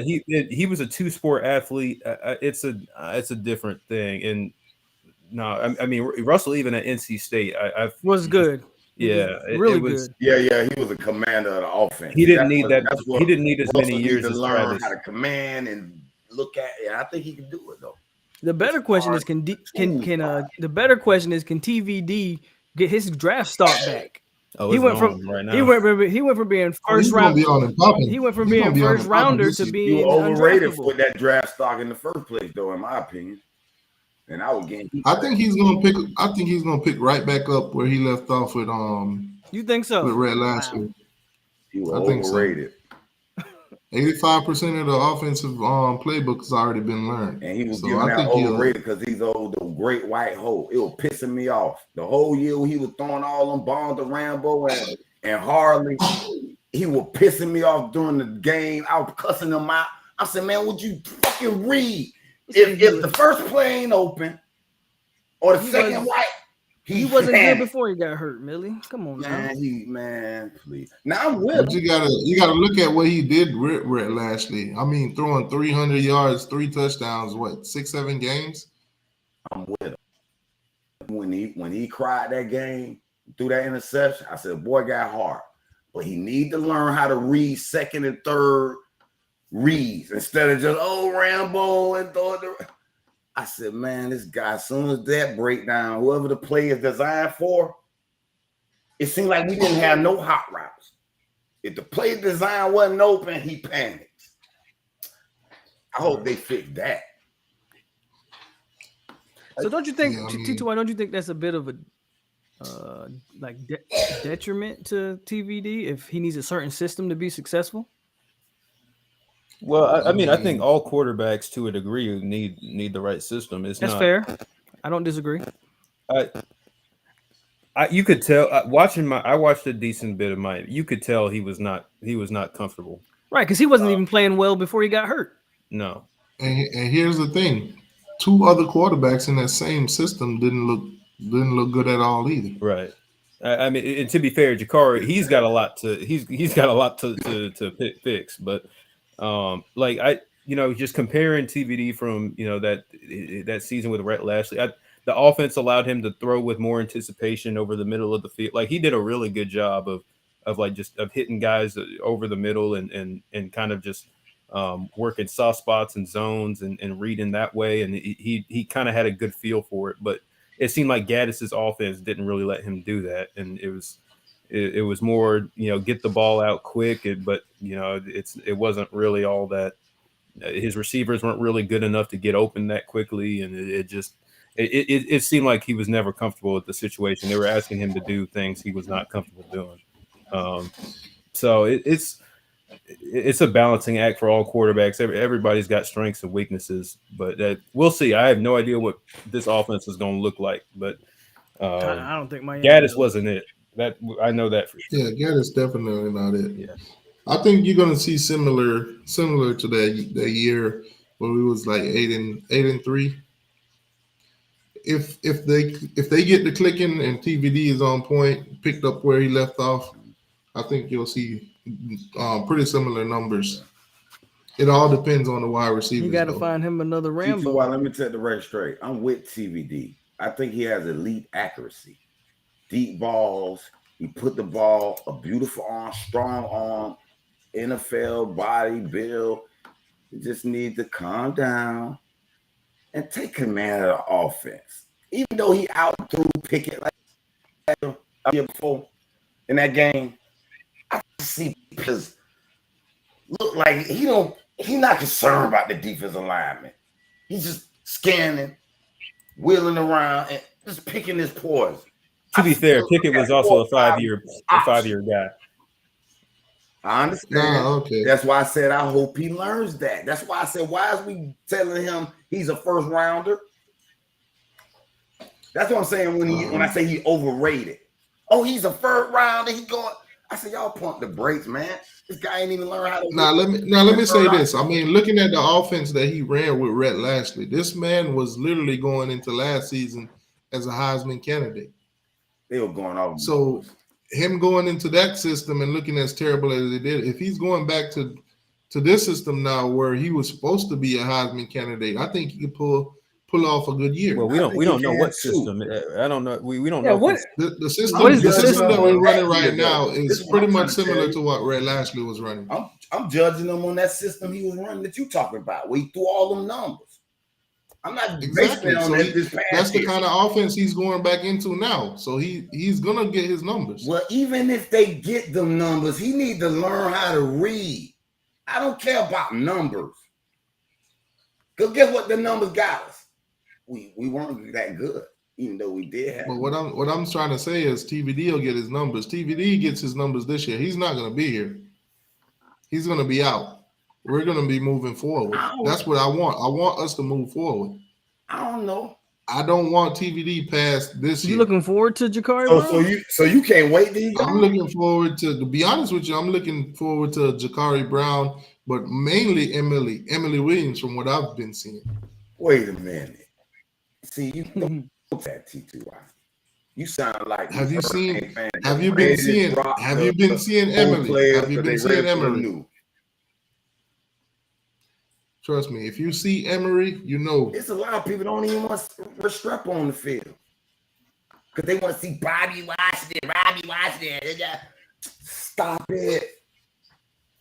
Yeah, if you don't want Restrepo on the field, Now, that's let me ask you this. I'm like, why do fans not want to see Restrepo? How do they come to that conclusion? Because they like the new toys. Yeah, I think I was about to say that. I think Miami fans are put. How much separation on the field is the Restrepo going to get you? Because he's not the fastest guy. He don't have to be. So when you see Restrepo versus a Bobby Washington and a Ray, it's a total difference. You do know there's more than one way to get separation, right? Separation is more than just being fast. I get it, but how often do you see that from Restrepo? You see, Wes Welker, Julian Edelman, they weren't very fast. Hunter Renfro. No, I'm just trying to say he just automatically. I'm not saying that Restrepo can't get it. Hell, I'm not saying Jerry he can't Rice. get open. He's a very smart kid. He runs his route. He's precise. He's a hard worker. He's always getting open. But speed, when it comes to going vertical, you got to have that speed. Miami couldn't go vertical last year. He ain't a vertical guy. He's our little slot guy. Let's be honest, T2I. 6'3" on the outside. I'm not saying that. Yeah, we need a big guy like the Kobe Young. But if you're an offensive team that can't go vertical because you don't have the speed, you don't have no receiver on your team that got some speed. What are you doing? We got to be honest. What do you think Restrepo running at 4.4? You trying to make it seem like he's slow. Studio One I'm right. give him a 4.5. Y'all putting way too much pressure on these freshmen that's coming in. Yeah, I seen Restrepo get deep all the time. Go back and watch Restrepo, bro. He's not running by nobody. But he's the best route runner on the team. But that's not his game. They don't What you mean run by? But that's what I'm saying. You don't get that dynamic from him. With a Bobby and a Ray, you do get the dynamic. He's the most but Restrepo is the most also route do the runner same on thing your team. Restrepo does. They can also play in that slot the same way he does. Do a wide receiver get to run by somebody in the game? How many times you run a 9 route? But my thing is, we had zero. Unless you we had zero. Like that. Let's just say you get that. Let's just say you get that from a normal team with a speed wide receiver at least 2-3 times. With Miami, you was getting it 0. That's a problem. Unless you're Randy Moss, they ain't calling a 9 route for you like that. Yeah. First of all, you might not want to run by him. You might want to. And then do that like Hurricane, like 904 just said. As soon as he get tapped, he's going down. So I think the problem is you asking this man to be something that he's not. You're asking him to be like Julio Jones or something. He's not that. I'm not asking him to do nothing because he's out there. He's performing to the best of his ability. He do get open. He do make tough catches, but we got guys that could do better. How? But you That's don't all know I'm that saying. because you don't know that. These are high We schoolers thought that you're talking about about. almost all our Man, receivers. I'm seeing these We thought that guys, about man. Pope. We thought that about a lot of our dudes. Especially what the dude that just transferred. The other receiver came from nowhere. Brenton? Yeah. Romello Brenton? Yep. Oh man, we were high on him. So Yeah, but he was lazy. And we know that Ray and Bobby Washington aren't. Them freshmen ain't ran by They- one college listen. DB yet, bro. They didn't last year. Them guys did not buy into their system. Them They freshman didn't buy receivers in. ain't. Them freshman receivers ain't been jammed by one college Man, DB listen, yet. when I seen It's different. It's a Mario wake up call. comes in, That first As soon as spring Mario practice. comes in and put his I'm foot trying down, to tell every one you. of them hit the portal. It's a wake up call. As soon That as first somebody spring put hands practice, on as soon as It's plain and DB simple. gets his Our arms team- up under your pads and you can't move. Our team for the past couple of years, especially at wide receiver, they've been extremely soft Let me tell you something. and Except for extremely X-Man. entitled. Except for Extremely X-Man. entitled. Listen. So that's what I'm saying. X is listen, nobody can take away the work ethic from X. But let's just say I'm the hardest worker, but somebody is just more natural talented than I am. So I don't disagree with that, but my thing is you don't know what these freshmen are. I would agree with you if you was saying some basing it on names that high were already school, on the yeah. roster. Yeah. If you were I'm saying not- some, no. if See, you were that's the saying some thing. I'm guys not that basing them off high school. I'm Yes, basing you off are. what I'm seeing now at the college level at practice. But that's just practice. Okay. That's just practice. Okay. I got to see it on the field too. Okay. But from what I'm seeing, these guys, it's a fact. They're faster than Restrepo. I might. There's a lot of play. I'm sure there are multiple players already on Miami's roster that are faster than Restrepo. Speed ain't everything. That's what I'm That's that saying. wide receiver. You know how And many what I'm people saying were is, faster if you than get Right? if you get a guy like Ray to You learn talking the about playbook just practice? as good, if he learned the playbook just as good as Xavier Restrepo, if he works just as hard as he do, he's gonna outshine him in every single way. If it was a fifth, we Because all That's a lot of the ifs. talent, the natural talent that he has, Restrepo got to work for that. You know you what may else be we got right about the young guy. You And may be right that the young guys have more natural talent. You may be dead on with that. My issue is you putting so much on the young guys that you just expect them to come in and be but better that's what I'm saying. than I'm a not guy saying in that they're gonna come in Restrepo and do who that. has I'm a saying- gazillion college snaps. I'm saying they're gonna come in, and if they continue to work the way they're working and show the same level of work that I've been seeing so far, if they get on the field, they're gonna literally separate themselves from a Restrepo. Well, T2Y, I hope you're right, because that means we upgraded, we'll see. we elevated, and we back to when they used to say, "Boy, I don't want to get off the field. If I get off the field, I might lose my Lamar spot." Lamar Thomas told us something that I thought was very interesting. He said he was starting, but he knew the guys behind him was better than him. Exactly. You could have guys that come in younger than you that is more naturally talented than you. We never said that. But Restrepo is a guy agree. that, as long as he Agree. goes out there and he performs, he's gonna get his time. He's gonna play. Mhm. But if he slips up and those guys are showing the natural talent and doing what they're doing, his time. Yeah, but these are ifs, and we're talking about Miami fans not wanting to see Restrepo on the field based on I hope absolutely you're right, T2Y. But that's what I'm saying. I'm not one of those fans that's saying he's not gonna make it on the field or whatever. I'm just saying if those guys given the opportunity, get the opportunity to go out there, they might surpass them. They might Restrepo get more NFL snaps than bound, him. buddy. And what we keep ignoring is that when I'm freshmen trying to let you come, know. missed routes, missed assignments, forgetting of routes, forgetting play calls, running the wrong route. Like these are all freshman mistakes that are going to Yeah. happen. Right. So just So keep that in Restrepo mind. will Keep that in play. mind. He will And play. Restrepo's not going to do any of that losing stuff. his job all year. I can guarantee it. Right. Yeah. Restrepo is gonna get his play. He's a hard worker. I mean, But if those guys come in, and let's not say those guys can't come in and learn and get it down just as much as he did and not make all the mistakes, because if they do, they're gonna take his spot. They're not gonna take his spot Because unless he get injured, bro. they're more naturally talented than he is. They're not gonna take his spot. Okay, T2Y. I'm glad you mentioned I'm that. just Hold on, throwing- please let me make this point with him. Because you remember I was talking about Parrish, right? I said, man, if Parrish started, we in trouble. Y'all always got mad at him about that. And I said, well, wait, who got mad at you? I'm just saying the commentary. Not mad like that. Listen, when we talked about when we talked about Parrish, Henry Parrish, Don Chaney, and all those guys, a lot of people were telling me Mark Fletcher is going to come start, and I'm like, y'all haven't seen nothing from him. Okay, he's not even on campus yet. So the Henry Parrish, when I hear the fan base, I listen to them. A lot of them don't believe in Parrish. Hold on, but that's the point I was going to make. A lot of them don't believe in Parrish. I mean, I look at Parrish. He's not that. He's not the guy that's going to get you the big play. But nonetheless, last year he was our most consistent guy. I agree with that. But this is what I was going to say to you, T2Y. You felt like it's more possible for a freshman receiver to crack that starting lineup and take a spot than a freshman running back. And I was like, I wonder why he's feeling that high. Maybe that's his people, Washington them or something. Well, he feel like Washington come and take I don't have no people. But Fletcher and all them, they can't do it. So I said, I don't know. But you see, I don't make an argument for them because I haven't seen none of them at practice yet.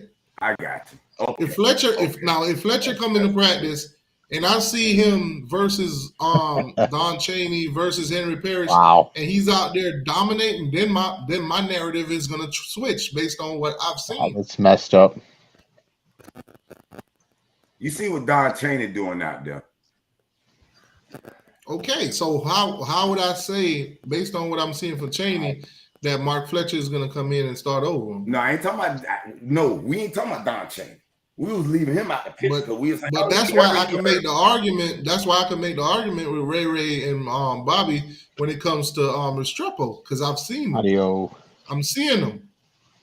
No, I understand. I can't make that same argument in the running back room because I haven't seen none of those guys come out there practice or go up against the first team, second team, or nobody. Fair. But all I was saying about Parrish is he been since Ole Miss. Good. If we had all the pieces, we could still win a championship with him. But you can't say he won't be 1 and 2 with Don Chaney until you see the other guys. Because right now they're our only guy. He's gonna be 1 and 2. But now if Mark Fletcher and Christopher Johnson come in and they're looking better than them, the snap might be a little bit different though. I'm feeling good. You got to look at our running back room.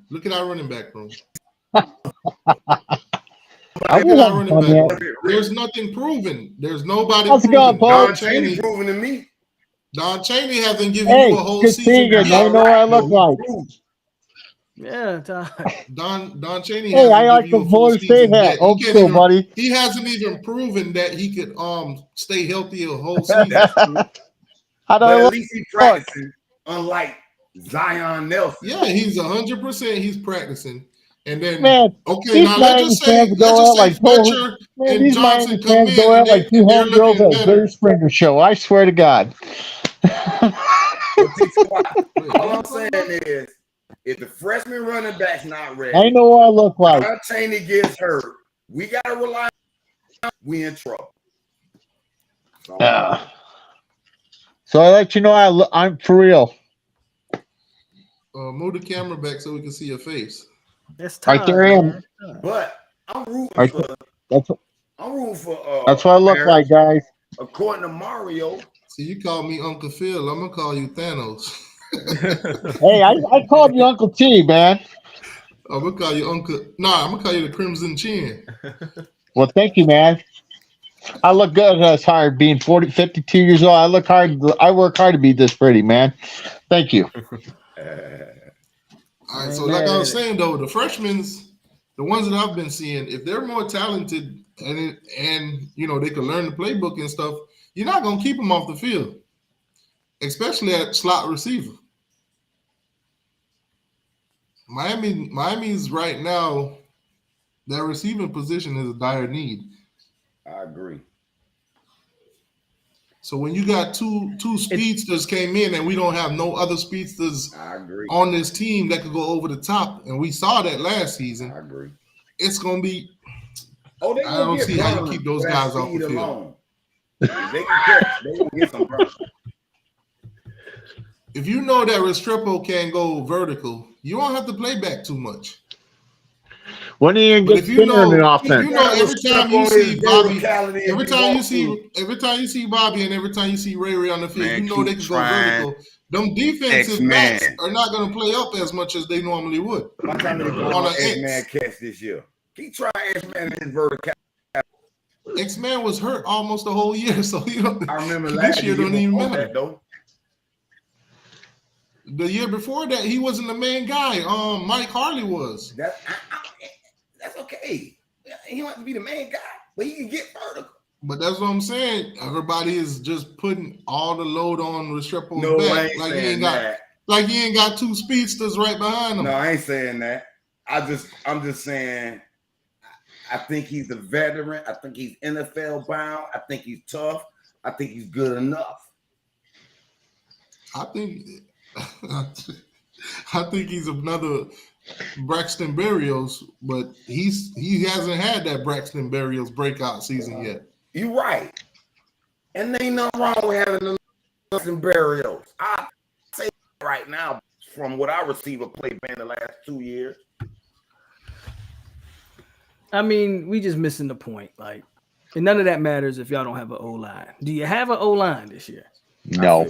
So far, as long as they can stay healthy, it's looking promising. I feel good with it. As long as they can stay healthy. You feel good about the O-line, Studio? Yes, sir. And another thing that I do like is that they're saying basically Mario's not. If you're not 100%, he's not even putting you out there. He wants everybody to be healthy this year. Oh, good, because what he did after what he did at TVD, I'm glad to hear that. Hank Dyke got there 100% against the Florida State last year. He got knocked out again.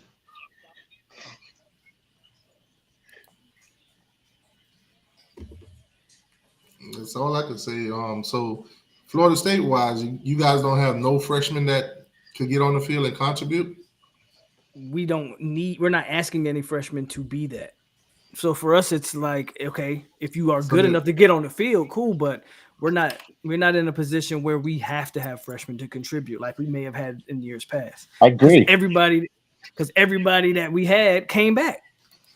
You know what this sound like? This sound like us when we had that year right after COVID, where we had 91% of our players came back. Except this ain't COVID. This ain't a COVID year though. Then Manny went into the portal and got all these plug-in pieces that we thought was gonna work out, and then whoop, fell flat on our face. I think y'all gonna get that this season. I just hope y'all are ready for it.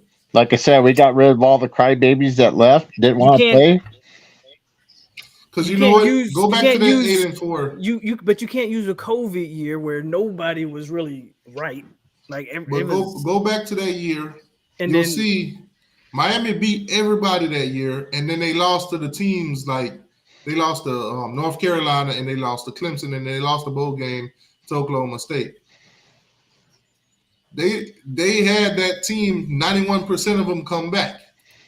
So we're looking at the same thing that y'all are doing right now. Not saying that y'all gonna get the same results though, but it could happen. Because keep in mind, this year you won 10 games, but you didn't beat any. It's football, right? Anything can happen. Right? It's football, right. But I really think it's a whole different situation. The key is staying healthy. But as fans, let's just say this year you win 8 games. How would y'all fans take that? I think people would look at 8 games as a disappointment for sure. Yeah, I agree. Okay. Yeah, that's backwards for y'all because y'all got over the hump. You got to at least duplicate what you did last year or be better. Exactly. I know that, you know, I know you can make the argument that 8 and 9 games is not that big of a difference, but with the schedule the way it lines up, yeah, there's no reason why you should lose. We just got to beat Clemson. We got to figure out where to beat Clemson. Last year they had to use trick plays to beat us, and we beat ourselves with penalties. We had to use trick plays, sure. No, y'all blew that game. 20 points. We did. Y'all blew that game. And we couldn't stop it. We were up by Oh, 20. we had so many holding penalties. Oh, come on now! Don't do that. Clemson. Oh, that was We were on your home field. Don't do that. My neighbor, a Florida State fan. I boy, mean, he did swear Antonio y'all Williams blew running game. free in the Norvell blew secondary? game. That was a trick play. I mean, no. Oh, do you think the Norvell blew that That game? was We up by could- DJ Uyunglele. and plus we couldn't stop the running. Same thing with Wake Forest. We couldn't stop the running game. We couldn't stop the bleeding. Well, that's what I'm saying. And listen, Florida State's it's going to be a great game in Death Valley. Don't get me wrong. I ain't doing all that. But to say we won off trick plays, that's come on now. What you were saying, We Studio? had one play, flea right? flicker. We did one little flea flicker. It was after a kick return. I can't remember Y'all at the end of walking y'all game, but my neighbor here, Seminole, and he swear it was Norvell's fault. Somewhere it was a call where he made In what game? Clemson game last year. What game? What was the Might final not score in remember. that game? Y'all got 34-28.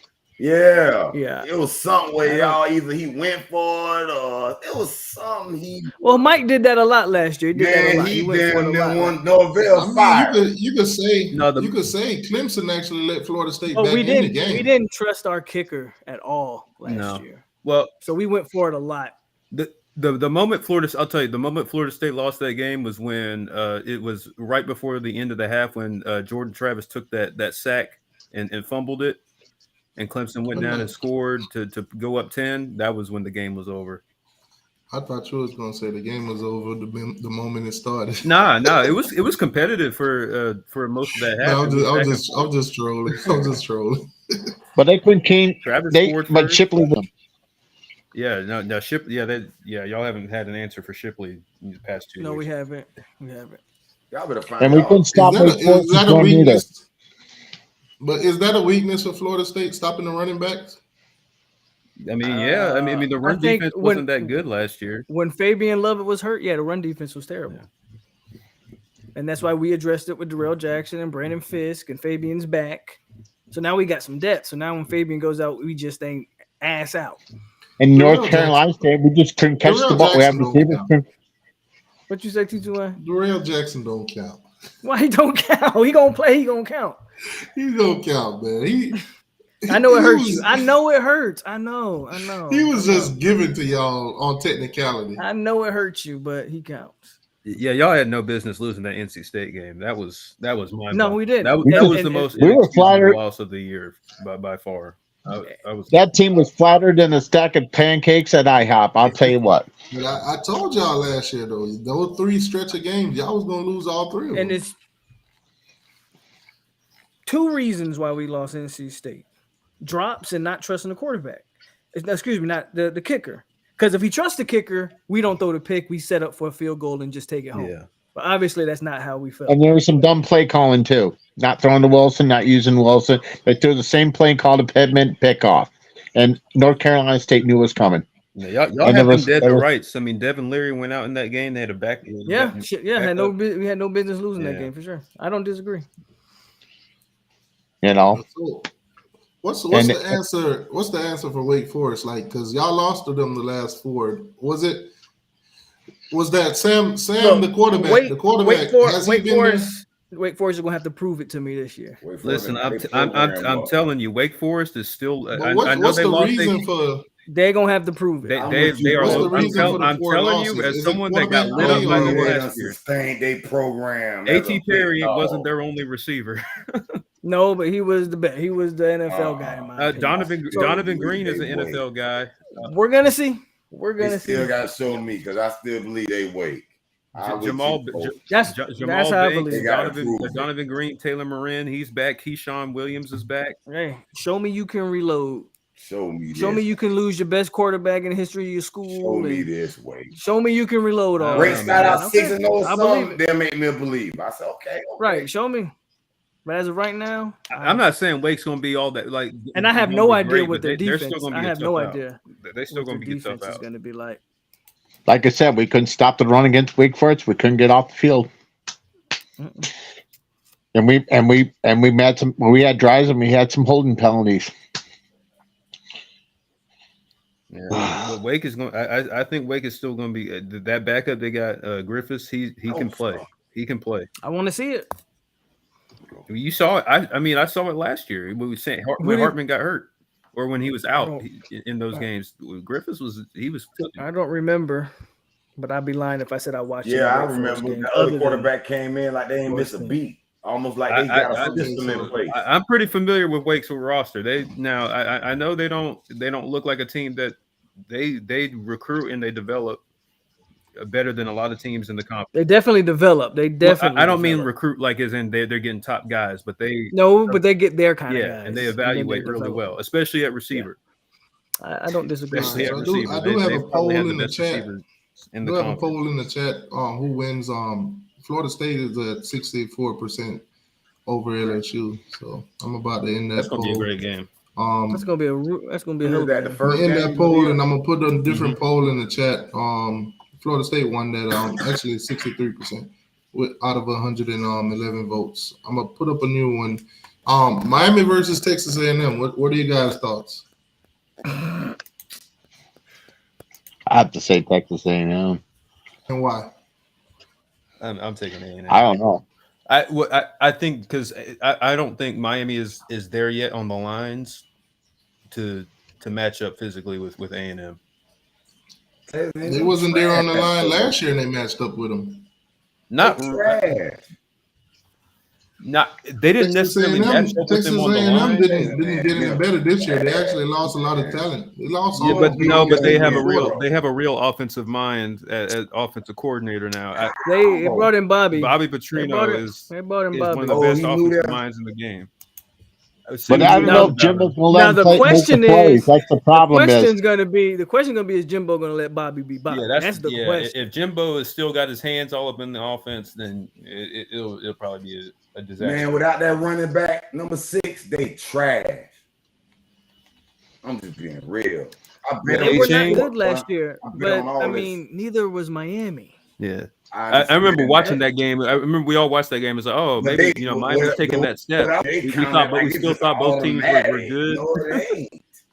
They trash too. So undetermined. You can't just pencil them in. They ain't did nothing the last 2 years. They've been on a decline. They were 8-4, and what they were 6-6 this year. Has Texas A&M fixed their quarterback situation? I think A&M only won.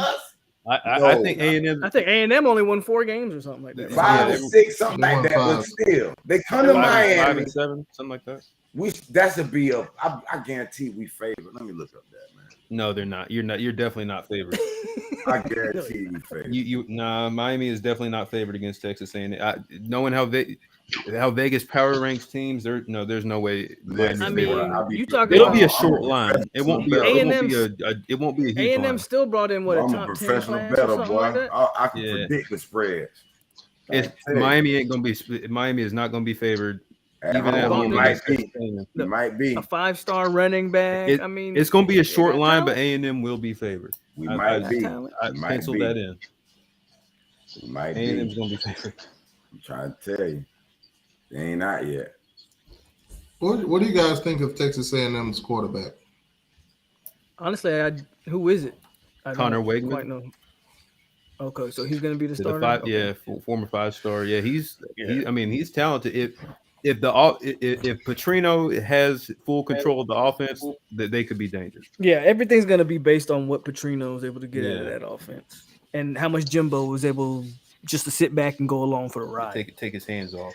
But Jimbo is very prideful, especially when it comes to his offense. Yes, he is. So I don't know how that's going to happen, to be honest with you. Thank God. I think that's one of the great things about having a coach that doesn't have his hands all up in either side of the ball, is that he lets his coordinators coach. So that's. When Dabo brought in Garrett Riley, there was no question. It was like, Dabo ain't. He's not going. Garrett Riley what to run. He was like, this is. He handed him the keys and it's like, this is yours now. Get us scoring points again. That's. Speaking of that, Kendall Browse is going to TCU now. Mm-hmm. So that could be fun. I just don't see where Miami has where does Miami have the edge? Because I don't know where Are y'all better at what positions are y'all better at? A&M then. I I don't think y'all better in the. was trenches. watching their offensive line versus our defensive line. Our defensive line definitely overpowered their offensive line. So not sure how much of a improvement they are on the offensive line though. But our defensive line definitely overpowered them. We added a beat it. 5'11" guy. I mean, we beat ourselves basically against Texas A&M in the red zone because we had plenty of opportunity in the red zone to win. We could have won that game by at least 17 points, but we kicked ourselves in the foot in the red zone so many times. It's gonna be hard because both teams have a lot of change, have gone through a lot of change this offseason. A lot of new. But the confidence that I got is when you look at Texas A&M this offseason, the transfer portal lit up. They lost like damn near 27 guys to the portal. That big old class that they brought in, the number one class overall, they lost most of those players.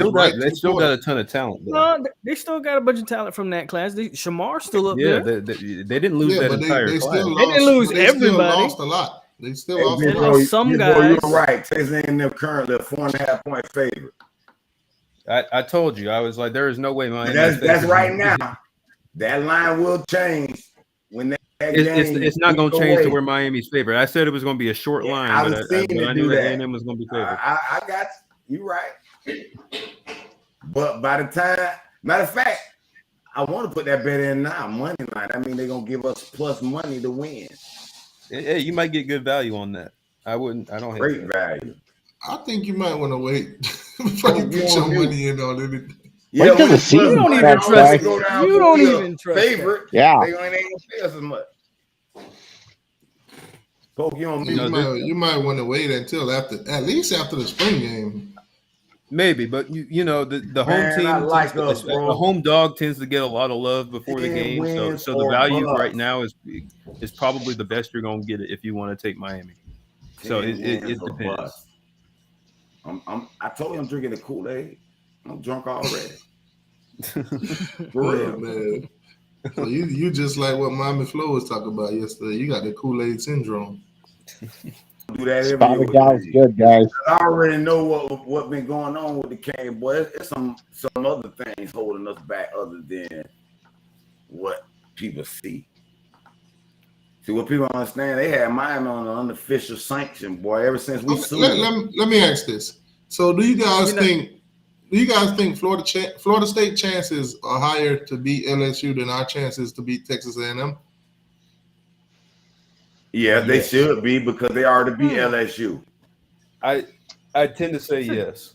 That's a decent question. But that's a good question. I don't say yes with confidence. That's because they should have blew them out last year, but they just beat themselves in some turnovers and stuff last year. Think about it. Miami went 5-5. Texas A&M went 5-5. Yeah, they had similar. They had similar obstacles. You're right where you. But then you have Florida State. They went 10-3, and then you got LSU. They went to the SEC championship. Yeah. And then they won their bowl game, blowing out a team like 60-something or whatever. Yeah, Purdue. So based on that, theoretically, it's harder for FSU to win because LSU is on a trajectory for they got better and better. Texas A&M got worse and worse and worse. I think these four teams are on way different levels. At Florida State and LSU are going to be in a war.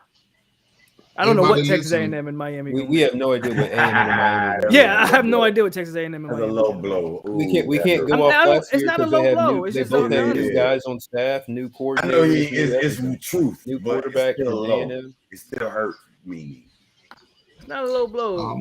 Guys, there's a poll in the chat. I changed the poll from Florida State and LSU to Miami and Texas A&M, so you guys can vote on that. The vote is in the chat. The poll is in the chat. We gotta have Miami haters in here. Of course, it's a Miami versus Florida State. What do you think of? No, you put Miami and Texas A&M, and they had 70, almost 80% thinking Texas A&M gonna win. I mean, A&M is favored. It's not. Yeah, but you got to look at it. No, we talking about the chat. And I know, but I'm just saying. Okay, let me say it again, guys. There's a poll in the chat. There's a poll in the chat right now. Miami versus Texas A&M. Y'all go get y'all votes in. I mean, the percentage are high, but the votes aren't aren't that high. It's only like 21 people voted. Okay. Yeah, listen, That's A alarming. lot of people probably just listening. They probably haven't looked at the chat since they seen the last poll that was in there. Well, plus, you know, I brought the tribe. That's our fans don't believe in us. They Well, no, tired you know, of I- looking at Nah, that's QA. them Florida State fans voting. You know, I brought the tribe with me, so that's all. But T2Y, don't you know Florida State fans Miami voting. channels have the most haters and they like you go to other people's channels, they don't have haters following the team but we got people No, that but my follow us. my channel is different because I actually invite the hate No, I'm talking about all Miami channels. because bro. I provoke a lot of fan bases. No, T2Y, I see this. I go to a You different. just crack me up, dude. Boy, Bro, I Miami see, boy, fans- it's hurricane haters that love Miami to fans come have to our harassed me channel for years. I don't just hear to that. troll us. They don't show around anymore because we done whooped y'all ass 2 years in a row. But before that, y'all was in my chats all the time. Yeah, see, I provoke the Gators and the Seminoles all the time, so they always in the chat. You welcome it. True. I think that's pretty much the only thing that separates my channel from the rest of the Hurricanes, because most of them they just focus on Hurricanes. I already I don't told know. you. I already told you. You just what cracked me separates up, dude. when That's I all. first got on. You just crack me up. That's all. You're just full of hot air and gas sometimes. That's In my that main. country. That's my main intent, though. I don't troll to make people mad. I troll to not make you want to fight me or anything. But you know, my trolling, you can look at it and say it's innocent. Yeah, I know. it's entertainment. Yeah, exactly. Yeah. Right now, the Hurricanes should be called Tampax. They get many guys for one period, and all the strings would be pulled. Damn. You wrong for that one. That's another low blow. You wrong for that. Hey, Philip, please get out of here. Get out of here, man. Shit, I'm so.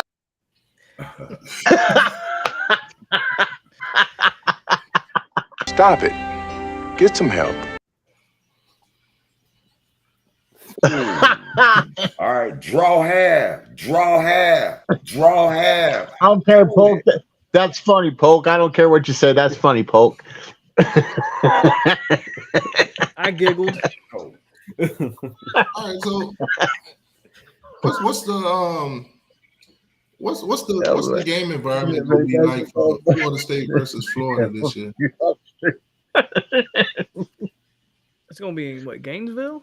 Yeah, it's going to be in Gainesville. Let's just say, is this make or break season for Billy, or is it a total rebuild for Florida? Do you think the fans actually, fall Man, in Billy line? in the Billy's gotta do Billy in the something same boat as Mario.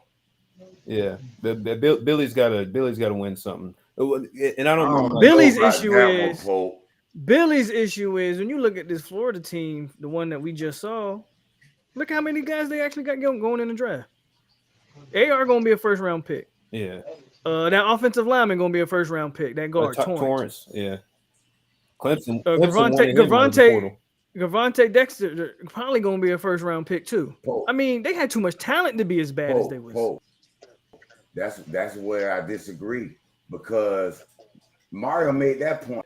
We ain't been having no draft picks. That shows you what's going on. Them people at Florida, they don't care. They're gonna be looking at it like, man, how we got all these draft picks and we just trash? Billy, and they let go of your last boy without no hesitation. Billy better tighten up, boy. If they have a 5 and some season, he could be out the door. Yeah, I think Billy's got to win 7, 8 games. Yeah, that'll I save. don't, and I don't see it because I don't think they have. I think they lost most of their best talent. If Graham Mertz is going to be the guy that needs to lead you to an 8-win season, I ain't. Yeah, I don't know. I don't man. buy it. I don't buy it. I don't know about that. Misdemeanor Mertz. Man, he's had one good game his entire college career, and it was the first one. Okay, so I got 2 Florida State fans on. We're Let me ask you this. 17-point favorite against Miami, Ohio. was the pay raise and the extension for Mike Norvell necessary? What's wrong with it? No, but I'm just asking, was it He necessary? deserved it. Is it necessary? No, but he earned it. He deserved it. Because when he went 3-6 and then he went 5-7, you guys gave him an extension. The extension was to show that despite the negative recruiting around the program, right, he's not actually going to get fired. You can't recruit if everybody thinks you're going to get fired. Everyone knows that, like, other schools. That was the negative. We're telling recruits, Norvell about to get fired. You don't want to go over there. So you can't recruit if that's what everybody's saying. And then you look at you get the raise this year, and all of a sudden you get a DB coach like Pat Surtain. So that also helps with you actually hiring better coaches, because coaches ain't gonna come and want to work for you if they got to find another job in another year. So I think they did the right thing. Yeah, I think 8-point underdog to Utah. And as far as the $8 million, I mean, that's the going price for coaches this day. I mean, it is what it is. Florida State, I just found it funny when you guys were clowning us for paying Mario that, and I was like, y'all not even looking at the market. Nobody clowned y'all for paying Mario that. Oh, y'all are 1 point favorites. Yeah, I didn't clown Miami. No, I was shocked you. They paid Mario that. I was like, Miami actually investing in a coach. Oh, right. We might have clowned you for actually hiring Mario Cristobal, the coach. That's something Miami has. I just that I seen a lot of fans was in there. Oh, they paid Mario all that money. I was like, okay, bro, that's the going rate. Exactly. That's what I was saying. I've said this a million times. Jimbo changed the market when that Texas A&M deal came through. Yeah. You have to now, if you want to poach a big time coach, Lincoln Riley, Brian Kelly, Mario Cristobal, it's 8+. Yep. Anything less, and you're not even in the conversation. You might as well forget it. Florida State. So yeah, the raise is what it is. No issues with y'all. 3-point underdog at Clemson. You know that FSU 3-point underdog at Clemson. September 20th. That makes sense. 1 point favorite when LSU come to y'all. Interesting. That's more of a neutral game. So yeah, that means they really believe in LSU. They believe LSU a little bit because you're supposed to get 3 points for being at home. Mm-hmm. Well, yeah, it is technically a home game for Florida State. Because, I mean, Orlando, I know LSU fans travel, but they're not going to travel as much as the Florida State fans within the state of Florida. I think the scary thing for Miami fans is, what if Mario don't work? Is another coach going to get this type of investment, this type of backing, this type of everything he wants? I mean, the thing with Miami fans is they don't get to push Mario out as if they would with a Manny Diaz, because Mario's got a long-term contract. Yeah, and there's no chance he gets fired. He's at least guaranteed 6 years. With no chance of being fired. Nope. As long as he keep improving. 95% no chance. There's always a chance, but it's very slim. In this climate, do you really want to keep paying these coaches like that? I mean, look at Gaddis. Yeah. We're paying Gaddis. We're paying. I mean, thank God that what's his name? Strong. Thank God he's the offensive coordinator at Maryland now. Yeah, but we're still paying the difference in his contract at Maryland. What happened to Eno? Didn't he go there? Yeah, Eno's went to Maryland too, but Eno's is at Arkansas. Enos went up there and thrived. Yeah, he had good offense. So he the coach with Tua's little brother. No, I think he a coordinator. I think he's offensive coordinator at Arkansas. He's at Arkansas now. Yeah, he replaced Brown. He went back to his home state. Yeah. Okay.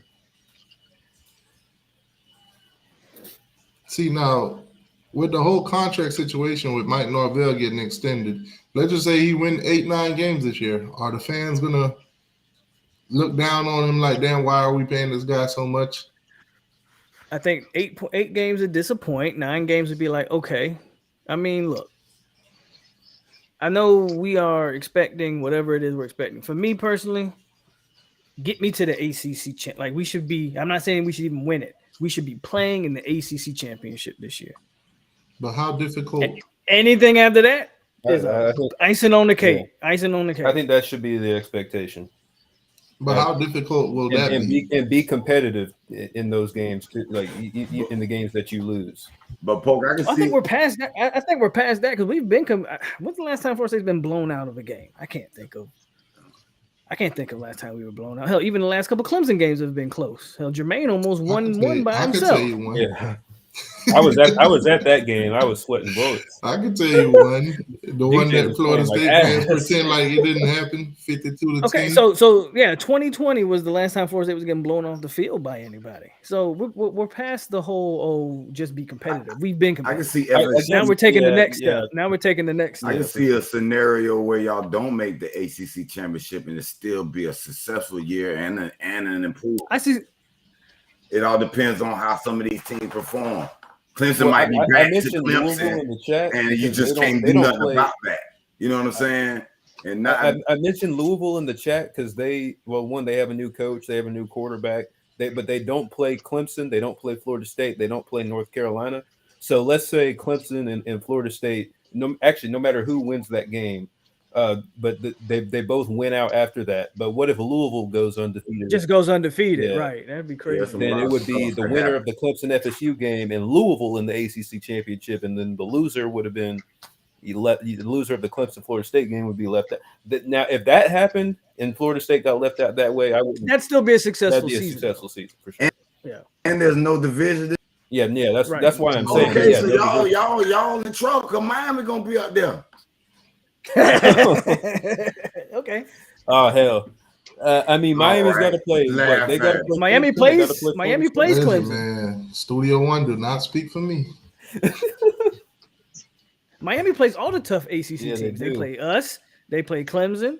They play North Carolina. Oh, y'all play Louisville. Oh damn! I'm NC State. We always play them. Pitt. And y'all play NC State and Pitt and NC State. Yeah, y'all play. Oh, that's we don't play Pitt. Oh, okay. No Pitt. Okay. Hey, Pitt, you sure? Yeah, we don't play. There's no divisions. There's no division anymore. Yeah, we always. This year we played Boston College, Louisville, Florida State. That's 3 teams that's on the Atlantic side. Louisville led the country in sacks last year. And Louisville had a good defense. I think that went unnoticed last year, but Louisville was a damn good defense. They had 50 sacks last year. They gonna be tough, and they bring a lot of that defense back.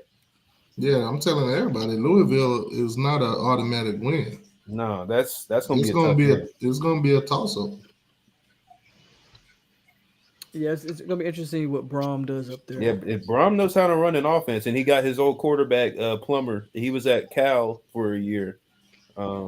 He transferred in, so this is another situation of the native son coming home. So that's gonna be interesting to watch. Oh yeah, I mean, Louisville fans have been wanting Brom to come home for years. Yeah, I know they're excited about it. They were celebrating when Satterfield took the Cincinnati job. They were doing backflip. I know Clemson got Miami and Florida State, but who else is on their schedule? Notre Dame. No. I mean ACC wise. Shit. Is Notre Dame y'all at a conference game this year? Yeah, Notre Dame is out in South Carolina. Of course, South Carolina.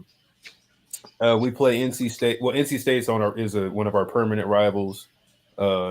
Georgia Tech. We always play Georgia Tech. We play them in Ireland next year, or the year after next. Not this upcoming year, but the next year. We play Georgia Tech. 24. We opened the season with Duke. Duke's an interesting team to watch. We haven't played Duke in like 5 years, so it would be nice to play them again. Wake Forest, I think we play Wake. Trying to think. We don't play Louisville for the first time in forever. Shit, I had to pull up the schedule. Yeah, so I like the new scheduling because every team in the ACC will at least, play each other every other year. That's right. We do play North Carolina at home. That should be a good one. That'll be fun. Whoop their ass last year. That game was I was expecting to lose. After that South Carolina game, I hit rock bottom, man. That was I have never seen Clemson lose a more winnable game in my life, and I've been watching this team for over 20 years, and that might be the most brutal loss I've ever. Okay, it might not be worse than 2013 Florida State. That one still lives in my head rent free. That game, even after everything that came after that game still haunts me. But this game was a close second. This South Carolina game. What, the game against you, Notre Dame? No, South Carolina. Oh, the Notre Dame. Yeah, it's game tough to sucked, beat. but it wasn't. That's not the word. I honestly that game was just we played awful, and at that point we knew that DJ was reverting back to his old ways, and we don't. Yeah. It's the South Carolina game. It was the rivalry. You had a lead for most of the game. You're coaching this like that was probably the most poorly coached game I've ever seen Dabo ever coach. No, outside of the big three, Miami, Florida State, and Florida, because those are the main teams I'm gonna be watching this year. Outside of them, I'm gonna be paying attention to UCF because now they're going into the Big 12 or whatever. So they'll play, Power 5 competition for the first time.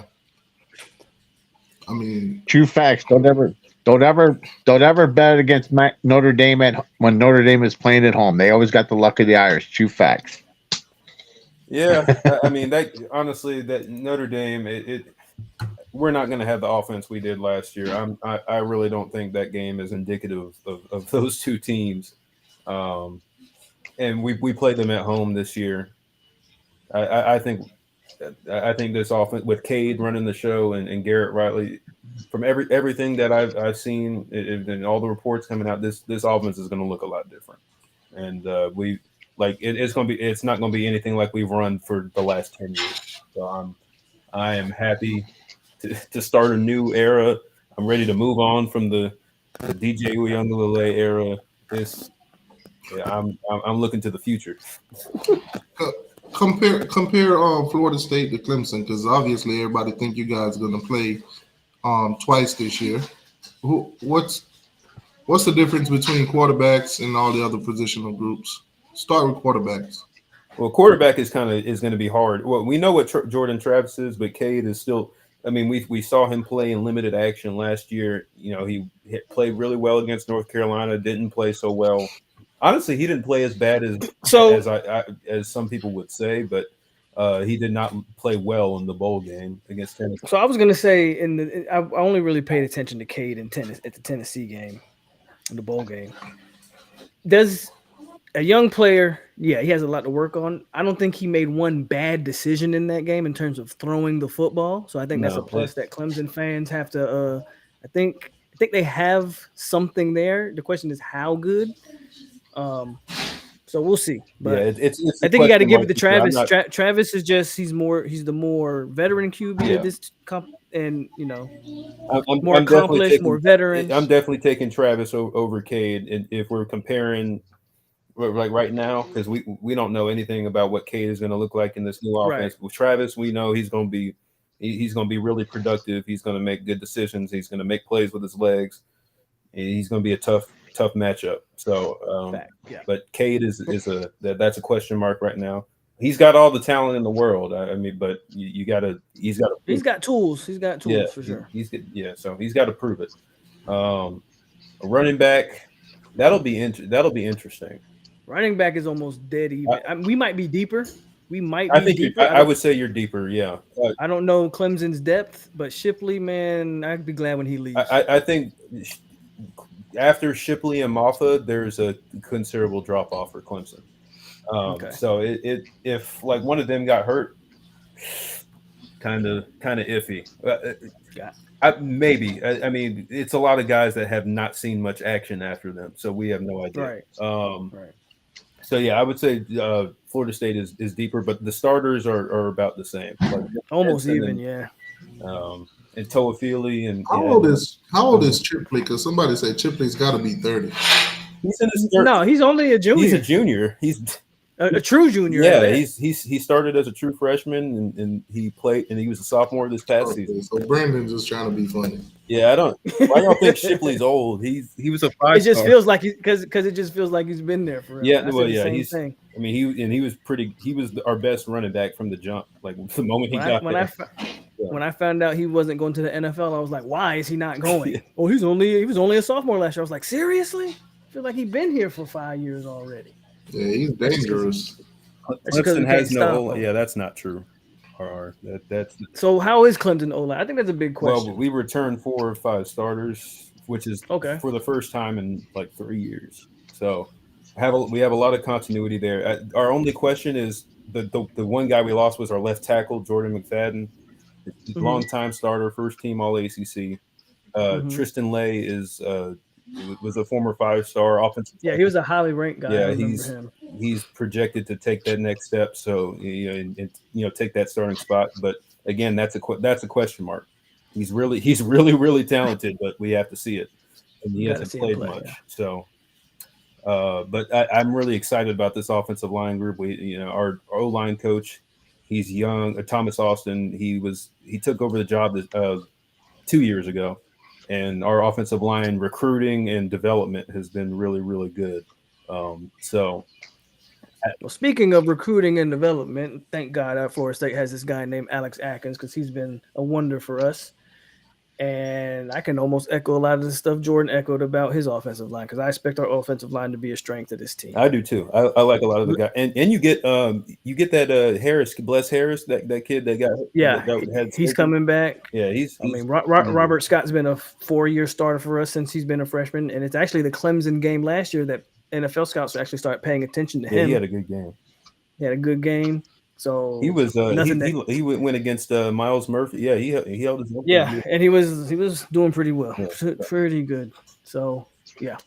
No, so that's one thing both our programs have struggled with the past few years, and it's steadily. I mean, Alex Atkins has done a really good job. Clemson's receiving core.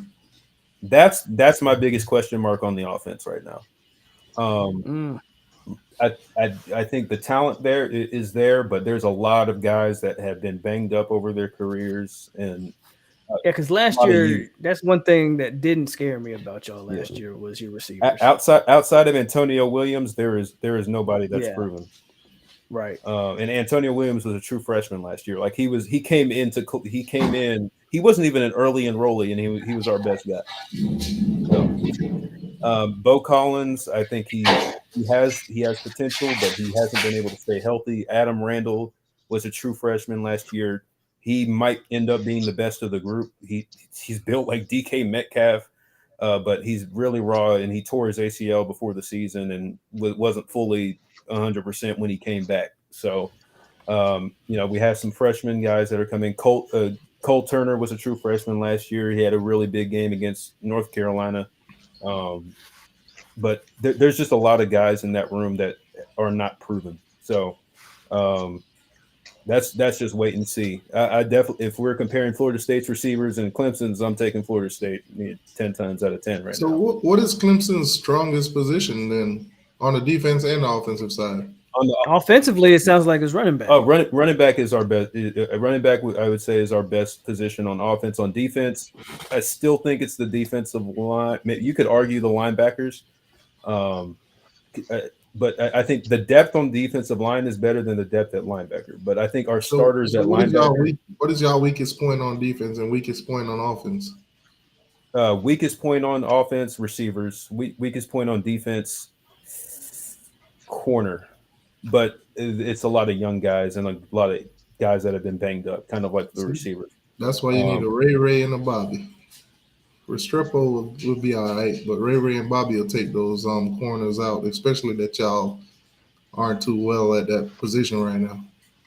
Well, I actually have a lot of I think the corners are going to be good this year, but how good are you? How good is your safety position? Oh, they're probably the most. They're probably the second most experienced group on the team.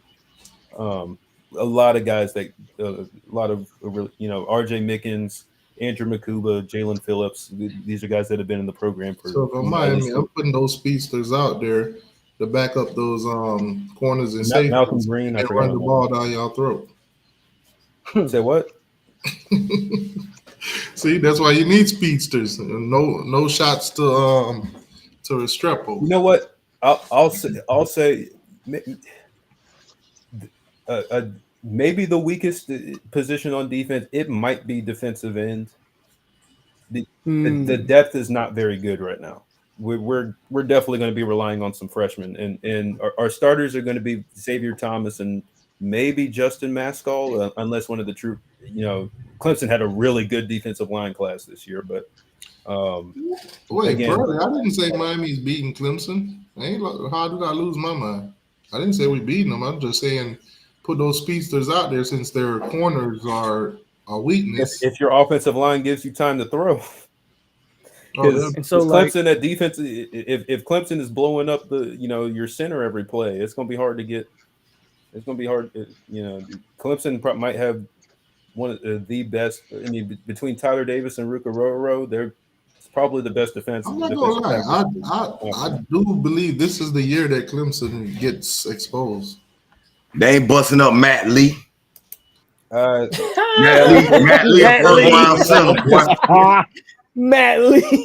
They ain't busting up Matt Lee. I don't know, man. As for Florida State, honestly, I don't mean to sound biased, but I don't see a weakness on the offensive side of the ball. Before getting Jaheim Bell, I would have told you it was a tight end room. I would have said but tight end too. They addressed depth, it. But I see one weakness at FSU. What's that? If Jordan Travis go down, y'all in trouble, boy. I mean, Watermeyer, whatever his name is, he a standing statue. That's fine. And you know what? I won't even disagree with you. But I can say that almost about every team in the country. If you lose your starting quarterback, you're probably in trouble. If Ohio State would have lost Stroud, they probably were in trouble. Well, it just happened in Michigan. They lost their starting running back, and they're well. You right about that, Pope. It's just one of those things. I just think y'all team ain't. If y'all lose TVD, everything else you can forget it. Cover for that. I feel more confident this year, though, if we were to lose TVD, because I don't think Jakari Brown. I think the offense that we're running, Jakari Brown will fit right in also, because we've seen it done with a mobile quarterback. And that quarterback at Houston was not even accurate. That sounds like a lot of. And he still threw for 4,000 yards. And hope. Well, my point is, y'all can't lean on y'all defense. But that's all we can do.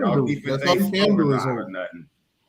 Because if who's to say that Jordan Travis don't go down and AJ Duffy or Rudemaker come in and they shine more than he did? You're doing exactly what I seen Rudemaker.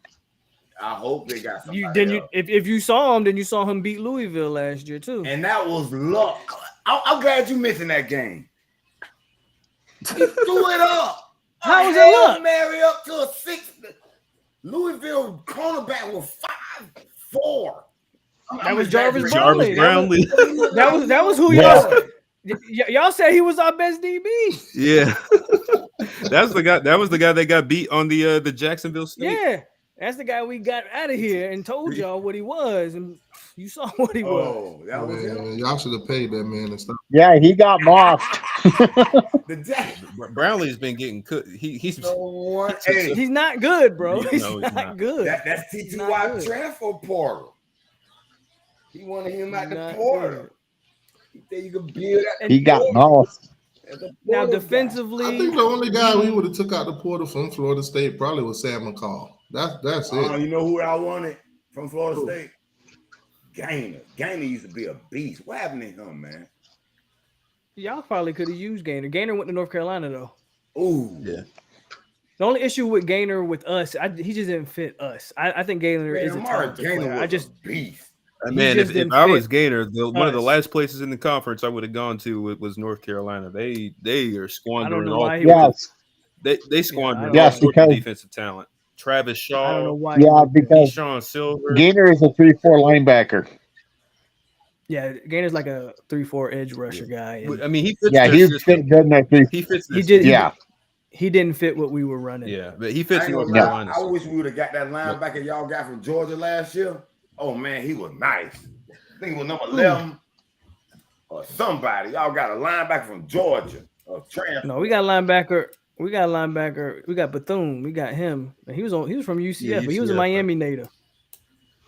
And y'all still, he's been really good for us. You still got Deloach. We still got Bethune. Only thing that worries, so linebacker room, the starters are good, but we lack depth. Yeah, I can relate there. Well, we got a lot of talented guys. We've recruited linebacker really well, but ain't none of them played. T.J. Dudley, Jamal Anderson, D. Creighton, and that's what we got. We got a bunch of young guys who ain't proved nothing, so I can't say that they're how good they are.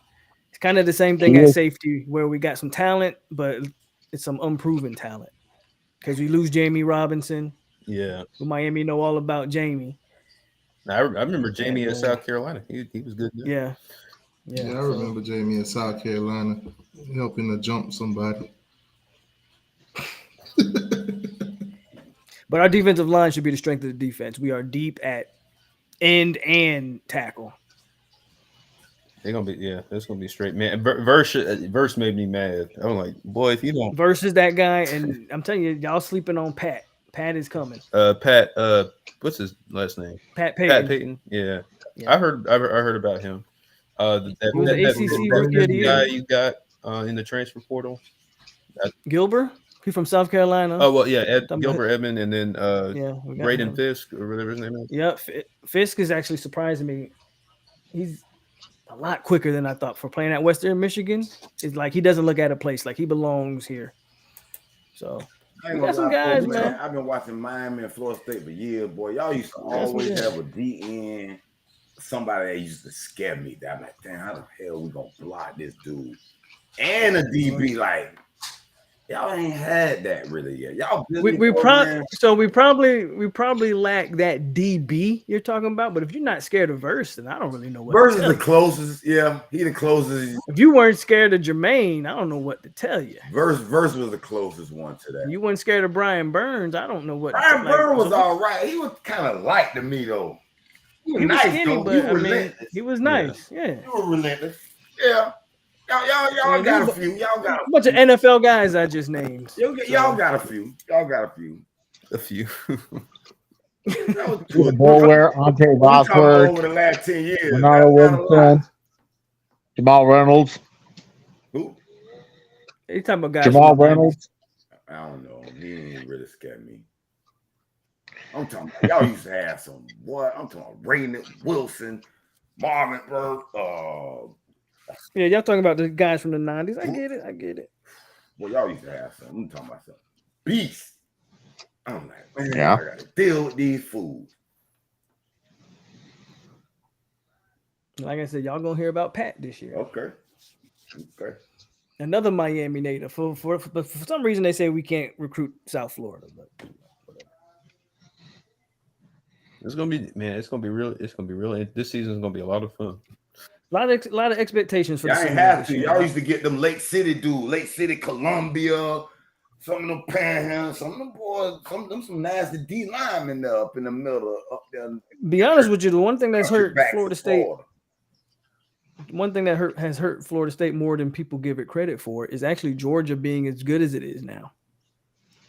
Because we used to eat at it. We used to eat at it at State. Yeah. And now it's a little harder.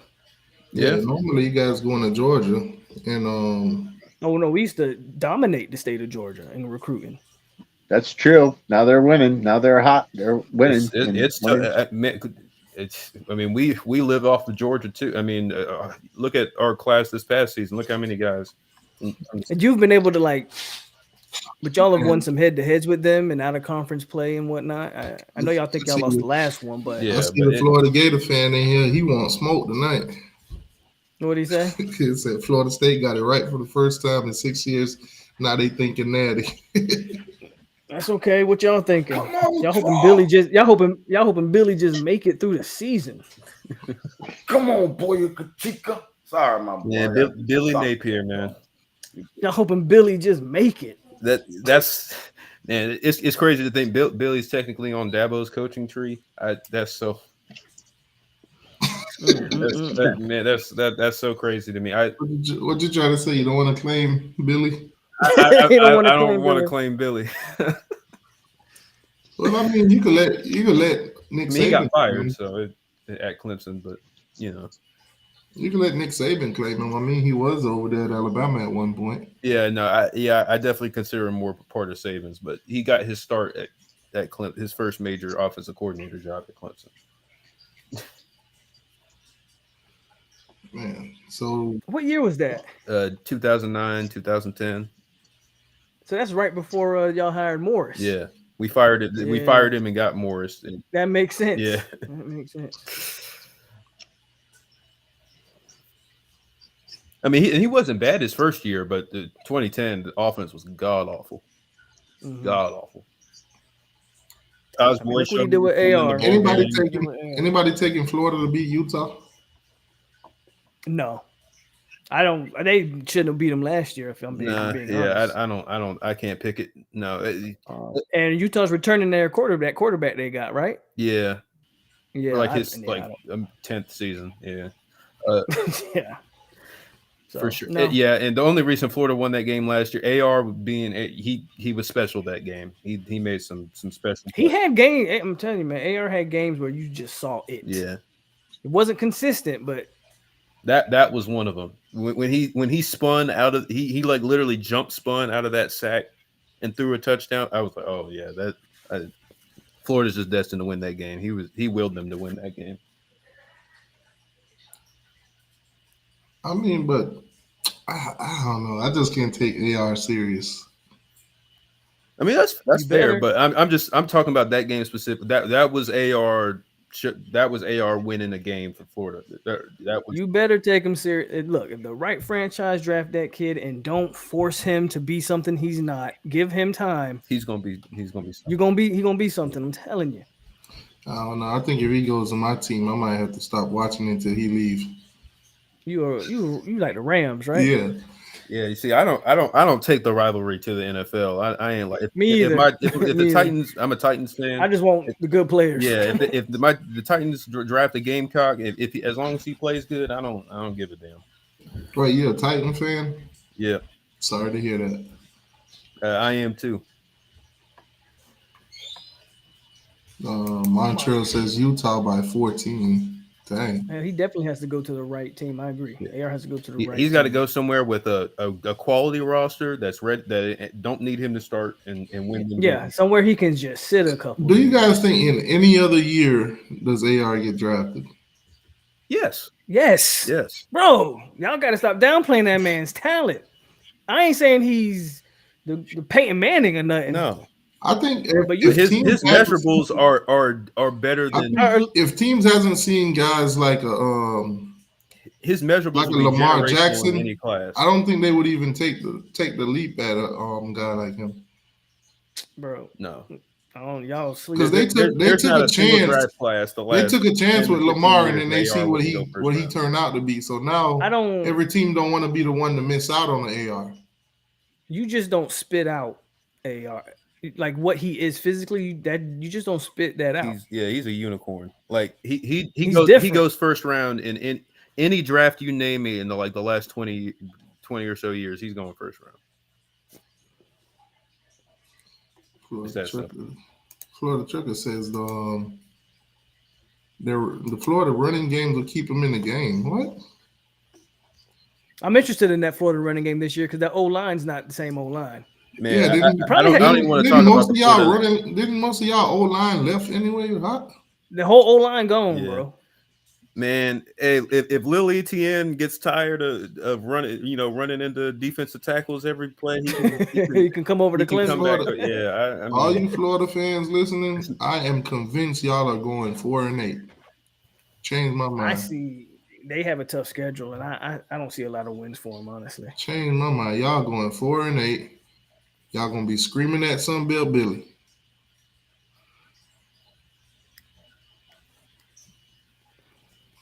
He said just have to be accurate.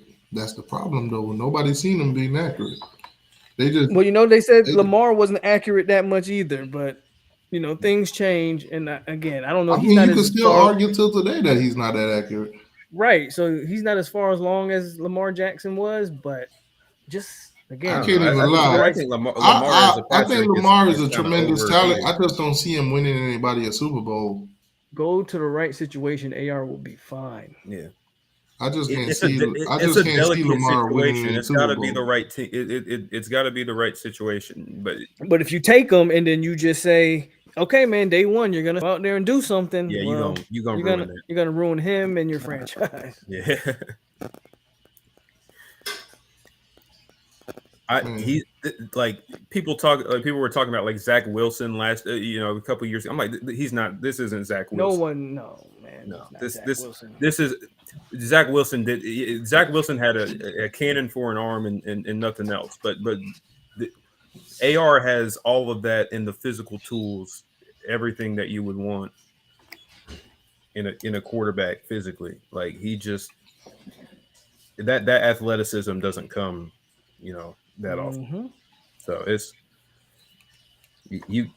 someone's gonna take him. Someone's gonna take him first round. It's got to be the right team. It's got to be a team that feels good about where they are, but thinks they have a shot at. And I'll be honest with you, if AR plays with anybody, probably except Billy Napier and what Dan Mullen was before Dan Mullen got up out of there. If AR played for Petrino, we wouldn't even be having this conversation. We wouldn't even be having this conversation. So let me ask this. If AR played for Gus Malzahn, we're probably not having this conversation. No. Like, so they didn't know what to do with that guy. Gus would have. If AR is a development quarterback, why are they taking him in the first round then?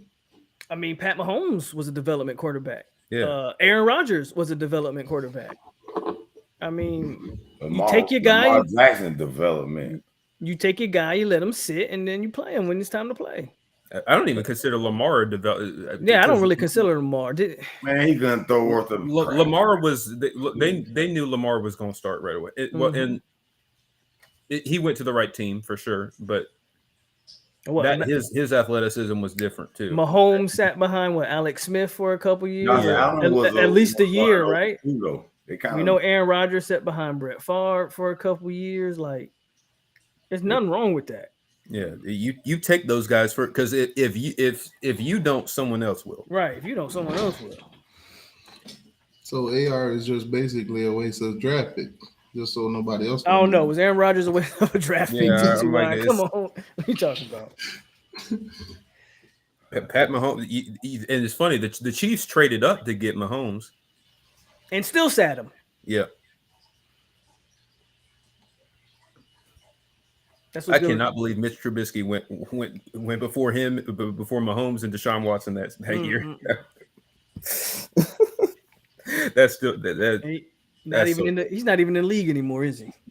He's on the Steelers. He's the backup. He's the backup. Oh, they did sign him. He's behind Pickett. That still sends me to this day. I saw nothing from Trubisky. Trubisky started 1 year in college. He got drafted off of that Florida State game. I'm convinced. Yeah. Oh my God, I remember that game. Yeah. Brutal. I was like, I don't see it. Over. Like, what's y'all thoughts on David Stone? David Stone? Yeah. Who is David Stone?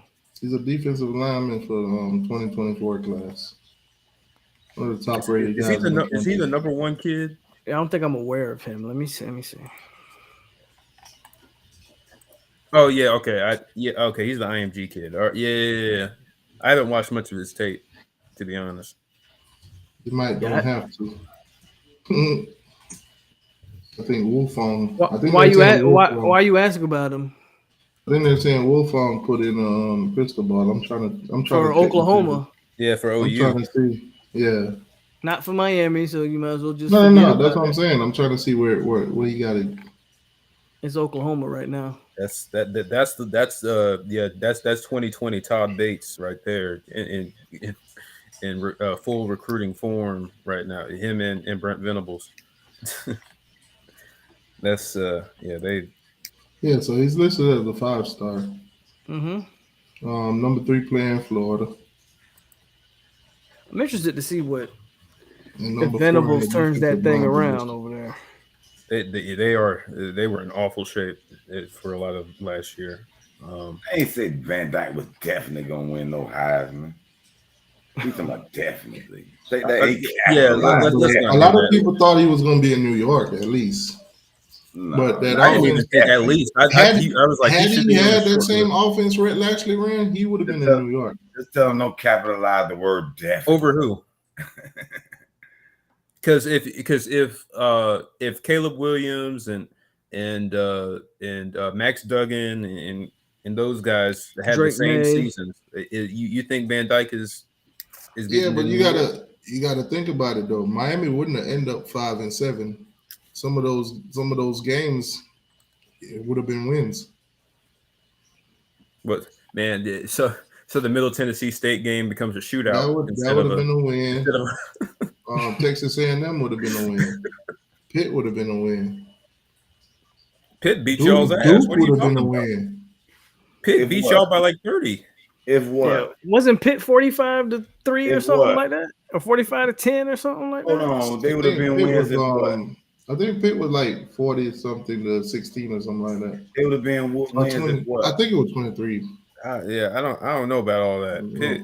But he had that same offense, we definitely would have won more games. Oh, okay, that's what you're saying. Because he thrived. I agree. I was kind of making fun of the game. So I don't think it was just a scheme though. You would have to have the same output in Rambo and Harley though. He didn't have those blankets. But he would have in that offense. He would have got Rambo wasn't a 1,000-yard receiver that. Listen, I told people in spring when Rambo caught like 4 passes in a row in that spring game. Bah. I said, boy, that boy gonna be the truth for us. Yeah. I said, he really people around talent. People in the comments talking about Brad Kaya. Y'all leave Brad Kaya alone. I'm mad with how they did Brad Kaya. Brad Kaya did it to himself partially. He left too raining, and he want to throw the ball 1,000 times. I said, man, this is a freshman quarterback, man. Let him, man. I don't know, man. Brad Kaya, I think he left a year too early. I think he could have came back a year or two. I like Brad Kaya because 58-0. That was fun. But man, that was a. Is FSU still going after that safety, Xavier? Who? Safety Xavier. Xavier, I think it's Falstein or something like that. Because I know they just predicted him to go to Florida. I think he got a Florida crystal ball, yeah. But we'll see. I know Florida State's trying out to get the top 2 safeties, Xavier and KJ Bolden. KJ Bolden gonna be a tough snatch, but they're trying. Man. Everybody wants KJ, yeah. That's an Ohio State, Georgia, and Clemson, Bama, Clemson. Georgia, Ohio State, all in on that one. So we'll see. I want him. I want Mike Matthews, and I man, if we get Mike Matthews, I'm gonna do backflips. Because we just need that big time wide receiver. I mean, we've recruited like good wide receiver, but we haven't gotten that top guy in a while. I'm gonna say it now, especially that we only got a kicker that's committed. Miami will finish with a better class than both Clemson and Florida State. I mean, sure. I mean, you guys finished with a better class than us last year. It wouldn't surprise me. That better class mess, man. I think we are. But I don't expect Clemson to recruit at that time because we don't typically do. We have 2 top 5 classes in school history, 2020 and 2021, and that was after we won 2 national championships. I don't care about. I don't really care about getting top 5. We need to get restarred after they get to college. All that star is over with. I'm glad somebody said it. But they do. I mean, I want us to stay in that top 10, 15 range. But if we're not, I'm not. If Clemson doesn't have a top 5 class, it ain't the end of the world because we don't recruit. That's not how Clemson recruits anyway. They're kind of weird about. They have a lot of. That's basically what I said though. Florida State's in the top 15 to the top 10. I am absolutely happy because I already know Whatever we miss out on, we're gonna hit that portal up. We're gonna find what we need to find. You gonna hit that Only thing I can portal. say is April 8th, Miami's top quarterback that they're going after, Aaron Nolan. He's gonna make his commitment. He's going to Ohio State. I was gonna ask you about that T2I. If he commits to Miami, not saying that he is, that'll be the domino. Cause that'll start showing the kids that we have the leader for our class. No, he's from Georgia. He reminded me of Nkosi Yeah, Player he's from again. Am I Fairburn, tripping? Georgia. He went to Langston Hughes. Yep. So if we could get him to commit to Miami, not saying he is, that'll be the basically the head of the class. And also he's the on other a quarterback visit to from, Ohio State right now, and if they offer, I think he's going to Ohio State. He's already been offered by. No, he Ohio hasn't. State. Not officially. Crystal He's on a ball, visit right now. One site says a favorite Miami to get him. Yeah, I'm looking at it right now. Ohio State already gave him an offer. He's got a gazillion offers. Is there another Nkosi Perry? He must have just posted it. No, yeah. If you look at what I'm looking at on 247, it says Ohio State no offer. Yeah, he doesn't. He's literally on a visit this weekend. He posted pictures on his Twitter. But Arkansas, Clemson, Miami, Oregon, A&M all offered. Next up is Ohio State no offer. Okay, so I'm seeing it too. It says offer no. So what is Ohio? What is it? Let me check out see who Ohio State got because at one point they had the top guy. Oh, they did they just got a commitment from a guy. I forgot what his name. So that's why they didn't offer him. Okay.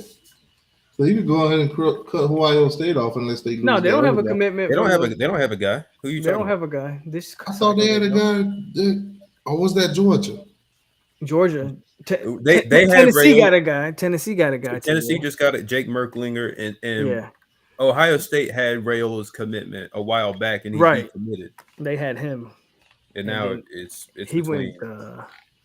I hear he's going back. I seen Georgia got a quarterback commit. But man, if Matt Rule can pull that off, that's they got a crystal ball for Rayola. Let me see. Oh, okay, yeah. I don't know. I seen his name. If Matt Rule could pull that off.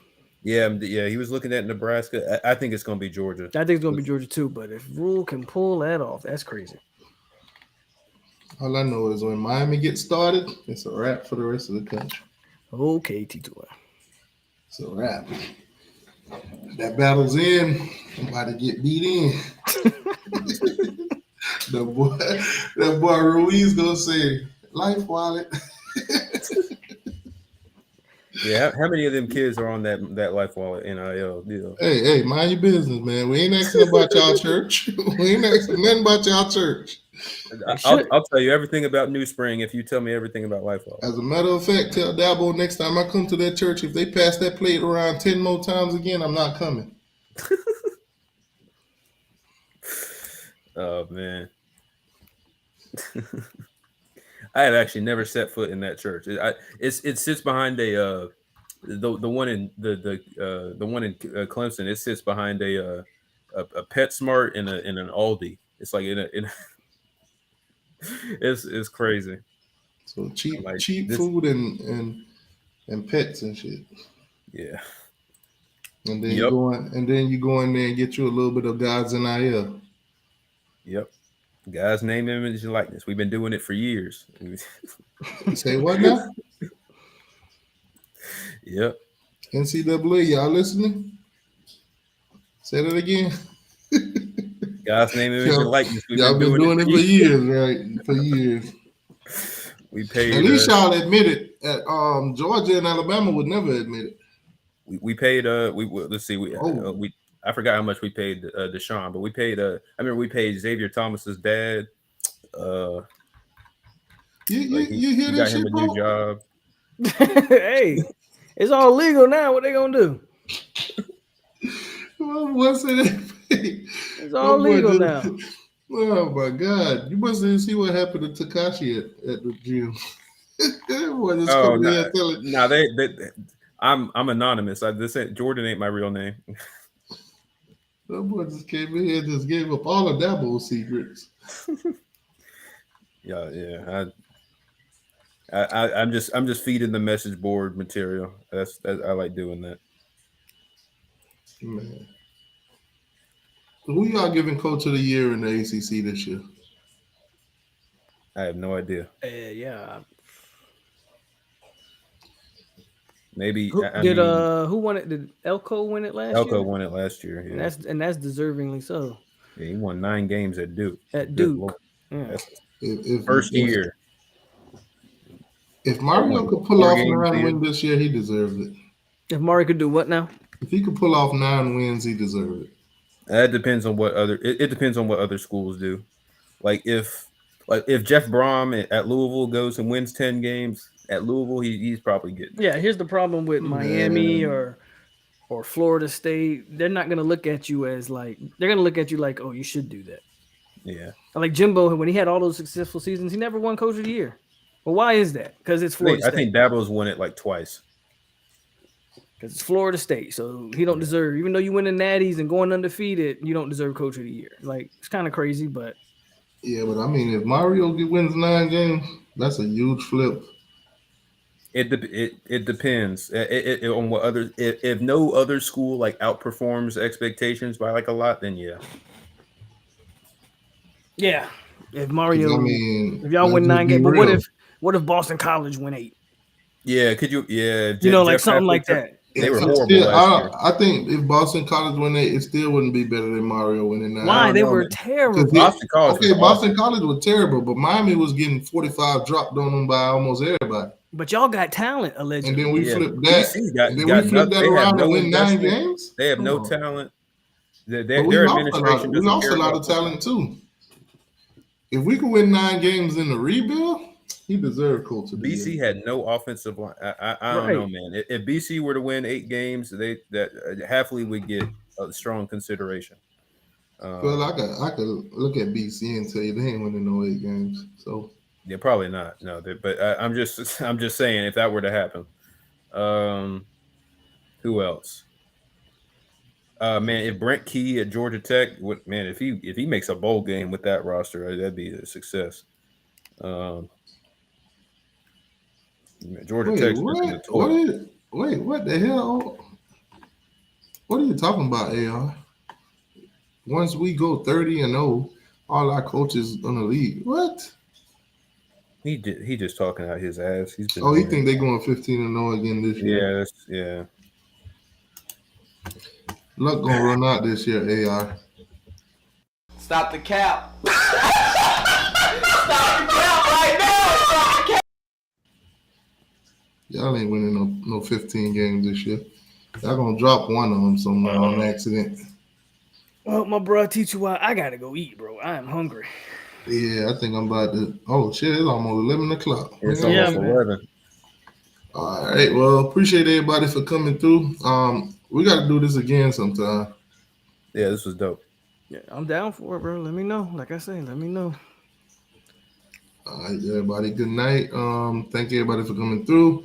Yes, sir. Make sure you guys go subscribe to 863 Seminole TV, and that's it. Good night, folks. Go Noles.